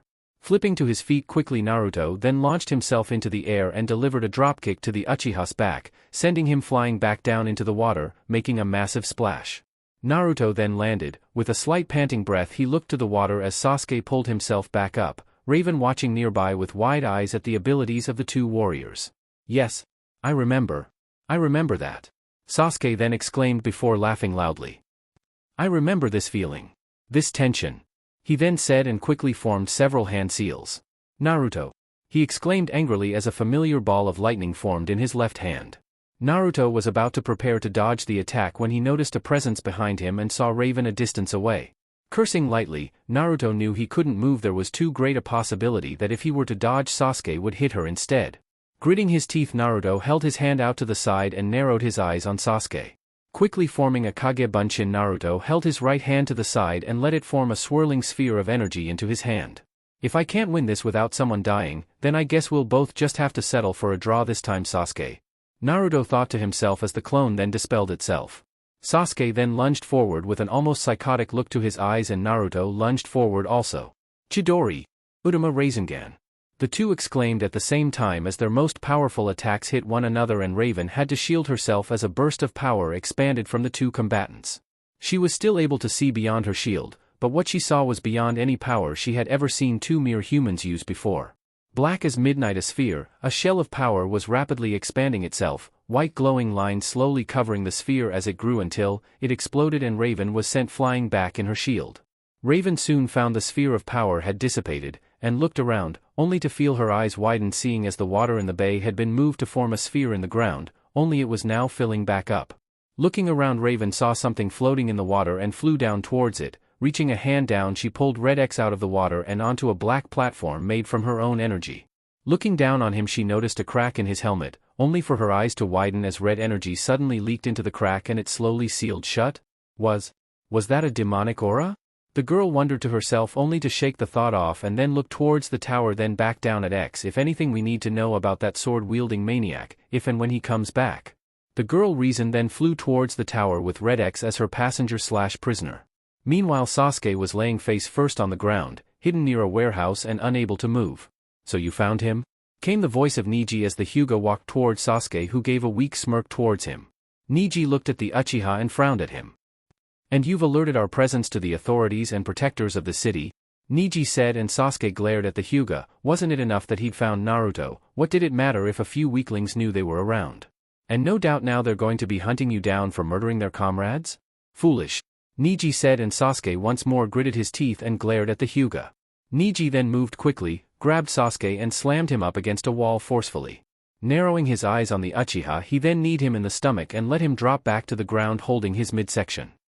Our orders are to bring back Naruto, alive and unharmed Uchiha, Neji then said before kicking Sasuke in the side and into a wall, making the brat grunt in pain as Neji then shook his head. And should you, or anyone else in this team attempt to kill Naruto, I am to eliminate you with extreme prejudice? Neji said darkly, making Sasuke glare at him. And if you think being the last of the Uchiha will get you off this time, Sasuke, you're dead wrong. These orders come from the Hokage herself. And though the council thinks otherwise, the Hokage's word is law in the village. Not theirs. Neji said darkly before grabbing Sasuke by the hair and lifting him up. So stay in line, or I'll put you in your place. Permanently. Neji said darkly before slamming Sasuke's head into a wall, knocking the Uchiha out cold as he then took hold of his leg and dragged him off, back towards home. In a dark room in an unknown place, a single slate gray eye opens to look at a screen showing Naruto fighting the Titans in his X-suit, the fight between Naruto and Sasuke, Sasuke being carried off by Neji, and Naruto to Titan's tower. Truly amazing power. The voice is feminine, yet cold and calculating, the eye is trained into a deadly glare onto the screen before her, her form shadowed in darkness. One with godlike power over the wind, the other holds power over fire and lightning at a lesser scale. Truly amazing. The girl said darkly while looking at a freeze frame of the two warriors side by side. The dark-haired one is physically powerful. However, he seems a tad too arrogant, also he is rash and obviously doesn't think past a few brief moments. The other, however, has shown himself to be highly intellectual, thinking things through until the end. Like the first one, this RedX is physically capable of assisting me. However, he also seems to have a tad too many morals. The girl deduced, then laced her fingers before herself and narrowed her eye. What would father do? She questioned of no one, clockwork gears churning in the background till her eye closed and a light chuckle escaped her throat. Of course. The rash one wouldn't make a good heir for father, but this RedX would. But the rash one would make for an interesting pawn. The girl said to herself, then the screens shut off, blanketing the room in shadows and hiding the girl from view. Chapter 11, Past and Present, Point 3. Neji walked into his and the other Konoha nin's hideout before roughly tossing Sasuke's bloody, bruised, and nearly crushed body inside, awakening the prick and making him groan in pain. Sasuke-kun! Sakura exclaimed, rushing over to the boy while Kakashi looked up from his book with a raised brow directed to Neji. What happened? Kakashi questioned and Neji narrowed his eyes on Sasuke as Sakura healed him. He attacked this land's police, murdered more than 24 of them, revealed us to the world at large, then had a confrontation with Naruto, which resulted in his present condition. Neji explained and Ino slapped her face with a groan. He just made us a shitload of enemies? Didn't he? She questioned and Neji nodded while Kakashi could only sigh. How is he such a genius? I mean, yes, he can use high-powered jutsu and has a great skill in Tai and Kenjutsu. But seriously, what ninja reveals themselves to the authorities then kills them? Not only that, but now Naruto will be watching for us, alerted to our presence. It would take nothing short of a miracle or an act of Kami herself just to find him. The older Jounin thought to himself as Ino was glaring at Sasuke and Hinata walked over to Neji. And Neji, is Naruto alright? She questioned with a slight stutter and Neji frowned to himself. As far as he could tell, Sasuke had got the brunt of that last attack. Naruto now wears some form of chakra-enhanced armor. Not only that, but it seems his skills have increased greatly. However, his chakra seemed slightly sporadic. It is likely that when Sasuke faced him it was already after he had been weakened from an earlier battle. Or perhaps his training with elemental manipulation left him little time to work on his chakra control. Neji explained, then mused and Kakashi's eyes widened. He was still trying to grasp the concept of the boy being that dangerous. After all, he thought he'd mellowed out back when he was 8. There's no way a weakened Naruto can do this to Sasuke-kun. Sakura then shouted out towards Neji, who scoffed. Why the hell couldn't Tsunade have sent a competent ninja with them, who wasn't a fangirl? Believe what you will, Sakura, but it appears that we have misjudged the difference between ourselves and Naruto. Do not forget that he was the one who defeated the supposedly invincible Uchiha Madara. Neji reminded and Sakura froze. She had forgotten about that and suddenly felt scared. If he could beat Madara, what kind of chance did they have to capture him? Chance? You don't have a fucking chance, you cheating motherfucking bitch. I personally hope he beats the living hell out of you just so I can shove your ass into the deepest pits of this mind and take over for myself, just to let you know what it's like to be locked away. The angered voice of her inner Sakura called out angrily and Sakura started to shake, placing her hands over her ears to block out the voice. This had become a problem recently. Her inner self and she had different views on Naruto. Her inner self seemed to like him now, while she still wanted Sasuke, and as it was, she had to keep control lest her inner self make her threats very real. Niji, was there anything else you could tell about Naruto besides him being weakened? Kakashi questioned and Niji frowned slightly. He seems to have upped his elemental manipulation beyond anything we thought possible, as well as some new taijutsu style I've never seen before. Niji reported and Kakashi frowned. This was worse than he had thought. Naruto was definitely not going to be beaten easily, and thanks to Sasuke they had no way of asking anyone for help. Why the fucking hell does everything always have to go south whenever he's involved? Mom, why does everyone always call me a demon? A younger Naruto questioned, while his mother was wiping a scratch that was on his right cheek. The woman gave Naruto a slight sad look before smiling and hugging the blonde-haired child. They just don't understand Naruto? They just want to make you feel bad because they do. She whispered to the blonde who closed his eyes as his mother held him close to her, only to open them a second later and find himself in a dark sewer. Mom? Little Naruto questioned, looking around then walked down the path before. Soon a strange hymn began to play, a song, which seemed to echo down the halls of the sewer, and never seemed to stop. Shivering, the tiny blonde-haired child walked down the halls of the sewer, only to come upon a massive cage. QB, he whispered and then felt himself return to his full size. What an interesting dream you're having. Came a calm voice and Naruto turned to see a familiar ninja with half a Tora mask covering the right side of his face, the left covered by a mask like Kakashi's and some of his Hitai. You. Naruto said with shock and surprise in his voice as the man leaned against a wall, arms crossed over his chest and white hair smoothed back. So, you do remember me?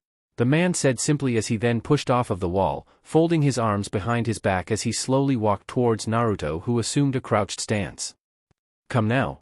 I'm not the person who killed your mother, child, merely a ghost from another world.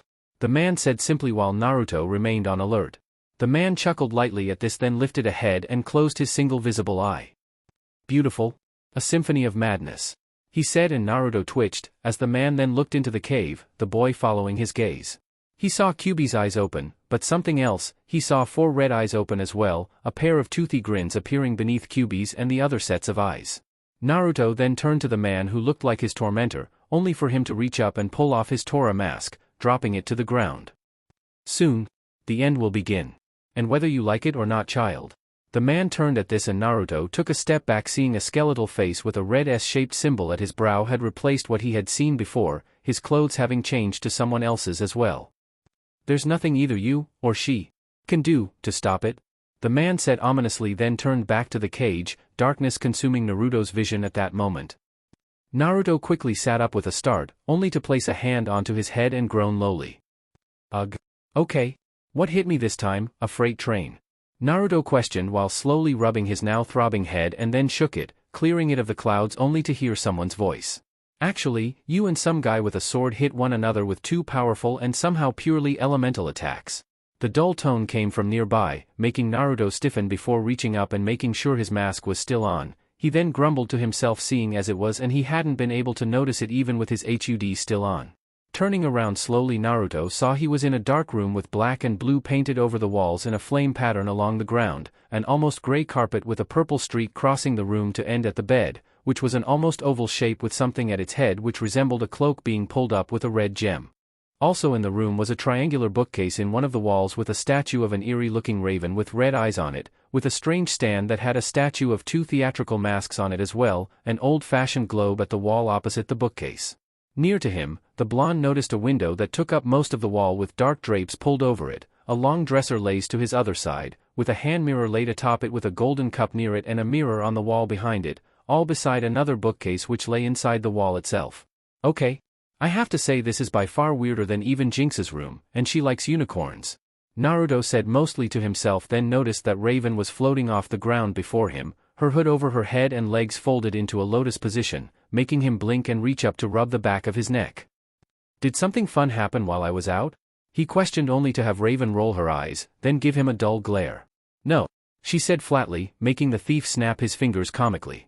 Too bad. He then said while shaking his head and Raven rolled her eyes once more. So what brings me here? Karasu. He questioned with a grin, seeing the girl tilt her head with a confused look on her face. Damn, she looked really cute when she was confused like that. Kara who? She questioned, making the masked blonde snicker into his hand. Karasu. Raven. He said, and the girl made an O with her mouth before returning to her normal blank look. You're here because I have a few questions which don't involve the other titans and only you can answer them. The girl told him, making the thief shrug his shoulders before leaning back with his arms crossed under his head and awaiting her questions. Your strange ability to control the elements? Where did you learn it? She questioned, making Naruto twitch under his mask, and remained ever thankful for the mask covering it from view. Sorry, that's a little too personal? Can't have just anyone figuring out how I do my tricks now, can I? Naruto quipped, making the blue-cloaked girl frown before then shrugging her shoulders. Alright then, who was that guy with the sword? You seem to know him. She questioned, then stated, and Naruto's eyes narrowed dangerous beneath his mask. He's my problem, you and the other kids should stay out of his way or he'll barbecue you. Just leave him, and any of his friends, to me, Naruto said darkly, and Raven twitched before narrowing her own eyes on the black-clad thief. This is our city, if someone's a threat to it, we deserve to know who he is and what he can do, she said flatly, and Naruto grumbled under his breath before then crossing his arms. Name, Uchiha Sasuke, elemental alignment, fire and lightning, age, 17, special abilities, Sharingan. Known jutsus, Chidori, Chidori Nagashi, Raikiri, Kujioshi no Jutsu, Ayatsudo no Jutsu, Kage Shuriken no Jutsu, Naanuk no Jutsu, Katan, Hozenka no Jutsu, Katan, Gukakyu no Jutsu, Ryuka no Jutsu, Shinai Jashu, Sharingan Sufusha Sanitachi, Shunshin no Jutsu, Naanuk no Jutsu, Kawamari no Jutsu, and Bunshin no Jutsu. Naruto listed with a hidden smirk, trying desperately not to laugh upon seeing Raven with an absolutely priceless look on her face. Ha! She questioned intelligently, and the laughter finally came in the form of snickers from the black-clad thief. If you want to know what he can do from that least, then you might want to look up some Japanese. Naruto told the girl, who glared at him angrily. What? You said you wanted to know what all he could do, you never said in what language I should tell you in. Naruto quipped humorously while wagging a finger, and the girl grunted before then crossing her arms and glaring at him. Then what about that demonic aura you had? She questioned. Naruto's eyes widened dramatically at her words, thankfully concealed. When I pulled you out of the water, your suit had some minor damage, only a demonic aura seemed to seep into it, then fix it. Why do you have that? She explained, and Naruto blinked. Did that mean Kyuubi's healing chakra could also fix his suit as well as his body? Neat. That's Private Miss Blue Boots. Unless you want me asking how you know it's a demonic aura? Naruto said, then threatened simply, and Raven frowned once more before nodding her head. She'd rather not have the criminal world know how she knew about demonic auras, thank you. Now is that all you wanted to know? He then questioned with a frown, and Raven sighed. One last question. Why did you save me? She questioned, and Naruto was silent for a few seconds. What the hell are you talking about? And in case you've forgotten, I beat the shit out of you kids earlier? The thief said smoothly, and Raven frowned once more, making Naruto grit his teeth, wondering what he did to deserve this. Alright geese, calm down. Contrary to popular belief, I'm not a villain, I'm just a thief. A kind of gray to the black and white of you kids' world, if you want to call me something fancy. The only thing I'm interested in is doing what I want, nothing else, and especially not killing you. Naruto told the girl plainly, and Raven frowned once more. That still doesn't explain why you saved me. If you really only cared about yourself, you would have let that. Sasuke? She started, then questioned, and Naruto nodded his head to the girl. You would have let him ram that lightning attack straight through me and then taken him out permanently.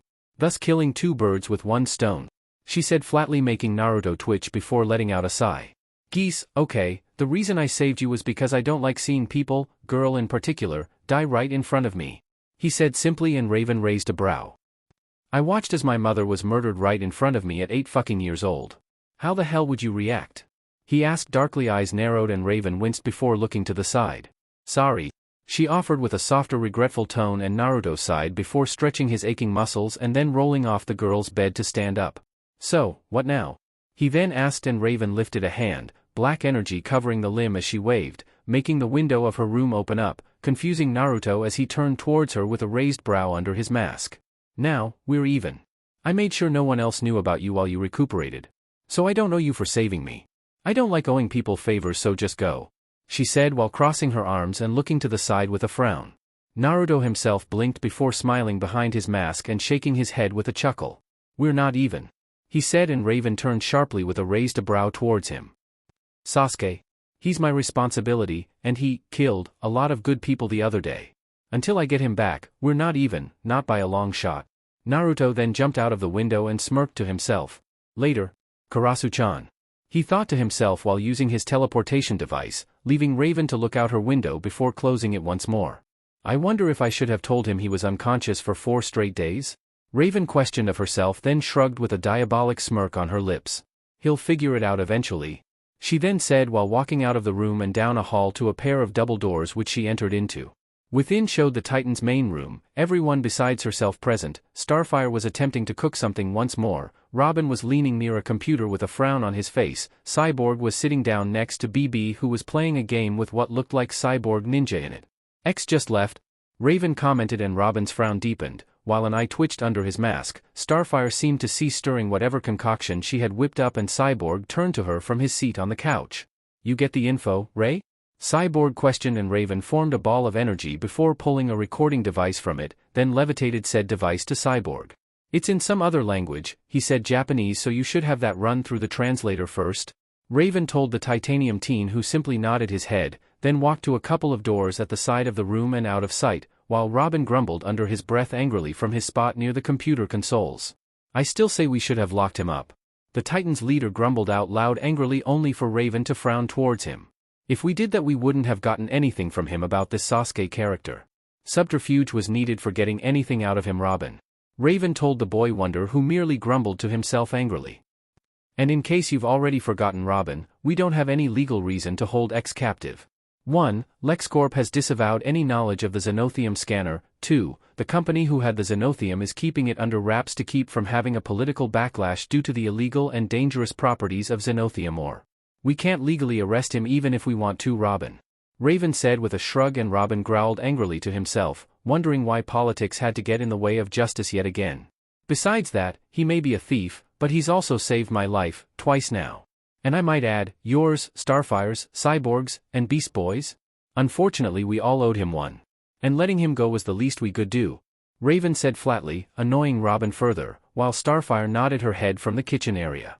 This is true, friend Robin, without the RedX we would not have been able to defeat the Chong person. Starfire's words only served to annoy Robin more. He didn't like owing a criminal anything, at least Raven's plan had given them a clean slate. Wait, Raven, did you say X knows Japanese? Beast Boy questioned, finally contributing to the conversation, turning from the game he had been playing and looking to Raven who nodded her head. Wow. I wonder if he's really a ninja or something. That would be so sweet.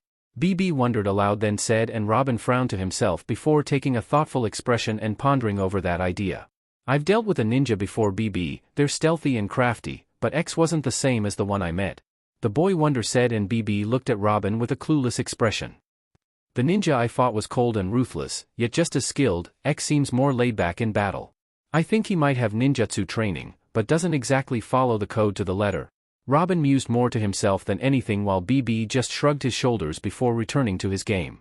Seemingly forgot Raven's side, then made her way out of the room and headed for the roof. She really needed to meditate. X was just so, she couldn't place it, but something about him felt familiar, and he really managed to annoy her with all the comments and quips. Naruto's apartment. Damn it. Jinx grumbled as she worriedly paced back and forth in Naruto's apartment, biting one of her fingernails. Where is he? She demanded of no one while throwing her arms to the air, then rubbed the top of her head.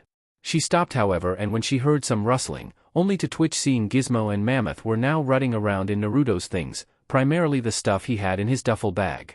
Hey Giz, check it out. Mammoth suddenly called out, and Gizmo looked over the big guy's shoulder. In the gargantuan teen's hands was a picture of a younger Naruto being hugged by a woman with long blood-colored hair and golden yellow eyes. You think this might be Temp's mom? Mammoth questioned, and Jinx looked over the redhead's shoulder as well. Who else do you think it is, Gak Face? His fucking sister. The tiny terror mocked loudly, and Mammoth glared at the green-wearing boy while Jinx looked into the bag and grabbed a different picture, this one having a blonde-haired man with blue eyes who looked almost exactly like Tempest holding the same red-haired woman. This must be his dad, she said softly, and Mammoth and Gizmo both looked, only to gawk. Wow. Is Tempest a clone of his dad or what? Gizmo questioned, and Jinx snorted. Tempest's eyes aren't as feral as his father's. He has his mother's eye shape but his dad's eye color. He also has his mother's nose, and those whiskers aren't his dad's. But they don't look like they come from his mom. Maybe he got into an accident or something? Jinx said thoughtfully, and both Gizmo and Mammoth snickered at the girl's words. Stopping, the girl looked at the two with a confused stare, before asking them a simple question. What? Do you have a crush on Temp or what? 'Cause that seems to be a little too much info for his friend to have on his appearance. Gizmo said with a grin, and Jinx blushed before twitching as the two boys fell over laughing loudly. Oh, shut and grow up. The girl exclaimed, then put the two pictures back into Naruto's bag before grabbing another one, and her eyes widened. That's him. She then exclaimed while looking at a picture of the Rookie 9 with their senseis outside of the Konoha Ninja Academy. However, Jinx was looking at Sasuke in particular and then looked to her two friends. This is the guy who was offing all those cops. She stated, and both Mammoth and Gizmo looked at the picture and at the boy in the picture. Ah, he doesn't look so tough, Mammoth said, and Gizmo nodded his head before looking at the young Naruto and snickering into his hands. TCH, look at Tempest. He looks like he'd be related to Beast Drip with that goofy smile on his face. Gizmo said loudly before falling over laughing, Jinx merely glaring at the tiny terror for the unneeded crack at Naruto. Yeah, it's weird how I used to act like the green bean, huh? Came the said boy's voice from behind the group, who all cursed at the same time before looking behind their shoulders to see Naruto sitting on his couch looking at them with his arms crossed over his chest. The blonde-haired boy then reached up to his head and pressed into the plates over his ears, revealing a pair of joints on his jaw, pushing the skull portion up to reveal the visor beneath it, and then pull the lower jaw downward into a hanging position while pushing the visor upward and removing the mask completely. Why is it so hard to remove that? Jinx asked after a brief silence, and Naruto and Gizmo both grinned to one another. If it wasn't made in this way, anyone could get it off, they both said, and Jinx slapped her face. Why hadn't any of the other heroes or villains thought of that? So who's that black-haired twerp? Mammoth questioned, and Naruto's grin faded into a serious expression. My problem, that's who. He and a couple other fuckheads were sent by my home village to drag me back, he said with a frown, and Jinx blinked before frowning slightly and looking at Naruto. You're a Rouge Ninja then? She questioned with air quotes, and the blonde-haired boy, as well as Mammoth and Gizmo, all looked at her strangely, making her blush. Cheshire's a ninja. She said they used to have all kinds of ninja like that back when they were allied to shoguns and such. Not so much anymore, Jinx explained, then shrugged, making Naruto roll his eyes. Yeah, well, I am one, and they're the bakas my village sent after me. Probably by Bachan to drag my ass back to that shithole village, Naruto said with a frown, and Mammoth grinned, cracking his knuckles. Heh, I'd like to see any loser try to drag my buddy anywhere with me around, he said menacingly, and Naruto looked at him strangely. We're still friends? Even after I betrayed you guys and blew up the academy? Naruto questioned, and Gizmo held his stomach and started laughing loudly. That was you? He asked loudly, and Naruto nodded his head, then watched as Gizmo fell to the ground laughing. Oh, that was priceless. Why didn't you invite me to help with that? I've only dreamed of blowing a school up like that, he said while continuing to laugh, and Mammoth slapped Naruto on the back, knocking the boy forward some from the force. Man, if I held a grudge against everyone who's either tried to blow me up, trip me into some goop, beat the hell out of me, or even set me on fire, I wouldn't have any friends at all, Mammoth then said, making his three friends look at him strangely. Jinx pushed me into the goop, Gizmo blew me up, Seymour set me on fire, and Private Hive tried to beat me up, Mammoth then listed, making Naruto look at Gizmo and Jinx with a raised brow, while both of the other Troika members were whistling innocently. Okay. Besides the fact that your best friends all tried to hurt you in some way, shape or form, why aren't you mad? Naruto then asked with a confused expression and rubbing the back of his neck, making Gizmo snort. Jinx told us about brother blood, hate to say it, but I'm with you. I don't want anyone poking around inside my skull, the pint-sized terror growled out, with Mammoth nodding his head with a frown. Only difference is we actually waited until we graduated to get out of there. Now the Hive bought us a place to stay.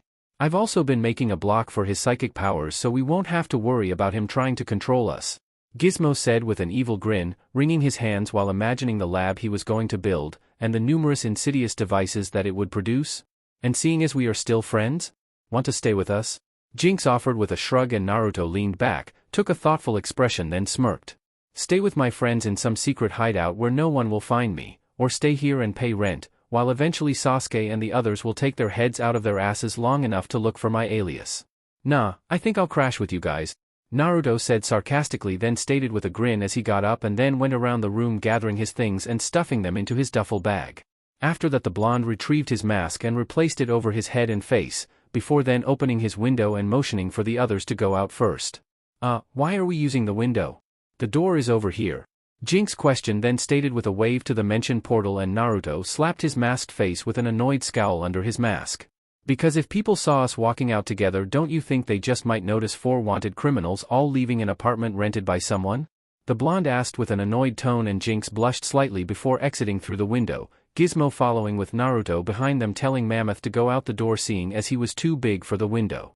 Mammoth grumbled under his breath about bossy blondes before then heading out of the room and up to the roof so he wouldn't be seen either. The group came back together on the roof, with Naruto looking to the Troika. Where's this base located, Giz? Naruto questioned and Gizmo rubbed his head. Outskirts of town on the east side, beside that stupid billboard with the Titans on it, he said, and Naruto rolled his eyes at the vague description before placing a hand on Jinx's shoulder, Gizmo placing one on her other shoulder and one of Mammoth's. What are you? Jinx started, then felt like her stomach was dragged from her body and out her throat somehow. She noticed a shimmering of light around them, then that everything seemed to blur, and suddenly, they stood before a large 3-story building that looked like the one that Brother Blood had set up for them. Looking around, her eyes widened, realizing it was the one Brother Blood set up for them. Coming, Naruto quipped, breaking Jinx from her shock as she saw him and the other 2 Troika boys walking into the building. The pink-haired girl huffed before rushing after the boys with an annoyed look in her eyes. Why were all men so impatient? Seeing the inside of the old warehouse made Naruto sigh. It was a complete wreck. Hell, half of the place had collapsed in on itself, no less. Arg! They stuck us with a burnout lair of all things. Gizmo shouted, and Naruto looked at him strangely. A burnout lair is a hideout the Hive gives to graduates with little skill and no talent for being a villain. It's a place more for hired muscle than anything else. Jinx explained, and Naruto could see the anger in her eyes plain as day while Mammoth lifted up a large metal beam, only to find a familiar face sleeping on a couch in the center of the room and snoring lightly. Seymour? Naruto questioned, and the said boy shook his head and sat up, then stretched out his arms and looked at the group groggily before waving once. Hey guys. Brother Blood said me and a couple others should crash with y'all for a while. The one-eyed teen explained before then laying back down and going back to sleep while Mammoth grunted and tossed the metal beam to the side. Wait. What others? Naruto questioned, and Kid Wicked appeared before then and raised a hand in a simple hello. Oh. Well, that's not so bad. Naruto said, only for Kid to move, Mammoth doing the same as Private Hive landed before him, making the black-clad thief slap his face. Private Hive reporting for duty, sir. The shield-wielding teen said with a salute directed to Naruto, who sighed and looked to Jinx, who looked about as thrilled as he did about their new situation. Oh great. The walking disaster area? Just what we need to fix this place. Naruto grumbled sarcastically, then looked around and sighed before making a familiar T-shaped seal. Kagebunshin no Jutsu. He exclaimed, and numerous copies of him appeared in many plumes of smoke, surprising those in the room, save the sleeping Seymour. Alright guys, I want the first half of you to check this place out for salvageable parts, the rest of you head out and do your best to fix up the place. Take Mammoth and Private Hive with you, Naruto ordered, and the private saluted to him once more before walking off with Mammoth and several dozen clones. What about the rest of us? Jinx questioned, and Naruto took a thoughtful expression. Gizmo, can you make one of those solid hologram rooms they used at the Hive for training? The thief questioned of his tiny friend, who snorted. Yeah, but what the hell do you need one of those for? You're already tough enough to take out the Titans in 5 minutes flat. The little boy questioned, then exclaimed with a grin, and Naruto frowned to himself. I'm rusty. If I were at my peak I wouldn't have needed those 5 minutes to take the Titans down, nor would I have passed out from a simple Udama Rasengan. I need to get back up to speed in case I have another run-in with Sasuke or any of the others. Naruto replied, then took a thoughtful expression. Jinx, you and Kid here are going to scout out the building and make a detailed list of all entrances and exits. That includes vents and anything else you might use on a job if you were going to sneak in here. When you have that, I'll work on getting our security up to my standards, Naruto said, and Jinx frowned, crossing her arms and then narrowing her eyes on Naruto. And what exactly are your standards? She asked, and Naruto chuckled lightly. By the time I'm done, no one will ever be able to get in here without us knowing it, long before they realize it. Naruto answered, and Jinx actually smirked before nodding her head. Finally, someone who takes things seriously around here, she said mostly to herself, and Naruto shrugged. Don't get too used to it, I'm just making sure we're secure from my old friends.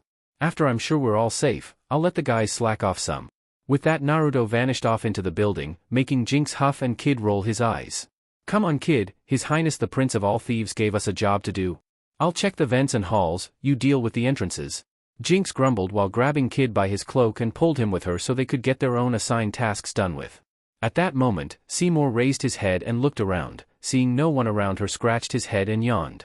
Why do I feel like I just missed something really important? He questioned of no one before shrugging his shoulders, laid his head back down, and fell asleep once more, snoring lightly on the couch. Later, Jinx was crawling through an air vent, grumbling under her breath every now and again, while also noting it was way too big. Who in the hell made these things so damn big anyways? I'll probably never know the answer to that question. She mumbled under her breath, then pushed the grate for this vent out and pulled herself into one of the still demolished sections of the base, grunting and then leaning back to allow her spine to pop lightly. Why didn't Temp do this himself?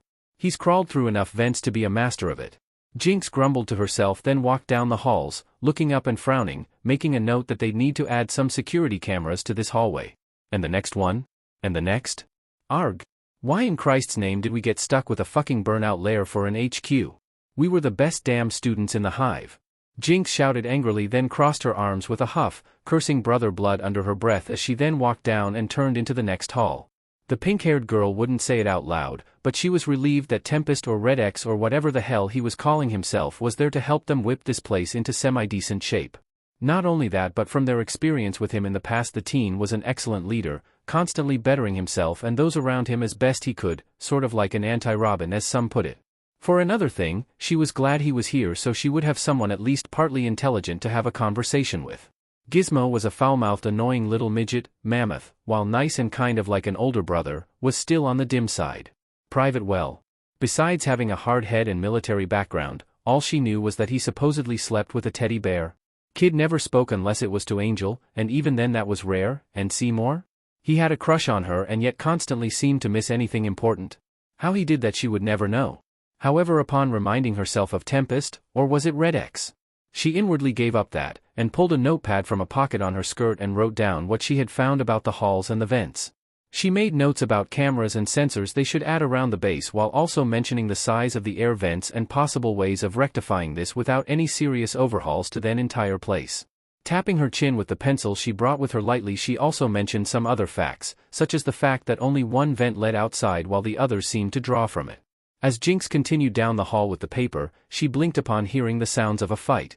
Putting the notepad up, the pink-haired girl slowly made her way towards the sounds, only to find Naruto, sans his mask and the extra armor/padding of his suit, and fighting at least a dozen of his clones in the massive room near the center of the base on the first floor. Walking in, Jinx sees the blonde is using his sword, as are his clones, only the one, whom she assumes is the original, is easily knocking them all back before swiping and sending 5 of the clones into plumes of smoke. Watching with a fascinated expression, Jinx sees Naruto then duck under one clone before backhanding the next, then jump over another with a kick to a clone behind it.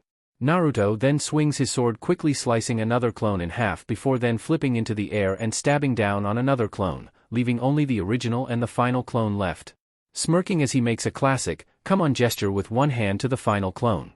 The clone doesn't take the bait, however, and slowly both of the Naruto circle one another, only to quickly lunge forward, their blades moving in a single arc that appeared as though it was a mere flash of light.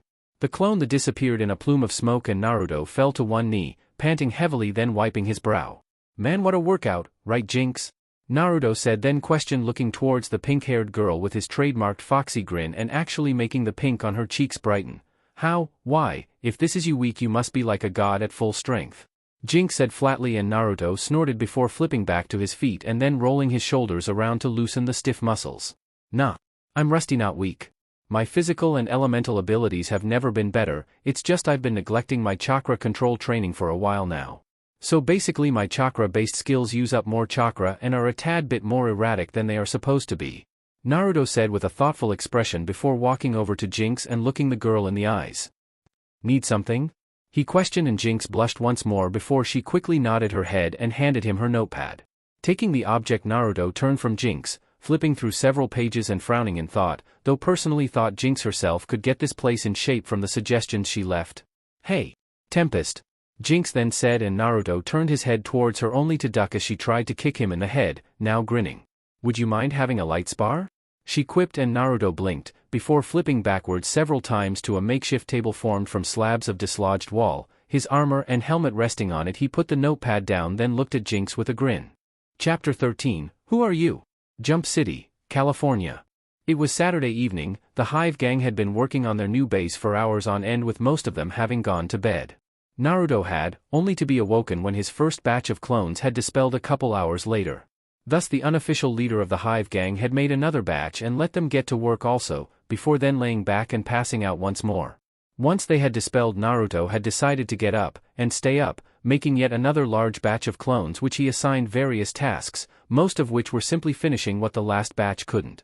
Naruto wiped his brow as he walked into the main room of the base, it being the only finished room in the entire place. The blonde-haired thief then sat back into the Hive's couch and cracked his neck, feeling the muscles give off numerous pops from the stress he had gathered. "Are we done yet?" Jinx asked tiredly with a slouch before falling onto the couch, slowly handing a notepad to Naruto. The blonde chuckled lightly, then felt his clones dispel, making the thief grimace from the influx of information as a result. Mammoth and Private should be down soon, he said simply while Jinx grumbled something ineligible. You okay? The blonde asked the girl, who reached out and grabbed onto a pillow, then snuggled into the pillow, looking like a cat, making Naruto's lips twitch at the sight. Never mind, he then said, and looked at a nearby clock. Letting out a sigh, the blonde got back to his feet and went off into the hideout to pick out a room for himself so none of the others would bug him.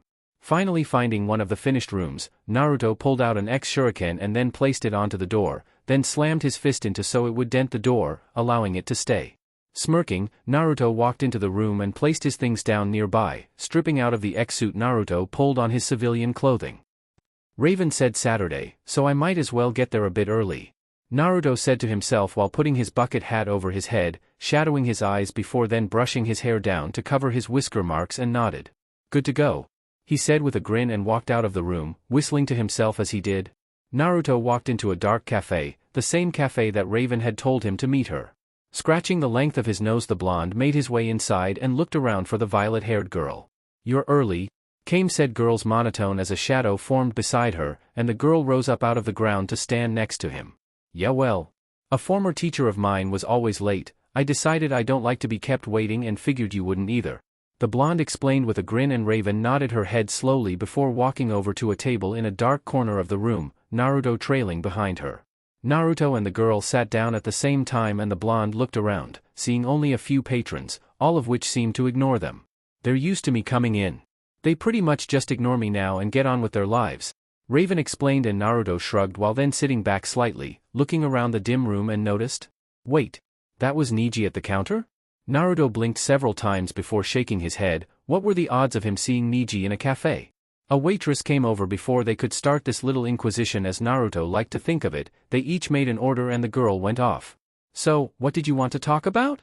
Naruto questioned, and Raven blinked before thinking it over. She hadn't really thought about that. She really just wanted to know how she felt like she could trust him. Frowning, the girl closed her eyes, concentrating on what to ask out of the numerous questions floating around in her head. For starters, where are you from? Raven asked, opening her eyes to meet his deep blue ones and making Naruto wince. That was one of the big ones he didn't want to answer, and really couldn't answer truthfully without sounding crazy. Also, asking this could tell her some more things about him, which he didn't want her to know. A small town outside Kyoto in Japan called Konoha?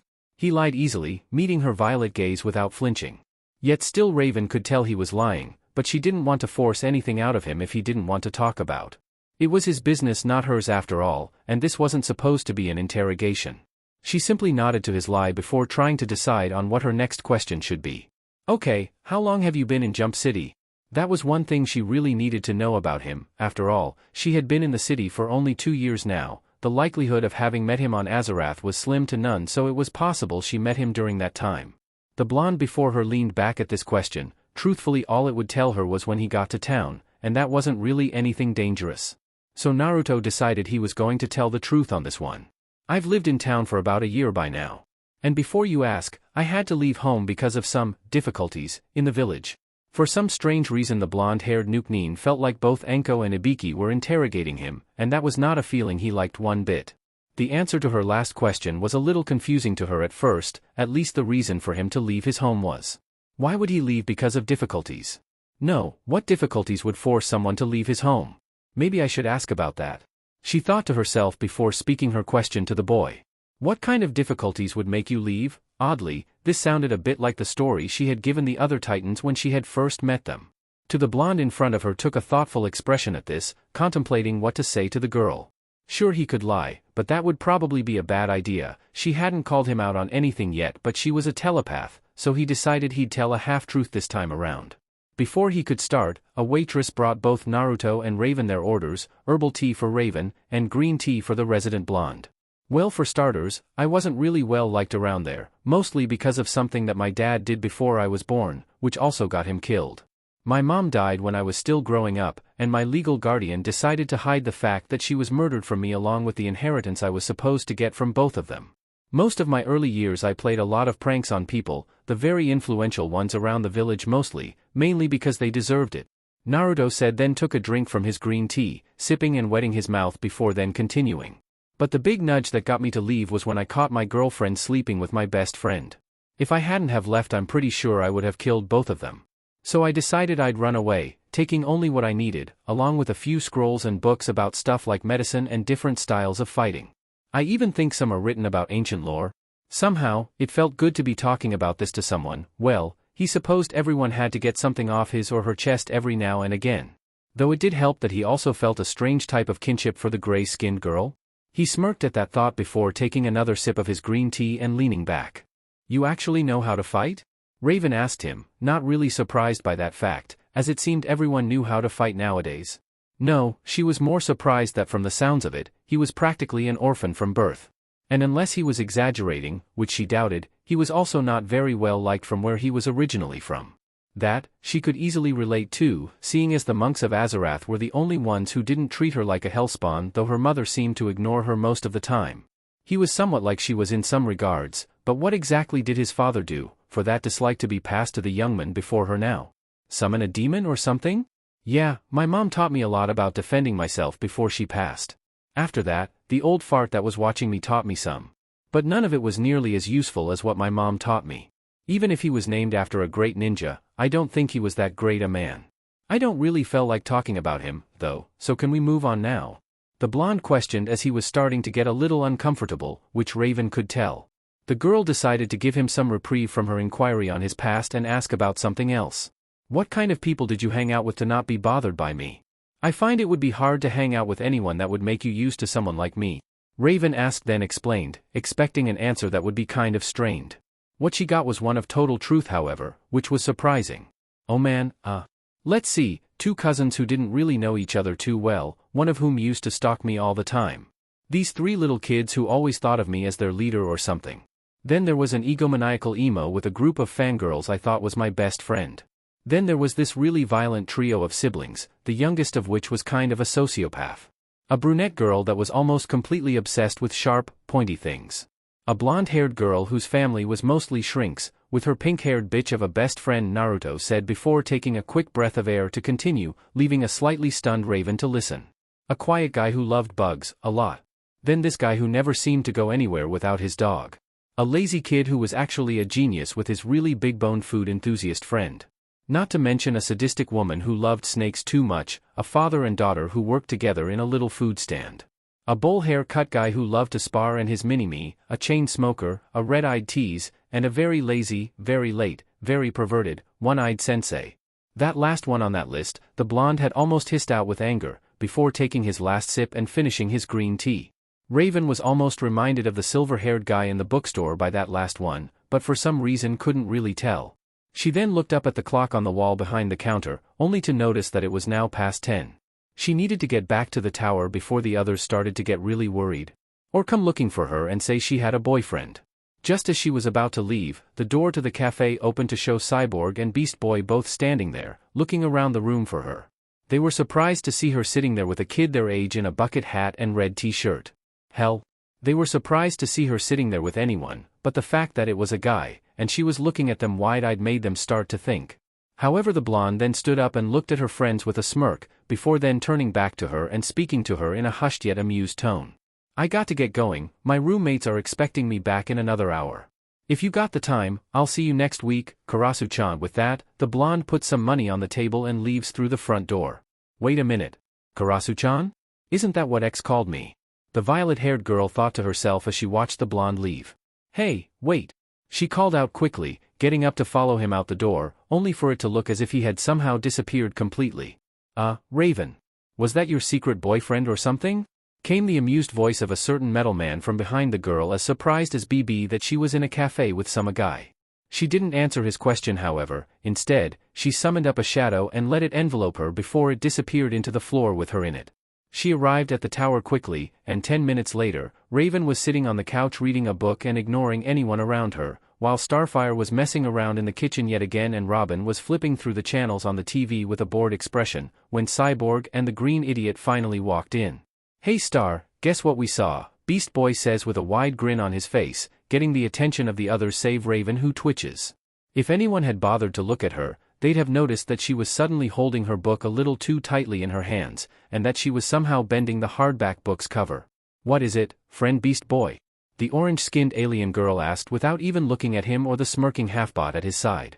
The two guys near the door move in front of the TV before they give the victory sign to each other, making Raven slap his face wondering what stupid thing they're going to do next that will somehow anger Raven, with both hands and start dancing and chanting. "Raven's got a boyfriend. Raven's got a boyfriend. Raven's got a yoch." They both scream at the same time as the blue-clothed girl whacks both of them on the head with her rather large book, using her powers to make it hurt them more. They look at her with wide and very scared eyes, as she seems to loom over their terrified forms. Her eyes, which are normally violet, seem to have a red on the border between her iris and sclera and was twitching wildly. "He is not my boyfriend." She snapped at them angrily, before turning to leave, only to find her way blocked as Starfire suddenly embraces her in a bone-crushing hug. "Why me? What the hell did I ever do to deserve this?" Raven couldn't help but wonder to herself as she could almost swear she heard her back start to crack while Starfire went on and on about how glorious it was that Raven had the boyfriend. Why did this have to happen to her whenever she was near a guy for a prolonged time outside of the tower? Especially seeing as he wasn't her boyfriend? Hive.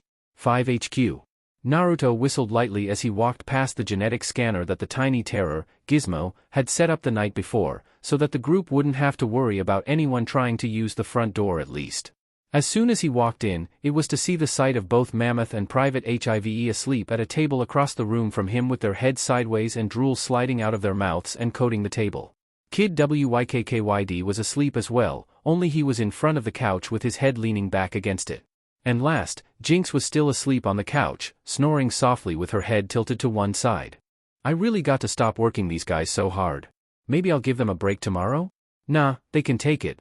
The blonde thinks to himself as he takes off his bucket hat and heads towards the room marked with a red X symbol on the front and rolls his eyes. Opening the door and sticking his head inside, Naruto sees a bed within, though is lacking any sheets or a pillow. So either someone was really bored while they were working, or Jinx was just trying to thank him for the rescue he'd managed the other night, and had set it up for him. Either way, I really got to remember to thank someone for this. He thinks to himself with a slight smile tilting the sides of his lips upwards, before then stretching with a yawn and getting out of his civvies and into something more comfortable.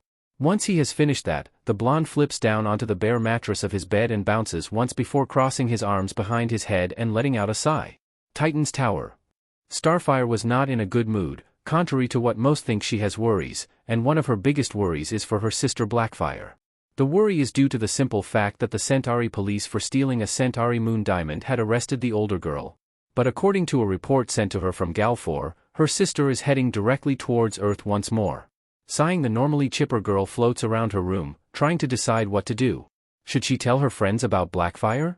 No, this was her family, her problem. They shouldn't get involved with her sister when they all had other problems to deal with already. Shaking her head, Starfire floated over to the window and laid back, eyes closed. She gave a smile when the sun hit her skin. The warm feeling she got was really just her body absorbing solar radiation and storing it for later use, but it still felt nice to the Tamaranian princess all the same. A beeping from nearby alerted Starfire to something. Looking around, she spotted her Titan's communicator on her dresser and slowly went over and answered to see static. "Hello, sister." The sister part was particularly sneered out, and Starfire sighed before trying her best to calm down. "Be Blackfire, what do you need of me, sister?" Starfire asked while cursing herself for the brief stuttering of her voice. "You dead for one thing, sister dear." Blackfire replied offhandedly to her sister, who flinched at her sister's deadly tone. "Please Blackfire, we should not fight. I do not wish to fight my only sister Anne." Starfire started to say, only for Blackfire to interrupt her. "What you want doesn't matter, Starfire. This is about what I want for a change," Blackfire said with an ominous tone, and Starfire listened to her sister. "I'll give you 1 hour to meet me, Starfire. I'll be in the city. Don't bring your little friends. Unless you're a spineless moleworm," Blackfire stated, then said with a hint of humor, only Starfire either didn't notice or chose not to care, and she frowned. "I will find you, sister. I do not wish to hurt you, but I will not let you bring harm to another," the redhead said plainly, and heard a laugh from her older sister as the connection on the communicator went dead. Looking around, Starfire debated with speaking to her friends over this matter, then shook her head of the thought. Tamaranians dealt with Tamaranians, family dealt with family. It had always been that way throughout history on Tamaran, and Starfire wasn't going to break tradition. Walking over to her window, the alien girl lifted it open, then climbed into the windowsill before flying off into the city, seeking out her older twin sister. After a while of desperately trying and failing miserably to fall asleep, the boy just gave up and got back up. He really had way too much going on in his mind at the moment. He'd always had this problem when he was younger, possibly why his dope self could never focus was due to too much going on in his head. And the only way he knew how to cure this was to work out his body to clear his mind. Normally, that would involve racing through the trees at speeds that would kill even the most skilled of ninja if they ran into something. Then again, he wasn't most ninja. That thought seemed to ring in the blonde's mind as he suddenly got a grin working its way over his face. Moving over to his closet, the blonde pulled out his X-suit and began to suit up. First the bodysuit came on, then the boots and glove attachments, then followed by the gauntlets, greaves, and belt. The blonde attached his shoulder guards and sword sheath next, then finally looked down at his helmet's masked eyes before opening it and pulling it over his head. Turning to see the reflection of his suit in the mirror, Naruto turned on the night vision setting for his mask's vision and then watched as his mask's eyes began to glow neon green like a ghost. Turning on his heel, Naruto stopped and checked that he had a full cache of gear on him, just a little precaution in case he ran into the kids.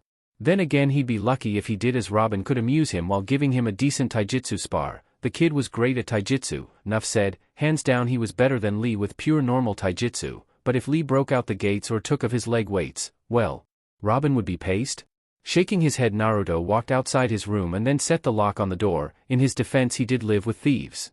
Several minutes later, he's running from rooftop to rooftop with images of a certain raven-haired girl running through his head. Why was he as comfortable around her as Gaara and Yujito had been for him? Memories of those names rushed into his head along with many memories of Konoha and his friends. He quite suddenly realized he missed all of it. Well, obviously not the lying, the betraying, the backstabbing, the going behind his back, or even the shitty-ass counsel, but he did miss his days with his friends. Well, maybe just slightly. Elsewhere, Starfire landed in the city on a roof. Looking around, she sighed. Her sister could be anywhere in the city. Starfire had already checked the first few places that her sister had visited last time she was on Earth except the creepy rundown old warehouse. Smiling at her own cleverness, Starfire shot up into the air and then straight for the old building. Spotting a black dot on its roof, the girl landed and slid to a halt before Blackfire. The older Tamaranian was laying on her side with one hand on her head and a sly smirk on her lips. "So glad you could make it?" she said, though the sarcasm wasn't lost on Starfire this time. "Why are you doing this again, sister? Did the Centauri prison really teach you nothing at all?" Starfire questioned and saw a brief twitch from Blackfire. Why had she twitched? It wasn't irritation either, or Blackfire would have shown it full force on her. No, she was hiding something. Why? Why am I doing this? Here's my reason, plain and simple, Starfire. Blackfire started, then lunged forward with a roar, spinning one leg out into a powerful roundhouse kick and knocking her off the roof. Quickly flying after her, Blackfire gripped Starfire by the throat while flying to the ground and slammed her down with a feral look in her eyes. "You ruined me life," Blackfire roared while simultaneously lifting Starfire up, then reeling her left arm back as a violet starbolt in hand before she slammed it into Starfire, sending the younger red head flying back into a wall with a loud scream of pain. Back with X. As the thief was still lost in thought, he was pulled out of his trip down memory lane as he heard someone start to scream loudly. "You ruined my life." Following this proclamation was a dark blue light coming from a nearby alley, followed shortly by a loud high-pitched scream. He quickly stopped above the alley and the blonde-haired shinobi looked down to see none other than the cutie, Air. Starfire being held up by her throat and to a wall by a girl who was floating in midair and looked almost like a duplicate of her. However, though they looked close enough alike to be twins, the black-haired girl had several dissimilarities as well. Starting out, she had black hair as opposed to black, with slanted eyes which had a white sclera and violet irises. Her skin was orange like Starfire's, marking her as a Tamaranian. Her shirt, skirt, and boots were all black, with the same metal collar, belt, and gauntlets as Starfire, but this other girl had what looked like jointed metal bands over all of her skin, bearing her fingers and her face. "Sister," Starfire squeaked out while gripping the other girl's wrist, "we only sent you back to prison because you stole that moon diamond. If you hadn't, we would not have had to. This isn't about that fucking prison, princess." The black-haired girl roared with a snarl and Naruto blinked repeatedly, wondering what the hell was going on. "This is about you always getting your way. You always had everything. And I never did." Blackfire raged before twisting one heel and throwing Starfire into a wall. "I'm a secret, Starfire. I don't have much, and you always got everything I ever wanted," the Tamaranian exclaimed while confusing Naruto as he thought she was a Tamaranian. Starfire, on the other hand, was looking at Blackfire with a mix of shock and horror. "Sister? I didn't know, I mean." Starfire was slightly more afraid now. secret, or black curse in Earth English was a rare genetic disorder on Tameran.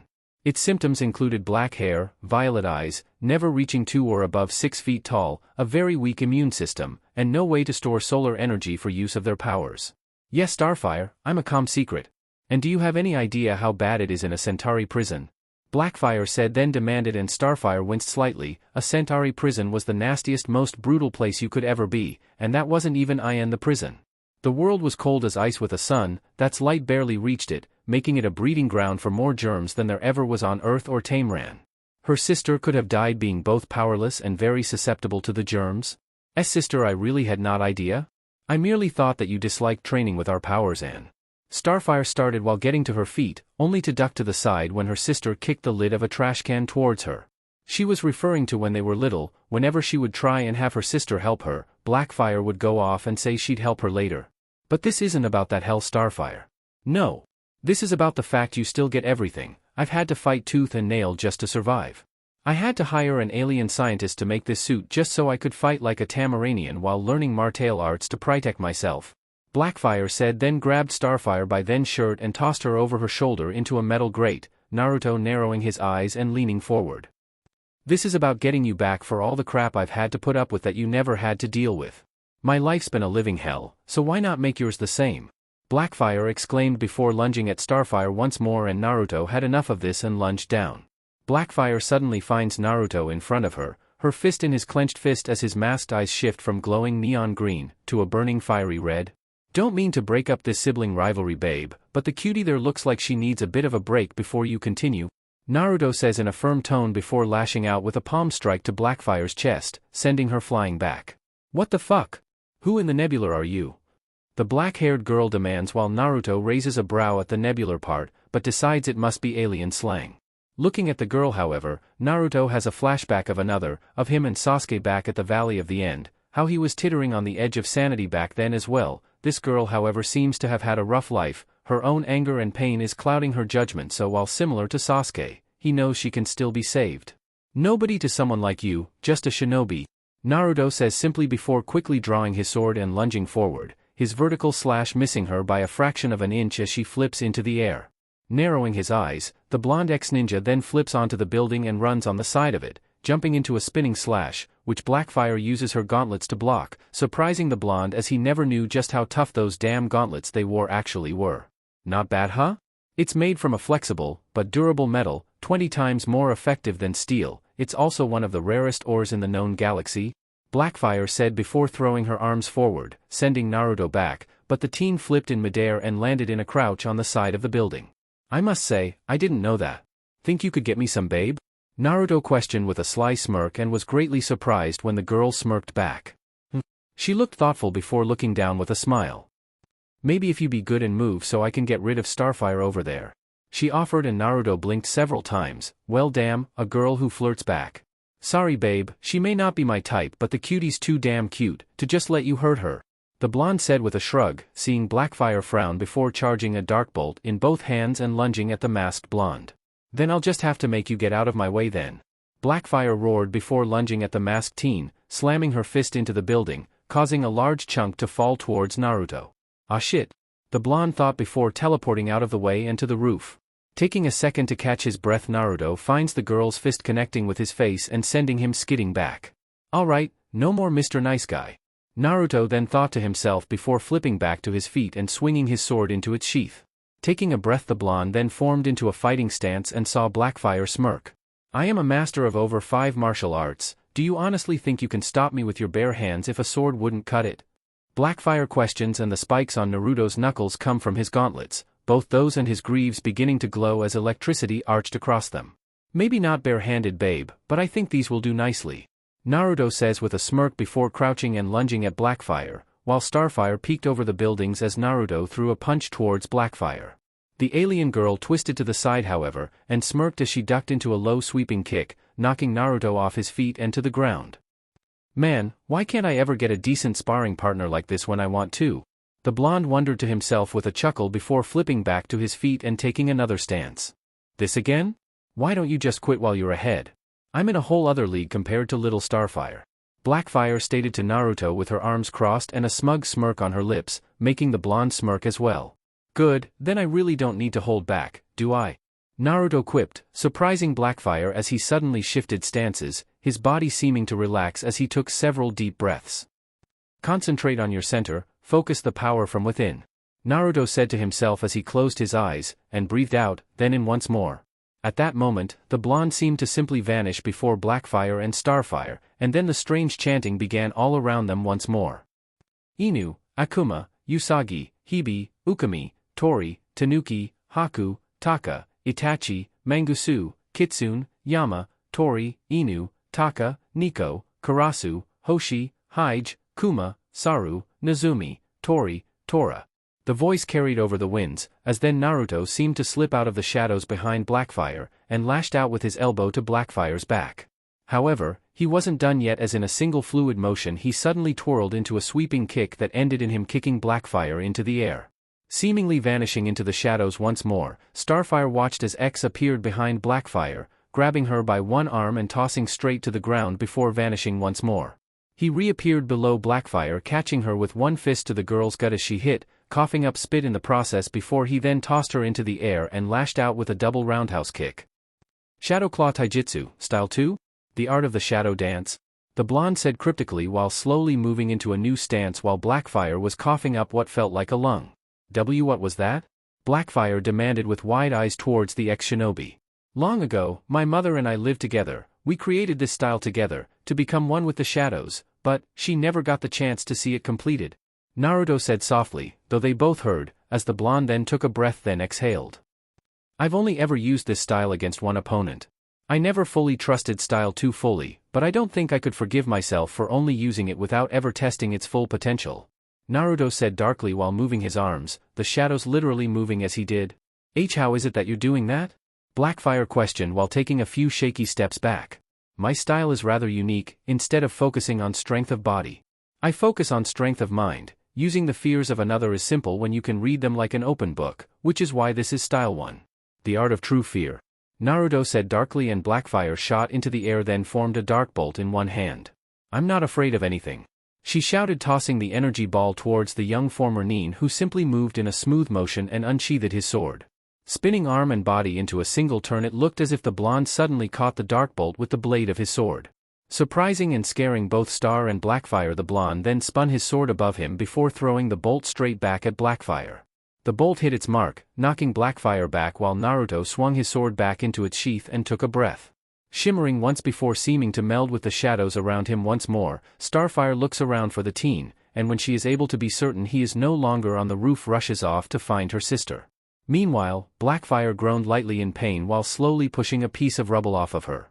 That bolt that hit her had sent her flying back into and through a building before she had managed to stop.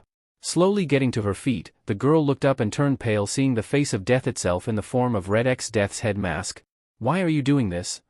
Blackfire questions while backing away from what she can only guess is another alien of some form to have all these strange powers. Because? I knew someone like you once. Obsessed with the death of his brother for ruining his life.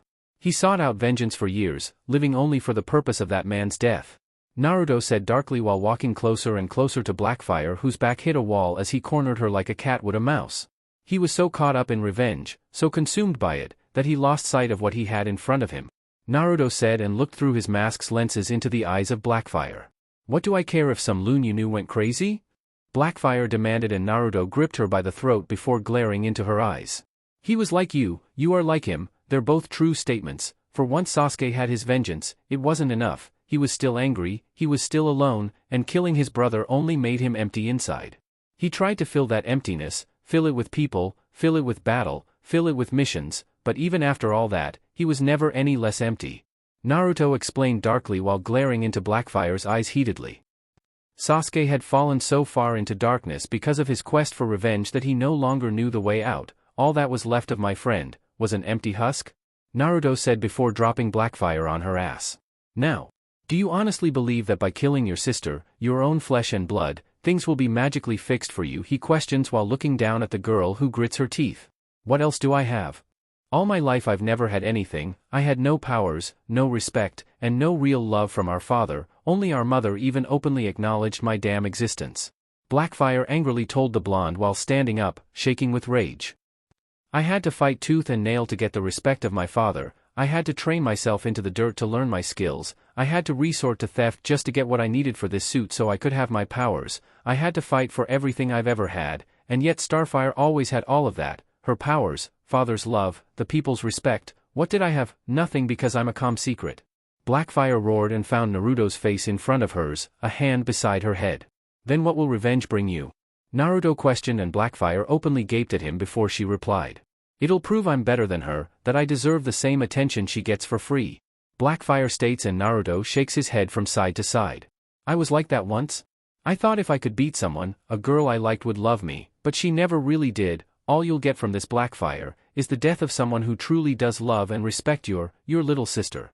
He says simply, and Blackfire balks at the former nin's words. What does her opinion matter? She demands of the blonde teen, who merely leans back from her a moment. It probably should matter. I've never had a family, I'd think that since she is family, her opinion of you would matter quite a bit. Naruto stated, and Blackfire blinked, then looked at him strangely. Think it over, Naruto said, and then placed his hand on the back of her head, a static X attaching to the back of her neck. The device activated as soon as it had, the girl's eyes widening before rolling to the back of her head as Naruto caught the now unconscious fallen princess. Sweet dreams, princess, he said softly before kneeling down and placing her head gently to the floor. Sister! Starfire exclaimed, rushing over to the site and looking worriedly down at her sister, the blonde former nin chuckling lightly to himself. She's fine, cutie, just unconscious, Naruto stated, and Starfire looked from her sister to the black-armored ex-shinobi. You okay? He then questioned, startling Starfire, who blinked before tensing, clearly remembering the last time they met. Why would you ask? You are the RedX, are you not? Starfire questions, and Naruto chuckles before then waving the girl's anger off. I asked because I helped. Shinobi rule number 4, never do anything unless you're prepared to finish it, Naruto stated, then recited the old rule his mother had told him when he was little, remembering the hell that rule seemed to get him in as a kid as well. Shinobi? Starfire questioned, and Naruto chuckled once more. I'm kind of from a race of assassins, he admitted, and Starfire made an O with her mouth. You're from outer space as well? She asked, and Naruto shook his head no. It's hard to explain where I'm from, Starfire, let's just say I know what it's like to not fit in, Naruto said with a hidden, double meaning to his words before crossing his arms over his chest. Then, why did you help me? The redhead asked while rubbing her neck, and Naruto sighed and leaned back. I know what it's like to have people you consider family try to kill, lie, and utterly betray you. I know how much it hurts, and I don't want to see that happen anyone else, he says as he watches Star before reaching out to Star. Let me help with that, the blonde says, and gets a confused look from the girl, till he places his now glowing green hands on her throat and feels the pain leave. How did you do that? Starfire questions with awe. She thought only Raven had a power like that. It's an ability my people can master, but it takes a lot of concentration, Naruto explained, thanking the heavens healing jutsu were in the scroll of sealing as well as the normal kinjutsus. Then I must thank you. But if I may ask, why do you continue to do what you do? If you wish to protect others from hurting, why aren't you one of the heroes? The girl questioned innocently, getting a sigh from Naruto, who looked to the sky above. Because I got sick of always being used or hurt, was all he said before placing a hand on Starfire's shoulder. The girl suddenly found them leaving her sister behind as they appeared on top of Titan's tower. Looking around, the two spot Raven meditating, only for her eyes to snap open and turn towards them. Yo, Karasu-chan, did you guys lose this? He quips before flipping away from Starfire and vanishing once more with a quick flash of a demonic aura surrounding him. Starfire, do I even want to know what happened between you and X tonight? She asks, while trying to get images of a certain bucket hat-wearing blonde out of her head, as it appeared X and the blonde had indeed both called her Karasu-chan. The red X was simply aiding me with something, she said as she and her friend walked back into the tower, a mysterious little smile upon the alien girl's lips as she and her best female friend walked into the tower. The gray-eyed girl watched this. She seemed amused as she watched, looking onto X, Starfire, and Blackfire with amusement. However, upon seeing the skill, the finesse, the sheer power of X nearly made the girl shudder in anticipation of their first meeting. This was one with the power to lead her father's organization to new heights, to places beyond even her father's wildest imagination. All I need to do is continue to study him, the Titans, the Hive brats, and those ninja, and I'll be ready to face them, then again. Ravager started, then said as she turned to look at the information she already had on the ninja and smirked at a stilled image of Sasuke. Pawns can be such useful pieces in capturing the king, she said mysteriously before chuckling in her throat and turning off the view screen. Chapter 13, Robin's Birthday and a Message? Titan's Tower. Beast Boy, Cyborg and Starfire all conversed with one another in the kitchen table, each one looking to the other. They sat in conference, over a most distressing subject indeed. Man, why is it we're throwing Robin a birthday party again? I mean, last year was a total bust. Cyborg said quietly, and Starfire answered for him. Because, friend Robin is our friend and our leader, he does much work and tries very hard to keep us all safe. And we should honor his day of birth as we do for each other. Star said confidently, and Cy frowned before nodding his head and looking over to Beast Boy, who was trying to think. You okay, little dude? Cy questioned, and BB blinked. Huh, yeah. BB said sheepishly before rubbing the back of his neck.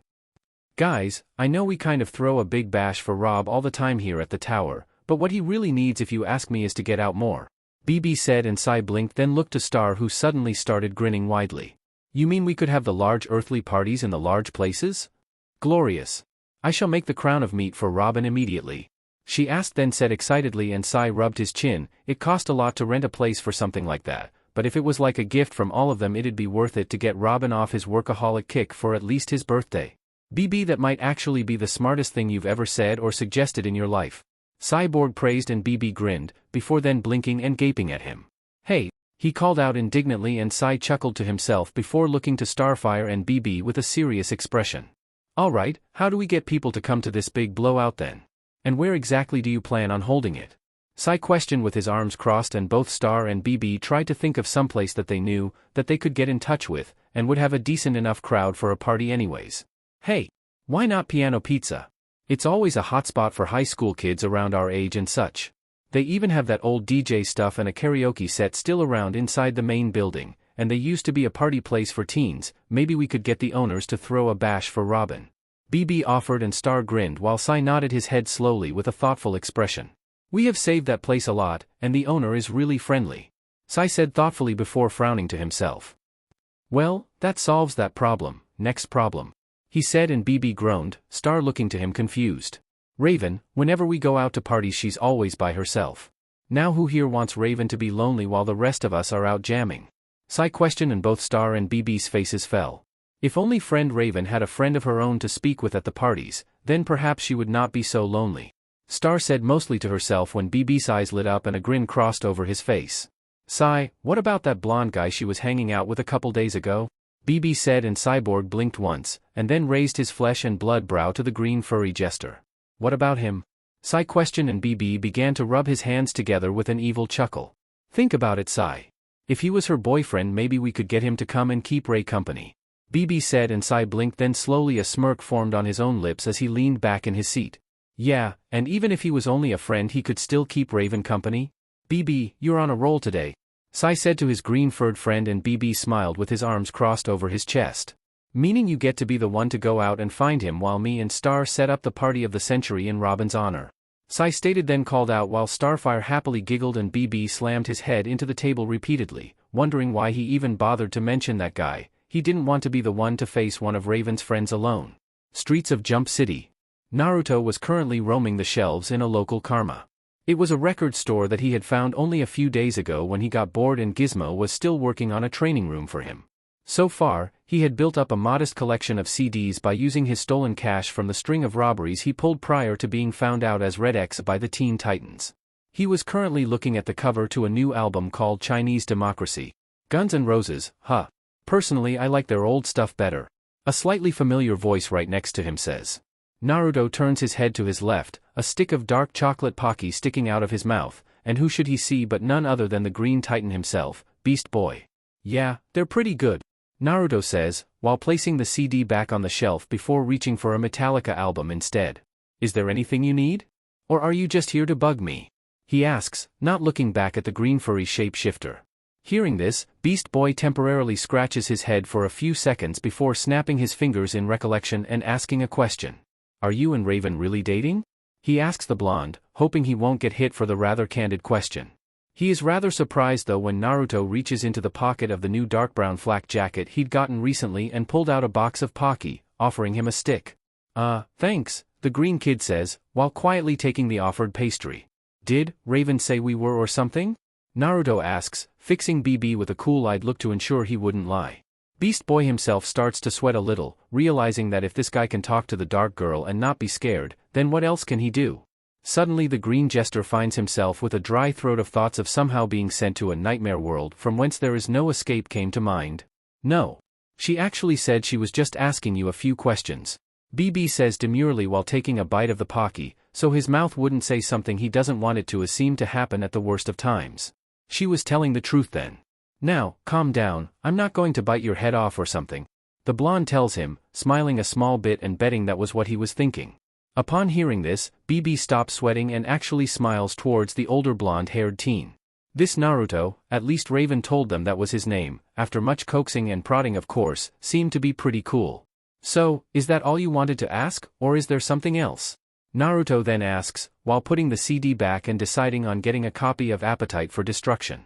Well, I don't know if I should be asking you this, but, well, you see the thing is Robin's birthday is in a few days, and we're all going to this place to throw him a party. Whenever we go to places like that, Raven just sits alone in a corner or something. Well, Star and I were wondering if you'd like to come, and meet the rest of the team, and maybe get Ray to have some fun for once seeing as you like being around her or something. We'd do it but we normally go off and do our own things at parties. BB finishes, taking the final bite from his stick of Pocky. BB looks at Naruto, expecting a reproachful look or a flat-out NO from one of Raven's friends. He is surprised however to see the blonde scratching the bridge of his nose in a thoughtful manner. Alright, I'll go. Just please don't track me down again, alright. Makes me feel like I'm back at home. Naruto tells the green-skinned teen while shuddering as he remembers the few times people would track him down, usually for something painful. Where is this party anyways? Naruto questioned and BB let out a sigh of relief before giving a grin to the older teen. Piano Pizza. Meet us there in 3 days at 9. He said happily and Naruto frowned before nodding his head seeing as that was the pizza joint that the Titans frequented after all. Walking to the register and paying for the CD and leaving BB standing there with a very dazed look on his face. Shaking out of it after a few seconds, the green jester scratches the back of his head and leaves as well, a single thought running through his head. Man, either Raven's going to be very, very happy for this, or very, very pissed off at us for this, then again she might be both. The green teen thought while inwardly pleading for the former over the latter. With Naruto. Well, that was a bit of a surprise. The blonde Jinchuriki says to himself while walking down the street with his hat shadowing his eyes.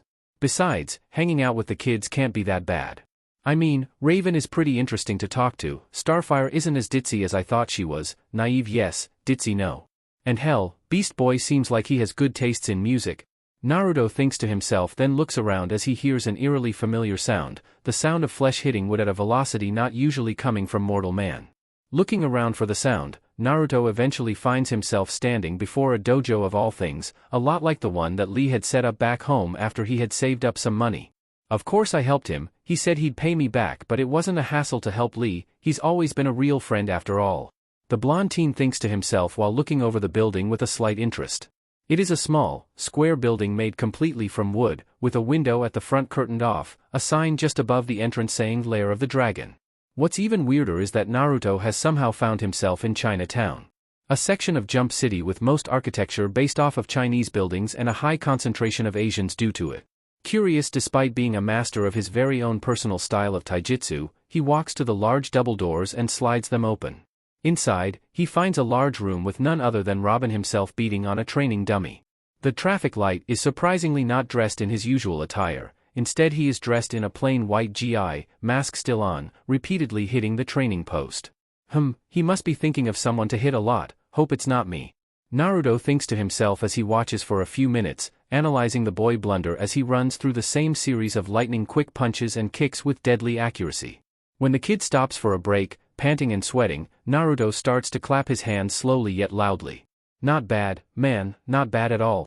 Robin looks towards the new voice, only to see a blonde kid in a pair of black khakis, black combat boots, black fingerless gloves with the metal plates on the backs of his fists, a red t-shirt, and a dark brown flak jacket, and a green and white bucket hat resting on top of his head to shadow his eyes. Thanks, I'm still trying to get it to the right speed, he says, while also wiping the sweat from his brow. Looked pretty damn fast to me. Naruto replies, placing his bag down and walking towards a fridge in the far corner. Though truly while it was pretty damn fast, Lee would have smoked Robin, and possibly taken his head off if he took off his weights. Reaching into the fridge, he takes out a bottle of water and tosses it over to the masked teen. Robin catches the bottle and gives the blonde a quick thanks before taking a drink of it to cool off. It's not fast enough. You see, the problem with that combo is that most of it is pure power I don't quite have yet, Robin says while looking at his arms with a frown, obviously meaning his muscular power, but still this causes Naruto to cast him a slight glare. What would you do with that power if you had it? He asks, earning a quizzical look from the masked teen a few feet away. What do you mean? Naruto gives a small laugh before continuing. I've had friends who've wanted power for many reasons, they always want it but never really thought of what they'd do with it. Me, I could have a lot of power for myself, but I learned something that makes me want power less and less. Naruto explained simply and saw Robin raise a brow. What did you learn? Robin questioned and Naruto looked up as old memories came back to the surface of a young man who showed him the meaning of true power. A lesson an old friend of mine taught me. I'll spare you the long, boring version that Haku used. What I'm asking you is, will you use your power wisely, and protect those closest to you, or, will you abuse your power and use it only for yourself and your own ambitions? As Naruto finishes, understanding appears in the bird boy's eyes upon hearing this. I'd protect my friends, the city, and those that are closest to me, he states, voice not even wavering a bit and causing a smirk to cross over the blonde-haired boy's lips. Great. Remember, with great power come great responsibility. I only have a single question, Naruto says while walking over to his bag and picking it back up. What? Robin asks, standing to turn back to his training post, intent on continuing. Do you own this place or something? Naruto asks, trying not to sound stupid. Robin gives him a smile and a shake of the head. No. The guy who does lets me train here for free seeing as I always save the city, he replies waving as the blonde teen leaves, only to remember something. Hey, what's your? But before he could ask the blonde was gone. 3 days later. Naruto stood just outside Piano Pizza, at 9 o'clock, okay so he was a couple minutes late but in his own defense he did have to convince his team that crashing the party might get the Titans extra mad at them. By the looks of things, everyone there was having a pretty good time so he was glad he put in that extra work. There was loud music playing, cheers, yells and even some laughing. With a cocky smirk over his face, Naruto walks in and heads for the front desk. Sitting there is the same girl that first gave him a tour of the city. She looks up as he approaches and actually seems surprised upon seeing the blonde-haired teen. Can I help you? She asks, obviously bored and wanting to join the party out on the veranda. Yeah, I'm here for the party, he tells her with a wave, completely calm. She nods her head and motions him through the door. He thanks her and walks through, only to be immediately caught by Beast Boy. Hey, you actually made it, he shouts, nobody really noticing the green jesters yelling. Hey, before you go find Raven, there are a few people I need you to meet. Obviously, the green teen was a little too enthusiastic. He leads him over to a table where a group of local high school kids are sitting and eating pizza. Naruto stops in his tracks as he recognizes two of the girls sitting there surrounded by boys. One had bright pink hair and jade green eyes, the other had dark pupilless blue eyes and long platinum blonde hair. It was none other than Ino Yamanka and Sakura Haruno, though the schoolgirl uniforms were really something. Whoa, Jiraiya thought. Naruto thought to himself while quickly turning away, obviously trying to hide himself from them.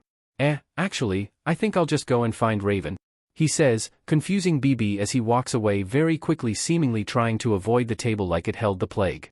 Shrugging his shoulders, BB grins and heads on over to the high school kids to try and convince the pretty blonde, who looked eerily like Terra, to go on a date with him. Naruto however walks around for a few minutes before he finally spots Raven in the corner edge of the veranda, looking out over the streets with a dull look to her eyes. Smirking to himself, he silently walks over behind her and smiles. You're not joining the party? Surprised, Raven turns around to see none other than the blonde teen that has been on her mind for the past several days had appeared once more. He was dressed the same as when she first met him, metal-plated gloves and all, except for the flak jacket. What surprised her even more was the fact that he had somehow known she was here and that he had managed to sneak up on her. What are you doing here? She asks in a monotone as usual while crossing her arms over her chest and wondering if he's some kind of stalker. Well, I heard you guys were throwing a party and just decided to drop by. Thought you could use some company. Naruto says with a simple smile and leaning against the veranda. Raven, arms still crossed, gives him a suspicious look before asking him a question. Did Beast Boy ask you to come? She asks, somehow unable to get past the ironclad defenses surrounding his mind. How is his mind defended like this? Naruto himself is sweating a little. While still knowing she is unable to read his mind because of Kyuubi's meddling, she can obviously see signs like the thin coating of sweat on his throat and the subtle changes in his stance. "No. Just thought it would be kind of cool if I met the rest of your team," he says, trying to hide the truth. Apparently, Raven buys it. With the shrug of her shoulder and sweep of her cloak, she turns to look back at the city. Naruto walks up beside her, also looking out at the city lights. "So, why aren't you even trying to enjoy the party?" he asks her, slipping his hands into his pockets. Raven looks at him before giving the only explanation she can give him, which is ironically the truth. "I don't socialize easily. I never have. I was raised in a temple by a group of monks. I spent all of my time either training or studying. Other kids didn't let me play with them. They called me ghost girl and other things, said I was haunting the temple or something. The adults seldom even let me near their kids anyways, called me other things I'd rather not mention."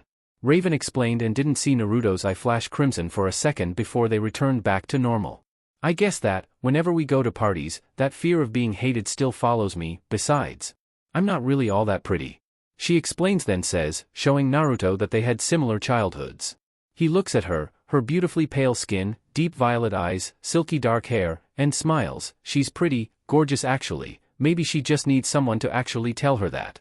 You know, the thing my father did, he was actually considered a hero for it," Naruto said suddenly, and Raven looked at him strangely. "But for the same thing, I was beaten, shunned, and picked on. Everyone called me all kinds of names, and I always had this fear that I would never be truly accepted unless I made something great of myself," Naruto explained while keeping some things to himself. "Wouldn't do to take away all the mystery after all. I held on to that hope for so long, that when that future was taken from me, when everything I thought I had turned out to be nothing more than a lie, I ran away. Then, I ended up here, and I found that it didn't matter what I did, I would always be seen as somewhat of an outcast." As Naruto tells her this and as she looks up at him, a slow song comes over the speakers, Tiny Dancer by Elton John. With a smile, Naruto quickly takes hold of her hand. "Come on. Dance with me," he says, leading her over to the dance floor. "I don't really know how to dance," Raven says while also trying to tell him she doesn't want to. With a smile, he puts a hand gently on her shoulder. "Then I'll show you how," he tells her, but still she tries to leave the edge of the dance floor, but his hand on her shoulder holds her still. Then, the next thing he says pulls her attention back to him. "Don't you trust me?" he asks, holding out his hand as she turns around. And the strangest thing is, for some reason even she doesn't full understand she does trust him. She doesn't know why, but she feels more calm and happy around him than anybody else from either Azar or Earth. "Yes, I do," she says slowly before taking his hand as he wraps it and her other hand around his neck and put his other hand onto her hip. They start to move in a very slow circle, almost completely absorbed into each other's eyes. "I could get used to this, it's nice and calm," Naruto thinks with a slight smile, Raven's thoughts mirroring his as they calmly sway with the music, at least until a shrill shout shoots over the music. "Ino pig, get back here." Sakura yells playfully as the platinum blonde runs away from her, carrying a large cup of coke. "Never." Ino shouts back to the Pinkeat, only to stop running before she suddenly meets eyes with a familiar blonde wearing a flak jacket and a bucket hat. "I'd know those eyes anywhere." "Naruto?" Then she notices he's dancing with Raven of all people. Holy shit. Doesn't he know who she is? As this thought runs through her head, and as the song ends, Sakura apars beside her, following her line of sight until she too sees one Uzumaki Naruto. "Naruto? Why is he dancing with emo girl?" she says to inner Sakura, only for her inner persona to start shouting about a slut of a goth stealing her man. Back with Naruto and Raven, the blonde ninja himself has stopped moving and has made eye contact with the two girls. Raven follows his line of sight, and sees the way the three ninja are glaring at each other. "Naruto, do you know those two?" she asks, only for him to shake his head and start to speak, but he is cut off when a voice came over the speakers. "Ladies and gentlemen, starting now, we are going to have karaoke for $1 a song. Now, if any of you wish to come up here and sing a song, come on up." Nobody moves. Then, Naruto raises his hand and walks towards the stage. "I'll sing," he says simply before jumping up and onto the stage. As Naruto gets up on stage and hands the man $3 out of his pocket, the man asks him his name. "Naruto. My name is Uzumaki Naruto. But for tonight, just call me the Kyuubi no Kitsune," he says loudly into the microphone, and immediately, Raven, Ino, and Sakura head for the edge of the stage, wondering what he would do now. As Naruto picks out 3 songs, he speaks into the microphone again. "Also, if Yamanka Ino and Haruno Sakura are here at this party, which I know they are, then I would appreciate it if they listen to the words of an old friend one last time. After that, the music starts out with an ascending guitar sound followed by drums and a bit of rough picking over the speakers as Naruto starts to sing. It's all the same, only the names have changed. Every day, it seems we're wasting away. Another place, where the faces are so cold. I'd drive all night, just to get back home. Here, Naruto raises his fist slightly with eyes closed and head tilted up a bit. His voice itself is haunting to the three girls, spelling out his current predicament. I'm a cowboy, on a steel horse I ride. I'm wanted, dead or alive. Wanted, dead or alive. The guitar plays the same tune over the speakers, but this time getting louder and just a little faster. Sometimes I sleep, sometimes just not for days. And the people I meet always go their separate ways. Sometimes you tell the days, by the bottle that you drink, sometimes when you're alone, all you do is think. These words hit everyone a little hard. For some people, it's because they know the song, but have never seen anybody sing it with such emotion. For the three that know this blonde, they can tell exactly what he's talking about. I'm a cowboy, on a steel horse I ride, I'm wanted, wanted, dead or alive. Wanted, wanted, dead or alive. And I ride. After that slight yell, a guitar solo starts over the speakers, as Naruto himself bobs his low-hung head to the very erratic sounds of the stringed instrument. And I'm a cowboy, and I'm wanted dead or alive. And I walk these streets, a loaded six-string on my back. I play it for keeps, 'cause I might not make it back. I've been everywhere, still I'm standing tall, I've seen a million faces, and I've rocked them all. At this point Naruto still has his eyes closed, and is leaning back a little bit before picking up the mic stand and then slamming it back, bass down, and continuing. 'Cause I'm a cowboy, on a steel horse I ride, and I'm wanted dead or alive. As the song ends, everyone claps, only for another song to start. This one with light drum and cymbals before leading into a quick note with a guitar, at which point Naruto bangs his head with it. Every time the song does this, he does the same. Then, as the song builds to a beginning, crescendo, he shouts.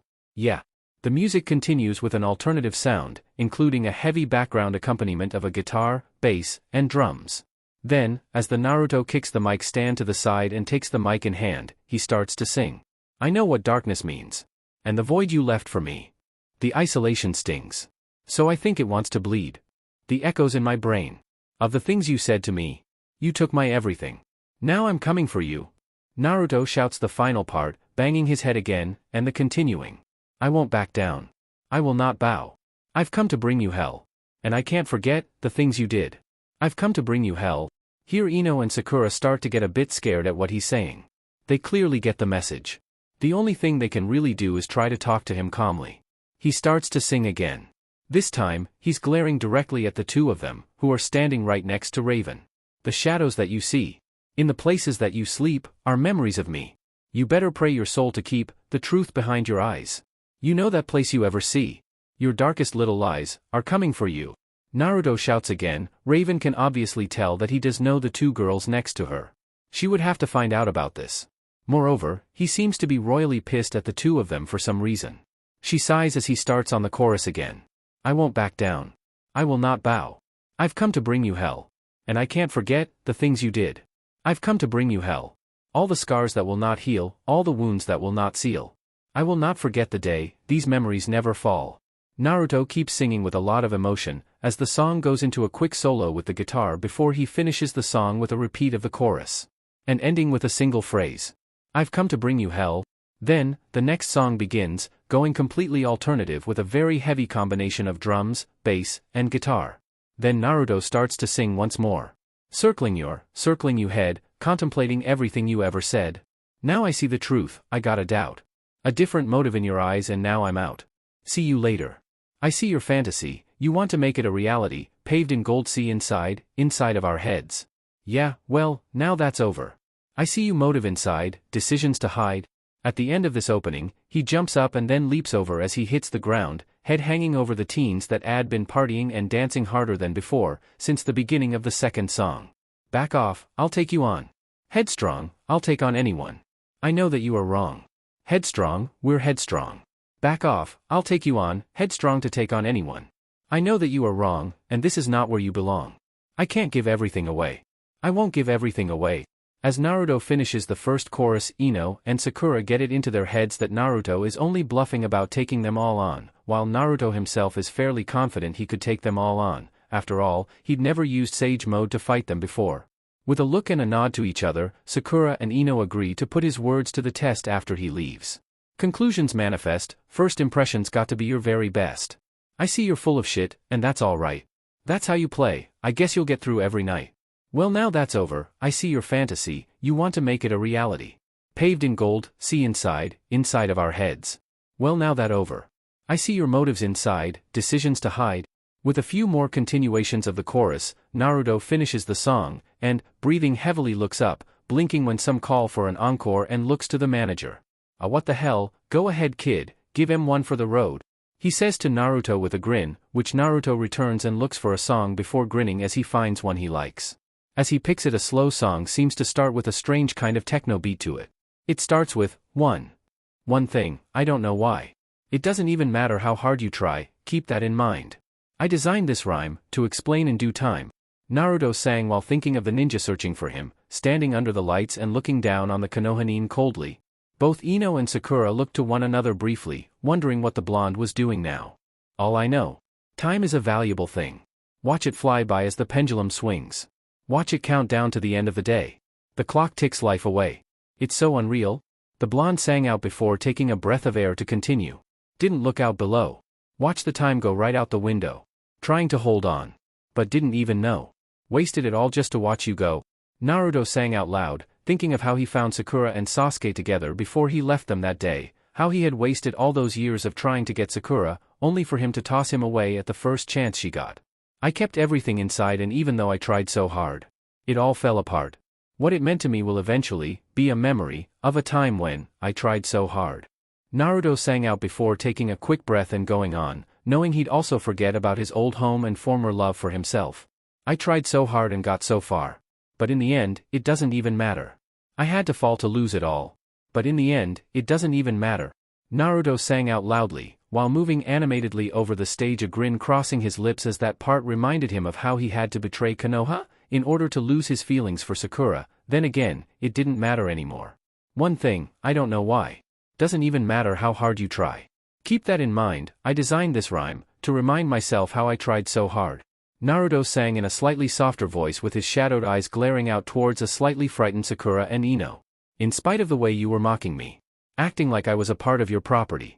Remembering all the times you fought with me, I'm surprised. It got so far. Naruto sang out softly while thinking of how Sakura would hit and yell at him all the time even after he saved her numerous times. Things aren't the way they were before. You wouldn't even recognize me anymore. Not that you knew me back then. But it all comes back to me. In the end? Naruto called out loudly, rearing his head back as he remembered how he wasn't Naruto Uzumaki, the kid who had a crush on her and always forgave her. No, he was someone else. Someone who wouldn't forgive her or even think of her that way ever again. You kept everything inside, and even though I tried, it all fell apart. What it meant to me will eventually be a memory of a time when I tried so hard. I tried so hard and got so far. But in the end, it doesn't even matter. I had to fall to lose it all. But in the end, it doesn't even matter. The blonde called out, walking across the stage, then pointing directly at Sakura with a frown nearly visible on his face if looked at from the front row of people. I put my trust in you. Pushed as far as I can go. For all this, there's only one thing you should know. Naruto sang out softly, thinking of everything he'd ever done for the girl, before a snarl made its way to his face and he clenched his outstretched hand into a fist. I put my trust in you. Pushed as far as I can go. For all this, there's only one thing you should know. Naruto called out in a much harsher voice, remembering what he got for all that work, namely her cheating on him with Sasuke. As he did, the blonde slowly brought his arm to his side and sent it up above his head as he finished the song. I tried so hard. And got so far. But in the end, it doesn't even matter. I had to fall to lose it all. But in the end, it doesn't even matter. Naruto finished loudly before slowly his head lowered as the ending part of the song played, a single blood-red eye with a slit pupil glowing from the shadows of his hat and over to Sakura's field of vision. As it did and the crowd cheered and clapped, the Nin ignored the noise only to see a predatory grin form over the blonde's lips, creeping out both Sakura and Ino, neither of whom ever saw that look on the blonde before. As soon as he is finished with his glare to both Sakura and Ino, the blonde boy gives a grand bow to the cheering teens below. Quickly retrieving the mic stand and replacing both it and the mic, Naruto then jumps down from the stage and finds BB immediately in front of him. Dude! That was so totally awesome. BB calls out and Naruto shrugs before inching over to Raven, who gives him a look. You don't seem to like those two girls much, she said flatly, and Naruto twitched only once before giving a shrug. What can I say, they piss me off. Naruto offered with a semi-sly look, and Robin and the others also came over, Robin blinking then smirking upon seeing who the blonde he'd met a couple days ago was. "So you're Raven's mysterious new friend, you could have said something?" Rob joked, and Naruto blinked then chuckled lightly. "Where's the fun in that?" Naruto questioned and saw Robin roll his eyes while Sai patted the blonde on the shoulder. "Man, that was pretty damn good. I haven't heard anyone sing those songs with that much emotion save, well, the guys who wrote them," Sai says, and Naruto scoffs before having a death hug from Star and inwardly groans. "Hello friend of friend Raven. I am Starfire, and I am so happy to meet you." Starfire calls out happily, and Naruto twitches while trying to get out of the happy red-haired alien's grasp, and Raven takes pity on him. He needs to breath Starfire. She offers, and Star drops the blonde with a gasp. "Oh, I am so sorry friend, I am sometimes forgetting my own strength," Starfire says to the blonde quickly, and Naruto gives her a pained grin. "Damn, Lee's the only person who has ever hugged me that hard, but thankfully that was much more pleasant than the ones from Lee, hee. Naruto thought to himself, then leaned over to Raven. "I think you're friends like me," he quipped, and Raven rolled her eyes, smirking slightly despite herself. "They just don't know you well yet," she said simply, and Naruto chuckled. "Neither do you, Karasu-chan," he replied, and Raven looked at him oddly for the nickname, as it seemed to becoming more common for some reason. "Dude, you speak Japanese?" BB asked excitedly, and Naruto nodded his head. "Cool. Then do you know what Dekuro means?" BB asked, and Naruto blinked before scratching his head and wondering why the green jester was asking. "Skull," he said simply, and BB nodded his head before turning to his large titanium-plated friend. "Told you that was why Dekuro's called that in Cyborg Shinobi Showdown, Sai," BB stated, and Sai crossed his arms. "Just cause the dude wore a skull mask don't mean that's why his name was Dekuro," Sai stated, and Naruto decided to add his own 2 cents into the conversation. "Actually, if you're talking about shinobi, then it does. Shinobi tended to use code names based on animals for missions with masks to go with them. A skull mask would actually go well with a high-level assassination shinobi," Naruto explained, and Raven gave him a strange look. "You know a lot about ninja," she said flatly, and Naruto rubbed the back of his neck nervously. "I had a little ninjutsu training back home and did a little research on past ninja and their habits," he said with a shrug, and Robin blinked before looking intrigued. "Really? Cool, one of my teachers taught me a form of it, but he more conformed to the samurai code of Bushido than the ninja's kill or be killed methods," Robin explained, and a frown crossed over Naruto's lips. "You seem to forget that samurai were often very brutal, while ninja were a bit more covert. Samurai would brutally punish anyone for even the smallest infraction to their honor, while ninja could care less about personal honor and more for the well-being of the country they protected. Ninja lived in the shadows in order to serve a lord of some form. They would kill, they would steal, and they would spy in order to protect their home and country. That was the way of the shinobi. Samurai were all well-known, all rich, and all pompous dicks as opposed to shinobi," Naruto explained, and saw Robin cup his chin while the other titans looked at both confused. "Dude, I don't even know what you two are talking about anymore," BB said flatly, and both boys looked at him, then one another, and shrugged. "Yeah, well, I still think you knowing ninjutsu is cool. Maybe we could spar sometime if you're free," Robin offered, and Naruto shrugged before covertly looking around and noting Sakura and Ino were leaning against a wall glaring at him. "Maybe, but I really better get home. My roommates get really angry when I'm out for too long," Naruto said while saying goodbye to the titans and taking his leave. Raven, watching him leave, narrowed her eyes and discreetly followed him, seeing the 2 girls from before following him. Naruto himself is walking down the street before quickly turning into a dark alley, knowing that his 2 academy classmates are definitely behind him. "Naruto." He stops with a smirk hearing this and slowly turns around and sees Sakura and Ino standing behind him. His smirk widens as they walk towards him, both with absolutely livid expressions on their faces. "Can I help you ladies with anything?" he asks while stuffing his hands into his pockets again. At hearing the blonde's words, Ino twitches once before trying to smack him, only for the other blonde to dodge with a smirk while she puts her hands on her hips. "Don't even try to act innocent. You broke up with Sakura, attacked Sasuke, failed, left the village, dragged us here, and now you just publicly insulted us," she yells, getting a very hearty laugh from her fellow blonde. "Is that what the bitch next to you said? And while I did publicly humiliate someone. Let me tell you the truth about what's going on here." He starts, only for Sakura to lunge at him, fist flying. He catches her arm and bends it behind her back, holding her immobile. "Not now, Sakura. I'm telling Ino-chan, here's why I left. I left because the village didn't need its big hero anymore. Hell, no one wanted me there in the first place. Your Hokage Tsunade never bothered to tell me about numerous inheritances I was supposed to get. The council tried to steal those as well. Naruto said angrily while Ino looked at him in shock. Obviously none of them knew the facts of why he left, and right now felt like a good time to enlighten them. And before I forget, I also left because I caught this pink-haired little harlot, who was supposed to be my girlfriend at the time, cheating on me with Sasuke, my supposed brother, without thought or care of me. He says before pulling on Sakura's arm a little, making her grimace in pain. So, I took the scrolls and clan items that were rightfully mine in the first fucking place and I left that Kami-forsaken shithole behind me. After that, he let go of the girl's arm, shoving her forward to Ino as he makes a quick decision. What do you say, we all get together and fight it out? No restrictions. No rules. If I win you back off for a while, you won't bother me, and I won't bother looking for your asses. You win, and I come along quietly. Ino gives him a look as she helps Sakura with her arm. Inwardly however she figures with all of them it would be a sink to take Naruto down, thus ending this charade of a mission at last. Just say when, asshole? She finally responds, flipping him the bird with one hand and pulling her eyelid down with her tongue out with the other. Naruto just chuckles before giving them a location and time. After that, the two girls walk back into the party. Naruto turns, only for a wall of black energy to get in the way. He smiles before turning around and spotting none other than the Dark Titan herself behind him, outstretched hand glowing with the same black energy. Hey Karasu-chan. How much of that did you hear exactly? He asks the girl with a sheepish grin and rubbing the back of his neck, only for the energy behind him to wrap itself around his body, holding him in place. Ah crap. He mutters to himself while Raven walks towards him, still holding the energy in place. Everything, she says, hand clenching into a fist as the black substance holds him tighter, however suddenly it disappears, almost seeming to be drawn into his stomach somehow. This alone surprises her, as she's never seen anything actually start absorbing her energy without some kind of ill effect. Okay, that was new. Naruto murmured though decided not to look a gift horse in the mouth while brushing himself off. That conversation is something I would prefer if you kept to yourself. Now if you don't mind, I have to go get ready, he tells her, walking away. Raven stands there, a puzzled and quizzical look on her face.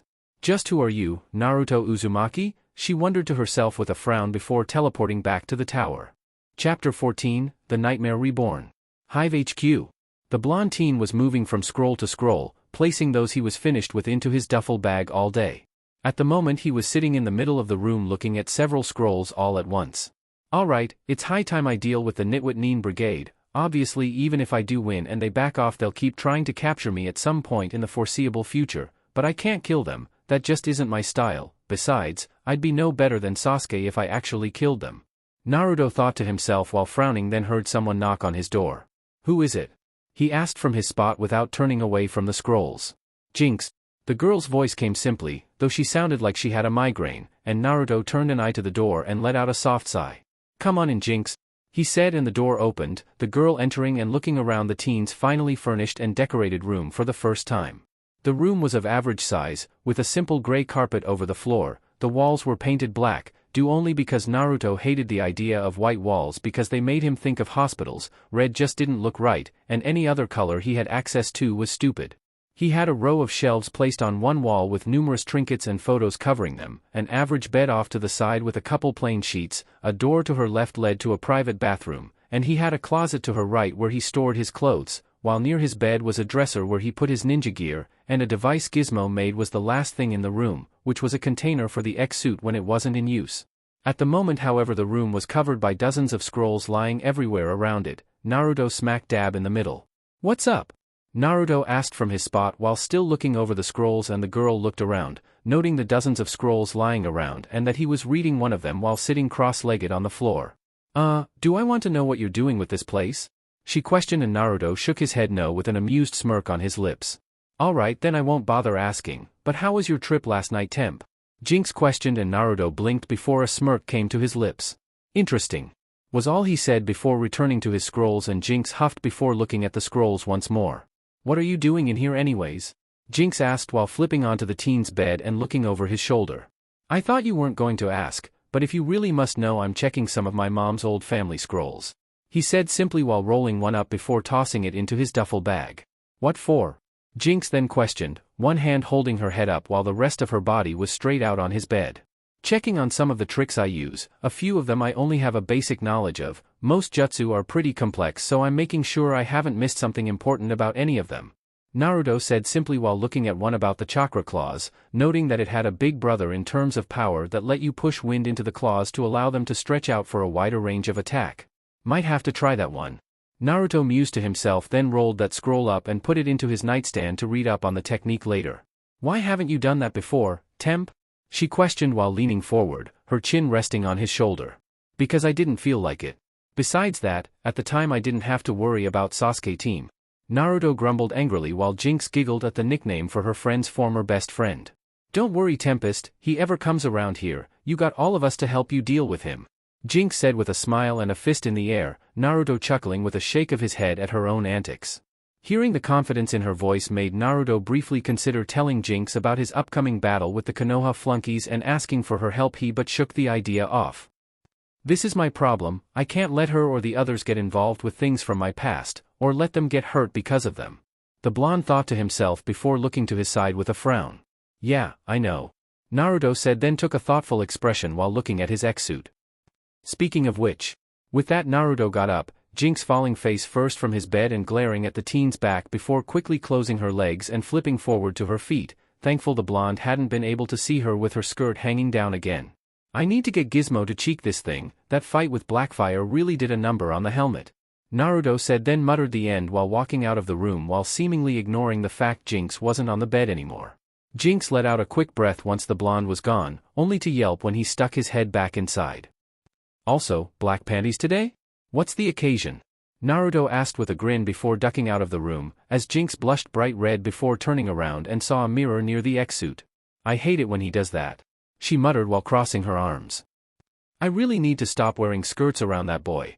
She then muttered to herself before getting up and brushing her skirt down before walking out of the room and off to find something to do while most of the boys were out. Meanwhile, Naruto walked down the halls of their HQ and then into Gizmo's little workshop, which was a room packed with numerous computers, workstations, and machines for creating and managing his equipment. Looking around for a moment, Naruto walked in with the X-suit and noticed that the bald midget was working on a pair of gauntlets. Something new for me, Giz? Naruto questioned, and Gizmo very nearly jumped out of his skin before turning to look at the blonde with a snarl. Don't sneak up on me like that, fuck face. The tiny terror shouted, and Naruto chuckled lightly. I'm a ninja, remember? Naruto quipped in response, and Gizmo just let out a sigh before holding out one of the gauntlets. These are new models for your suit. I've been playing some more Cyborg Shinobi Chronicles recently and saw a new upgrade that would be up your alley. Gizmo said, and Naruto put the X-suit down onto a nearby table before looking at these. They don't look all that new. Naruto muttered with a frown and saw Gizmo glare at him. These are designed more for combat than armor. They also have a few other special features. Besides that, I haven't finished them yet. Gizmo said angrily, and Naruto held up his wrists in a placating manner. Calm down, Giz, you know I don't mean anything by it. Naruto said, and Gizmo muttered under his breath before turning back to work on the new gauntlets. Hey, where are Mammoth and the others? Naruto then questioned, and Gizmo rolled his eyes. Mammoth, Private Hive, Kid, and Seymour all went out to a baseball game. Gizmo stated, and Naruto blinked rapidly. How can they do that? We're all wanted after all. Naruto questioned and then reminded, and Gizmo gave the blonde a grin. Some of us actually have secret identities for a reason, Temp. As for Mammoth and Kid, however, I managed to rig a hologram for Mammoth so he looks like a big guy, and Kid looks like a goth. Gizmo explained while continuing his work, and Naruto nodded his head slowly before looking at the X-suit. Alright, then could you do a check and upgrade on the whole suit while you're at it? It's kind of hard to see in the thermal mode seeing as everything's different shades of red, and same with night vision only green, they both just don't look right. Naruto said simply, and Gizmo frowned before walking over to the suit and looking at the helmet. I knew I should have used that new equipment, but no, I had to save money. Gizmo muttered to himself while Naruto leaned back into one of his many workstations. I'm heading out, Giz, see you later. Naruto said, and Gizmo gave him a slight wave while he pulled the skull off the front of the helmet and looked at it with a frown before his eyes started to light up and a grin came to his face. With Naruto, however, the blonde was wondering why Gizmo was always making him this stuff, before a thought came to mind. He makes things for Jinx and Mammoth too, but they don't use them as much as I do, and Jinx's stuff is all to make sure her room and electronics don't blow up. Maybe he likes making these things and just doesn't have a lot of people to use them like I do. Naruto figured and nodded to himself. After all, in a world with so many diverse superpowers, it wasn't likely someone with brains like Gizmo would find his gadgets in use by anyone other than himself very often.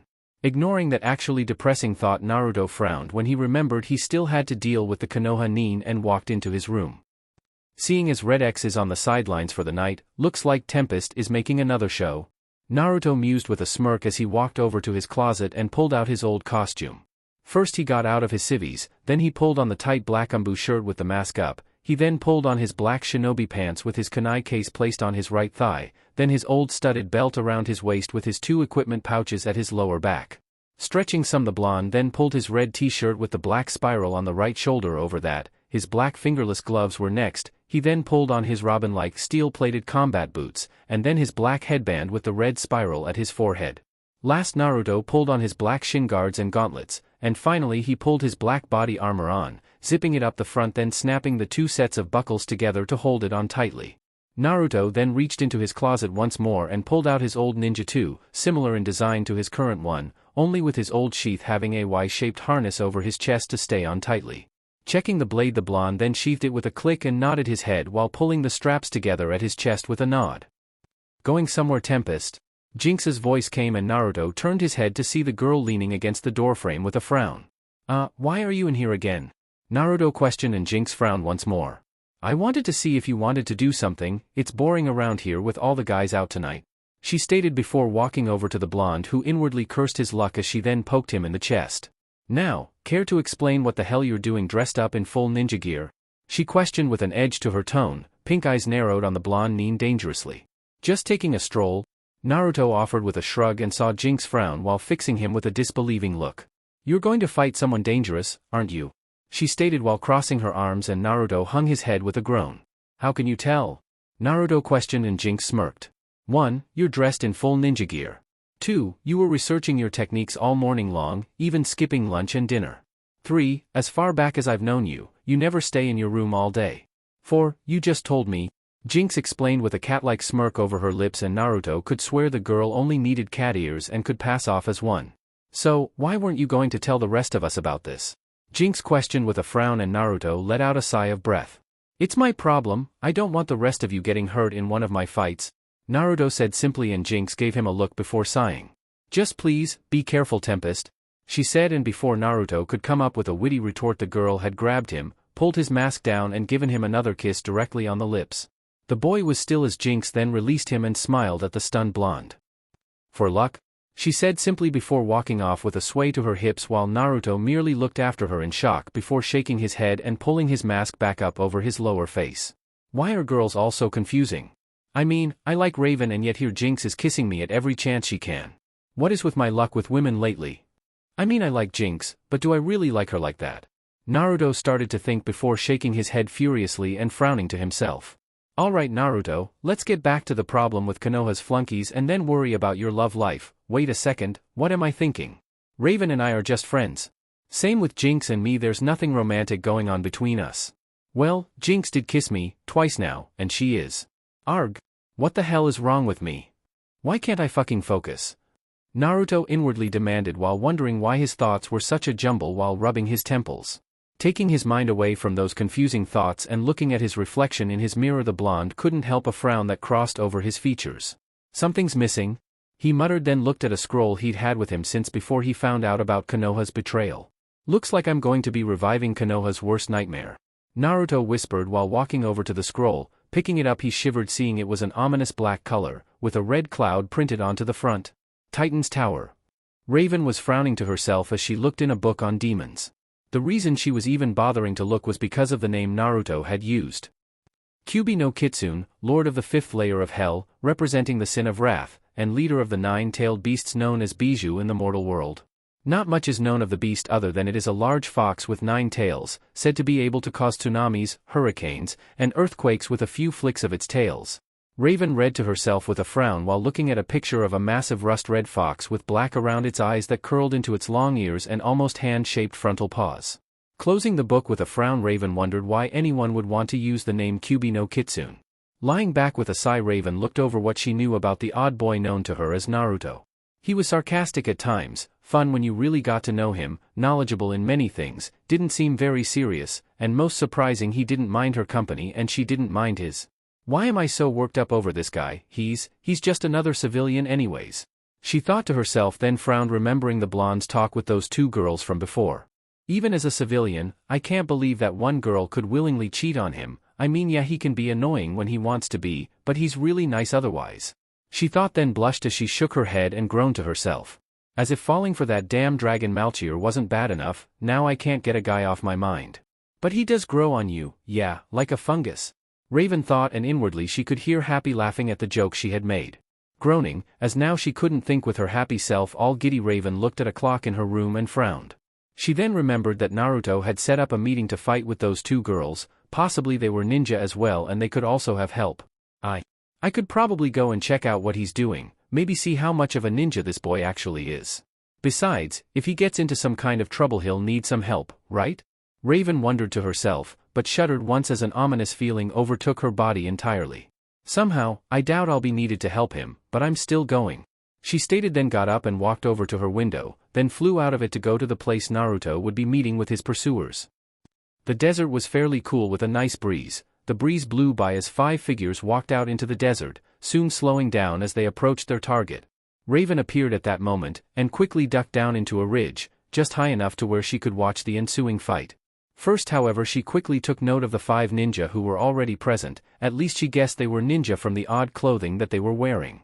First at the front was a man with gravity-defying gray hair, a headband with a metal plate covering his left eye and a face mask like Tempest's below that. Over his upper body he had a dark blue shirt with red swirls on the biceps, a pair of fingerless gloves with metal plates at the back, and a green flak jacket of some kind. The rest was a pair of dark blue sandals, with wrappings around his shins, and a pair of black pants with a kunai case at his right thigh.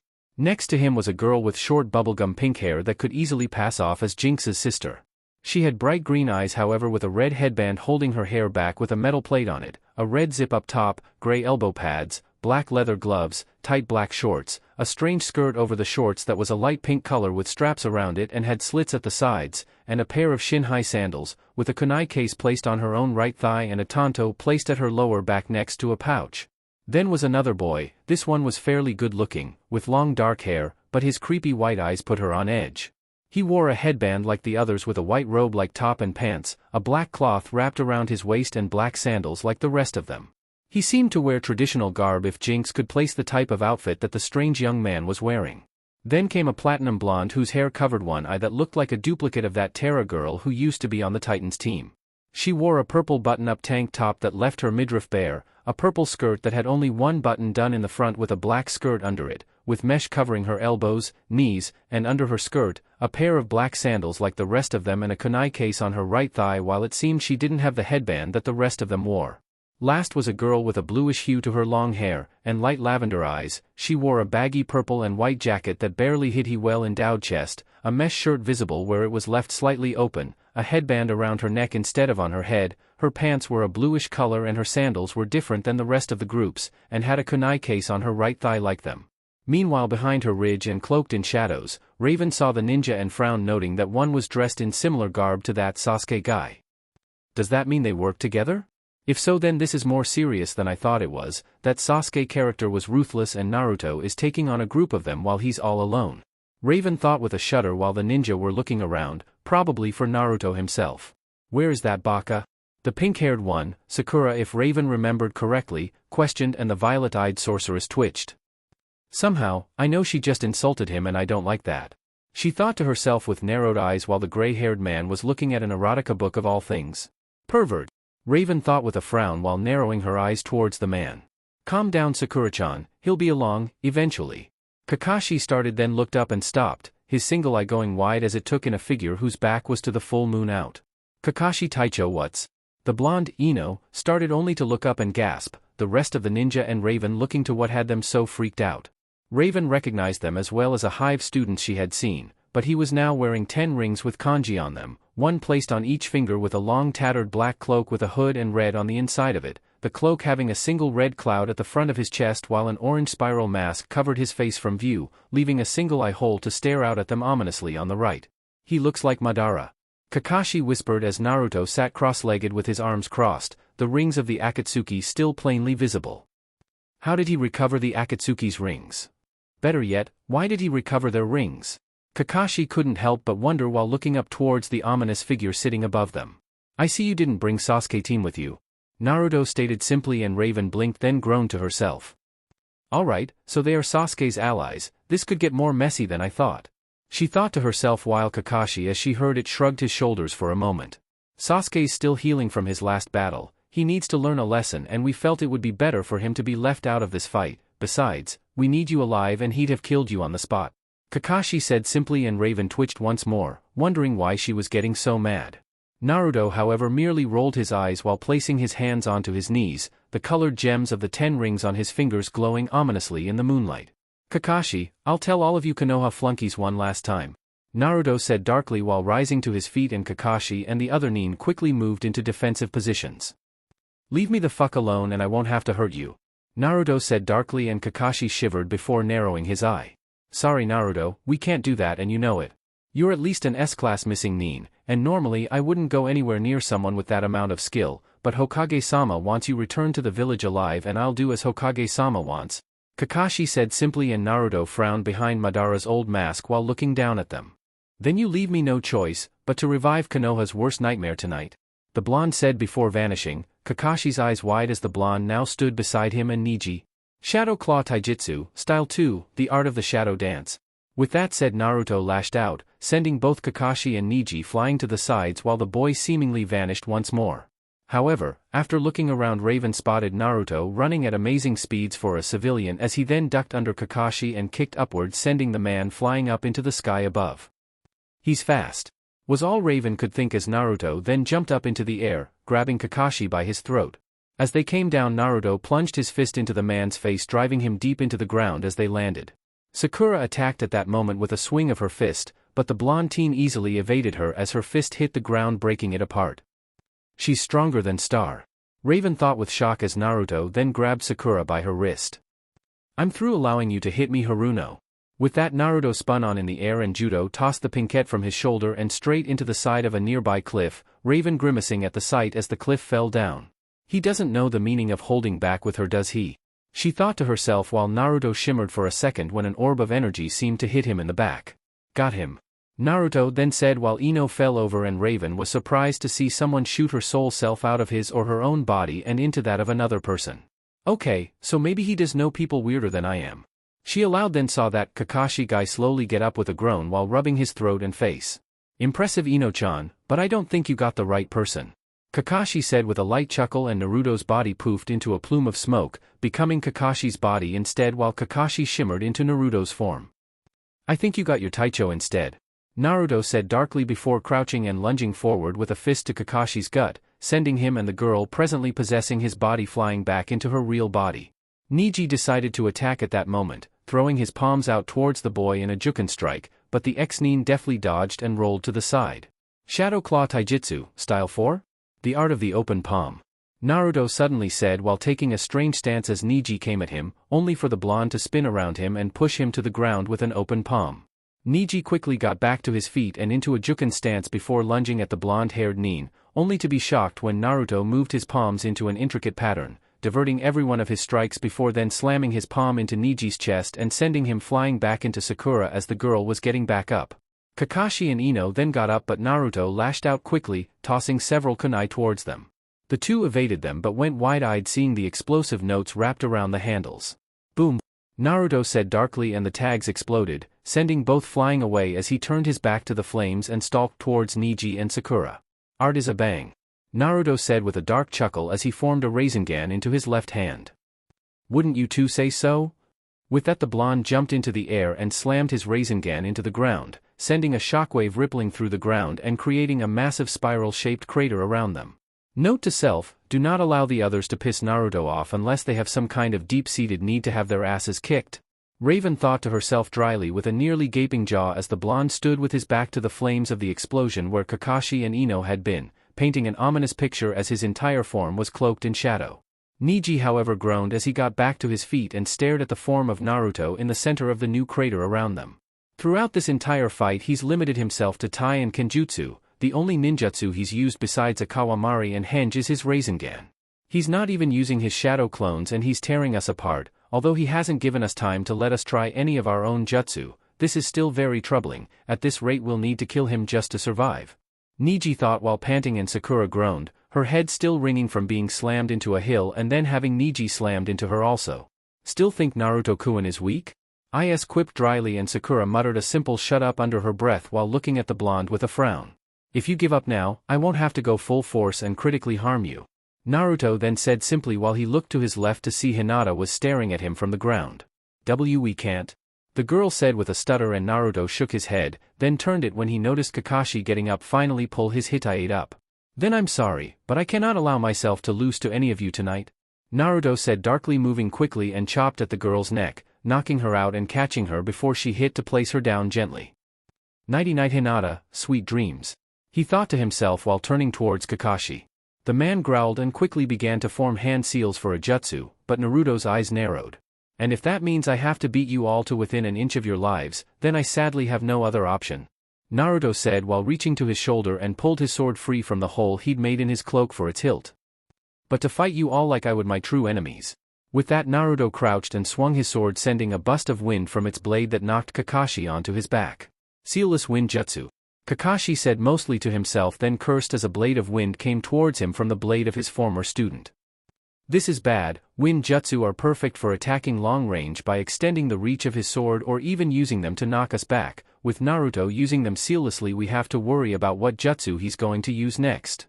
Not to mention the fact Naruto has ungodly stamina and otherworldly stores of chakra. No wonder he killed Madara.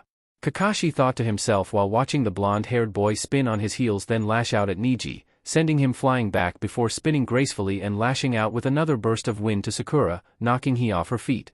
He controls the wind? Raven questioned while watching the blonde suddenly vanish once more, only to reappear a distance from the group of ninja. Didn't RedX control the wind? And that thing, Rasengan, wasn't it? X used that on Cyborg? Raven mused to herself with narrowed eye on the blonde-haired teen. Just who are you? She wondered to herself silently.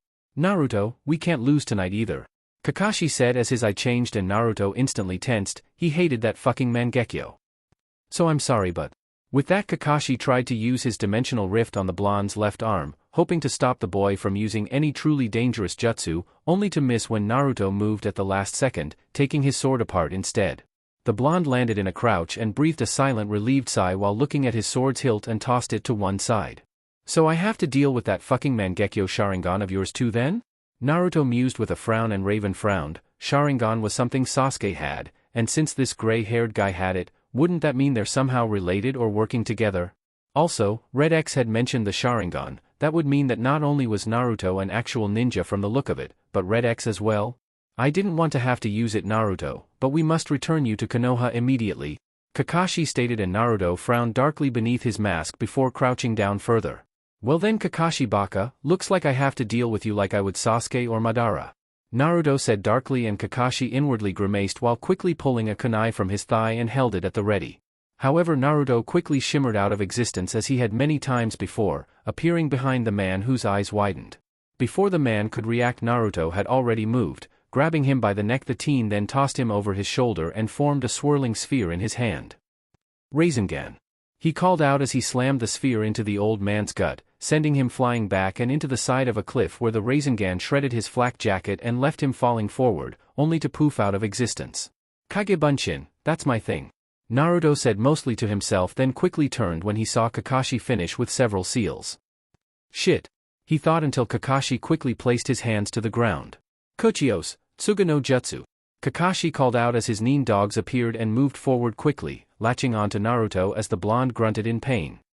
Damn, so this is how Zabuza felt all those years ago. It sucks, man. Naruto thought to himself while Kakashi gave a sigh of relief. Now then. Seeing as I've finally got you, Naruto, you're still coming with us? Kakashi stated while looking at the blonde, only to hear a chuckle come from him before a red glow escaped the singular eye hole of his orange spiral mask. Fool. I still have an ace in the hole. Naruto said darkly while expelling his chakra from his body and concentrating. 1,000 blades jutsu. He called out as thousands of blades of wind lashed out at the dogs holding onto him, all of the summons disappearing out of existence as he did so. Kakashi looked on in shock at this before groaning lightly, as Naruto's red-eyed stare seemed to abate, leaving the dark hole of his mask completely black once more. We don't seem to have to worry about him using QB, that would be overkill at this point. Kakashi thought, then looked at the others and saw that the least damaged of them all was an unconscious Hinata, Ino behind her, with Sakura having taken a harsher physical beating than the other girls. However, before Kakashi could think more on this matter, he noted Naruto sway before falling to one side and disappearing in a plume of smoke. Kakashi's eyes widened seeing this, and looking to the sword that he had cut in half, he saw it also poof out of existence. Kagebunshin, but how? Kakashi questioned with disbelief obvious in his tone and heard clapping. Turning quickly, he saw Naruto, still dressed like Madara, clapping his hands while leaning back into a cliff wall. Kagebunshin is an amusing little jutsu. It takes a person's chakra and splits it evenly between the original and his copies. The Kagebunshin also has the unique trait of sending all of its experiences back to the original as well, making it perfect for scouting missions and for training. In essence, I could train for a year by only training a day in real time by using a couple hundred of them. Naruto explained before pushing off of the side of the cliff with his arms crossing. However, this is a waste of a powerful jutsu. Making a physical clone with half of one's power should be much more useful than a one-shot that is dispelled with even the slightest damage. However, by allowing it half of my chakra, it obviously had more than enough power to weaken you all down for me. Naruto mused to himself, and Kakashi plainly stared at the blonde with wide eyes before quickly taking a stance. Now Kakashi. You're too quick to anger, but then again, that actually explains where Sasuke team gets it. Naruto mused and saw Kakashi twitch angrily while Ino, Sakura and Neji all got up and stood behind the older Nin. So you have 4 fighters able and willing. Not good odds.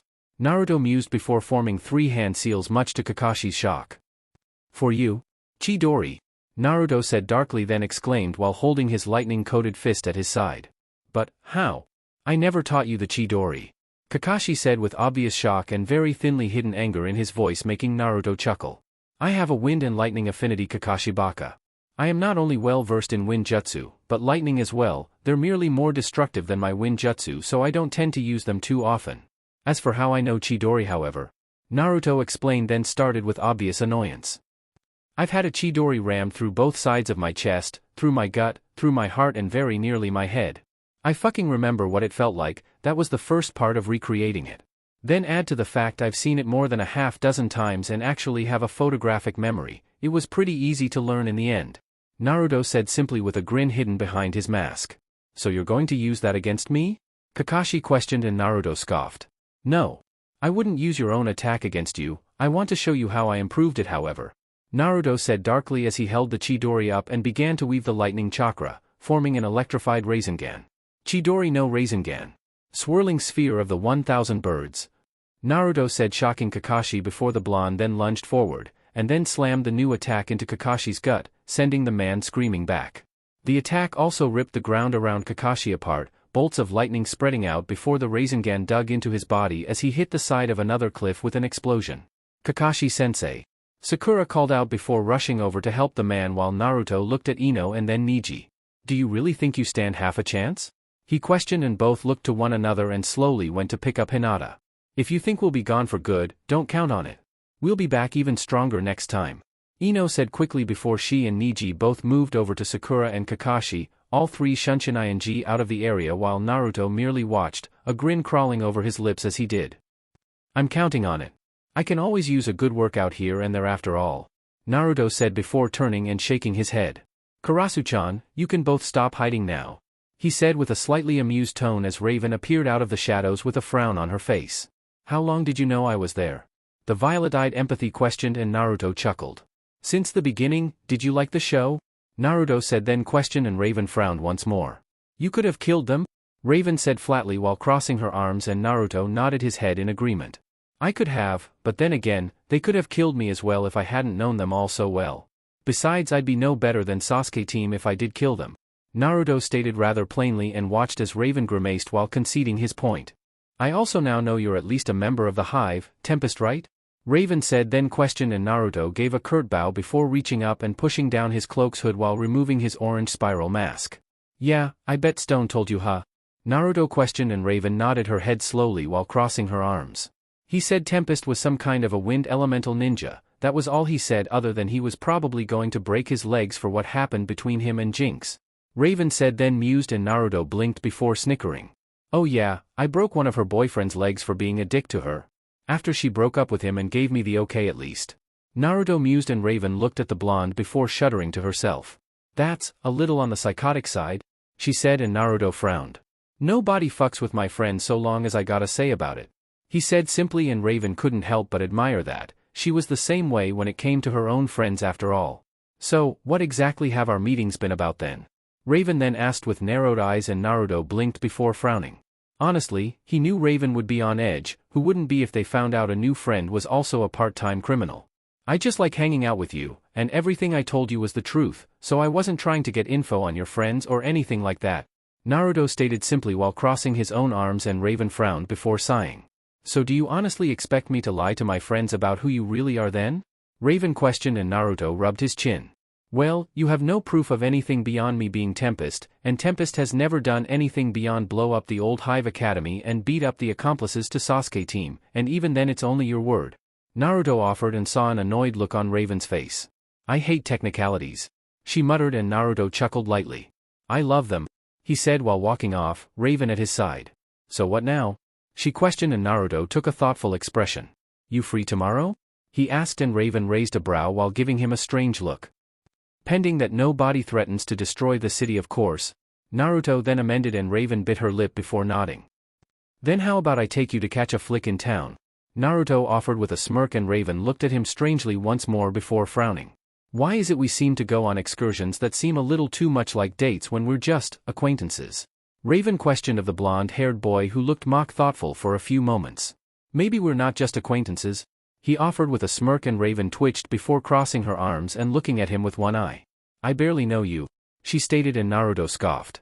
You know me better than my old friends knew me, he countered, and Raven tried to think of a comeback before stewing about it. You're a criminal, it would be, Raven tried, and Naruto scoffed. Oh brother, I'm a thief and a wise ass, not really a criminal, Kara-chan. I'm only dangerous to people who fuck with my friends, and you kids are so.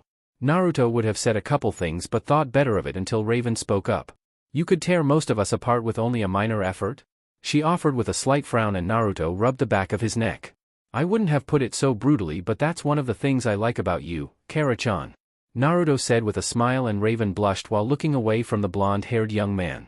So, what movies are out? Raven questioned, and Naruto frowned. I heard something called Wicked Scary 2 came out recently, he offered, and Raven shivered. Somehow she knew she wouldn't like that movie. How about something that doesn't involve a green creature with evil flailing tentacles and multiple mouths? Raven asked, and Naruto shrugged with a smirk on his face. We'll see when we get there then. If nothing good is out, then we can always head to your cafe and just enjoy each other's company, or even go to that bookstore and grab a good book. Naruto mused, and Raven blinked before nodding her head slowly to the blonde. Cool. Then I'll be seeing you later, Kara-chan. With that, Naruto vanished in a plume of smoke, and Raven looked all around for him. And to think, he's more like me than I thought? She mused with a slight frown before pulling the shadows from the ground to wrap around her as she went home as well. It was going to be interesting for her living in Jump City from now on, that was for sure.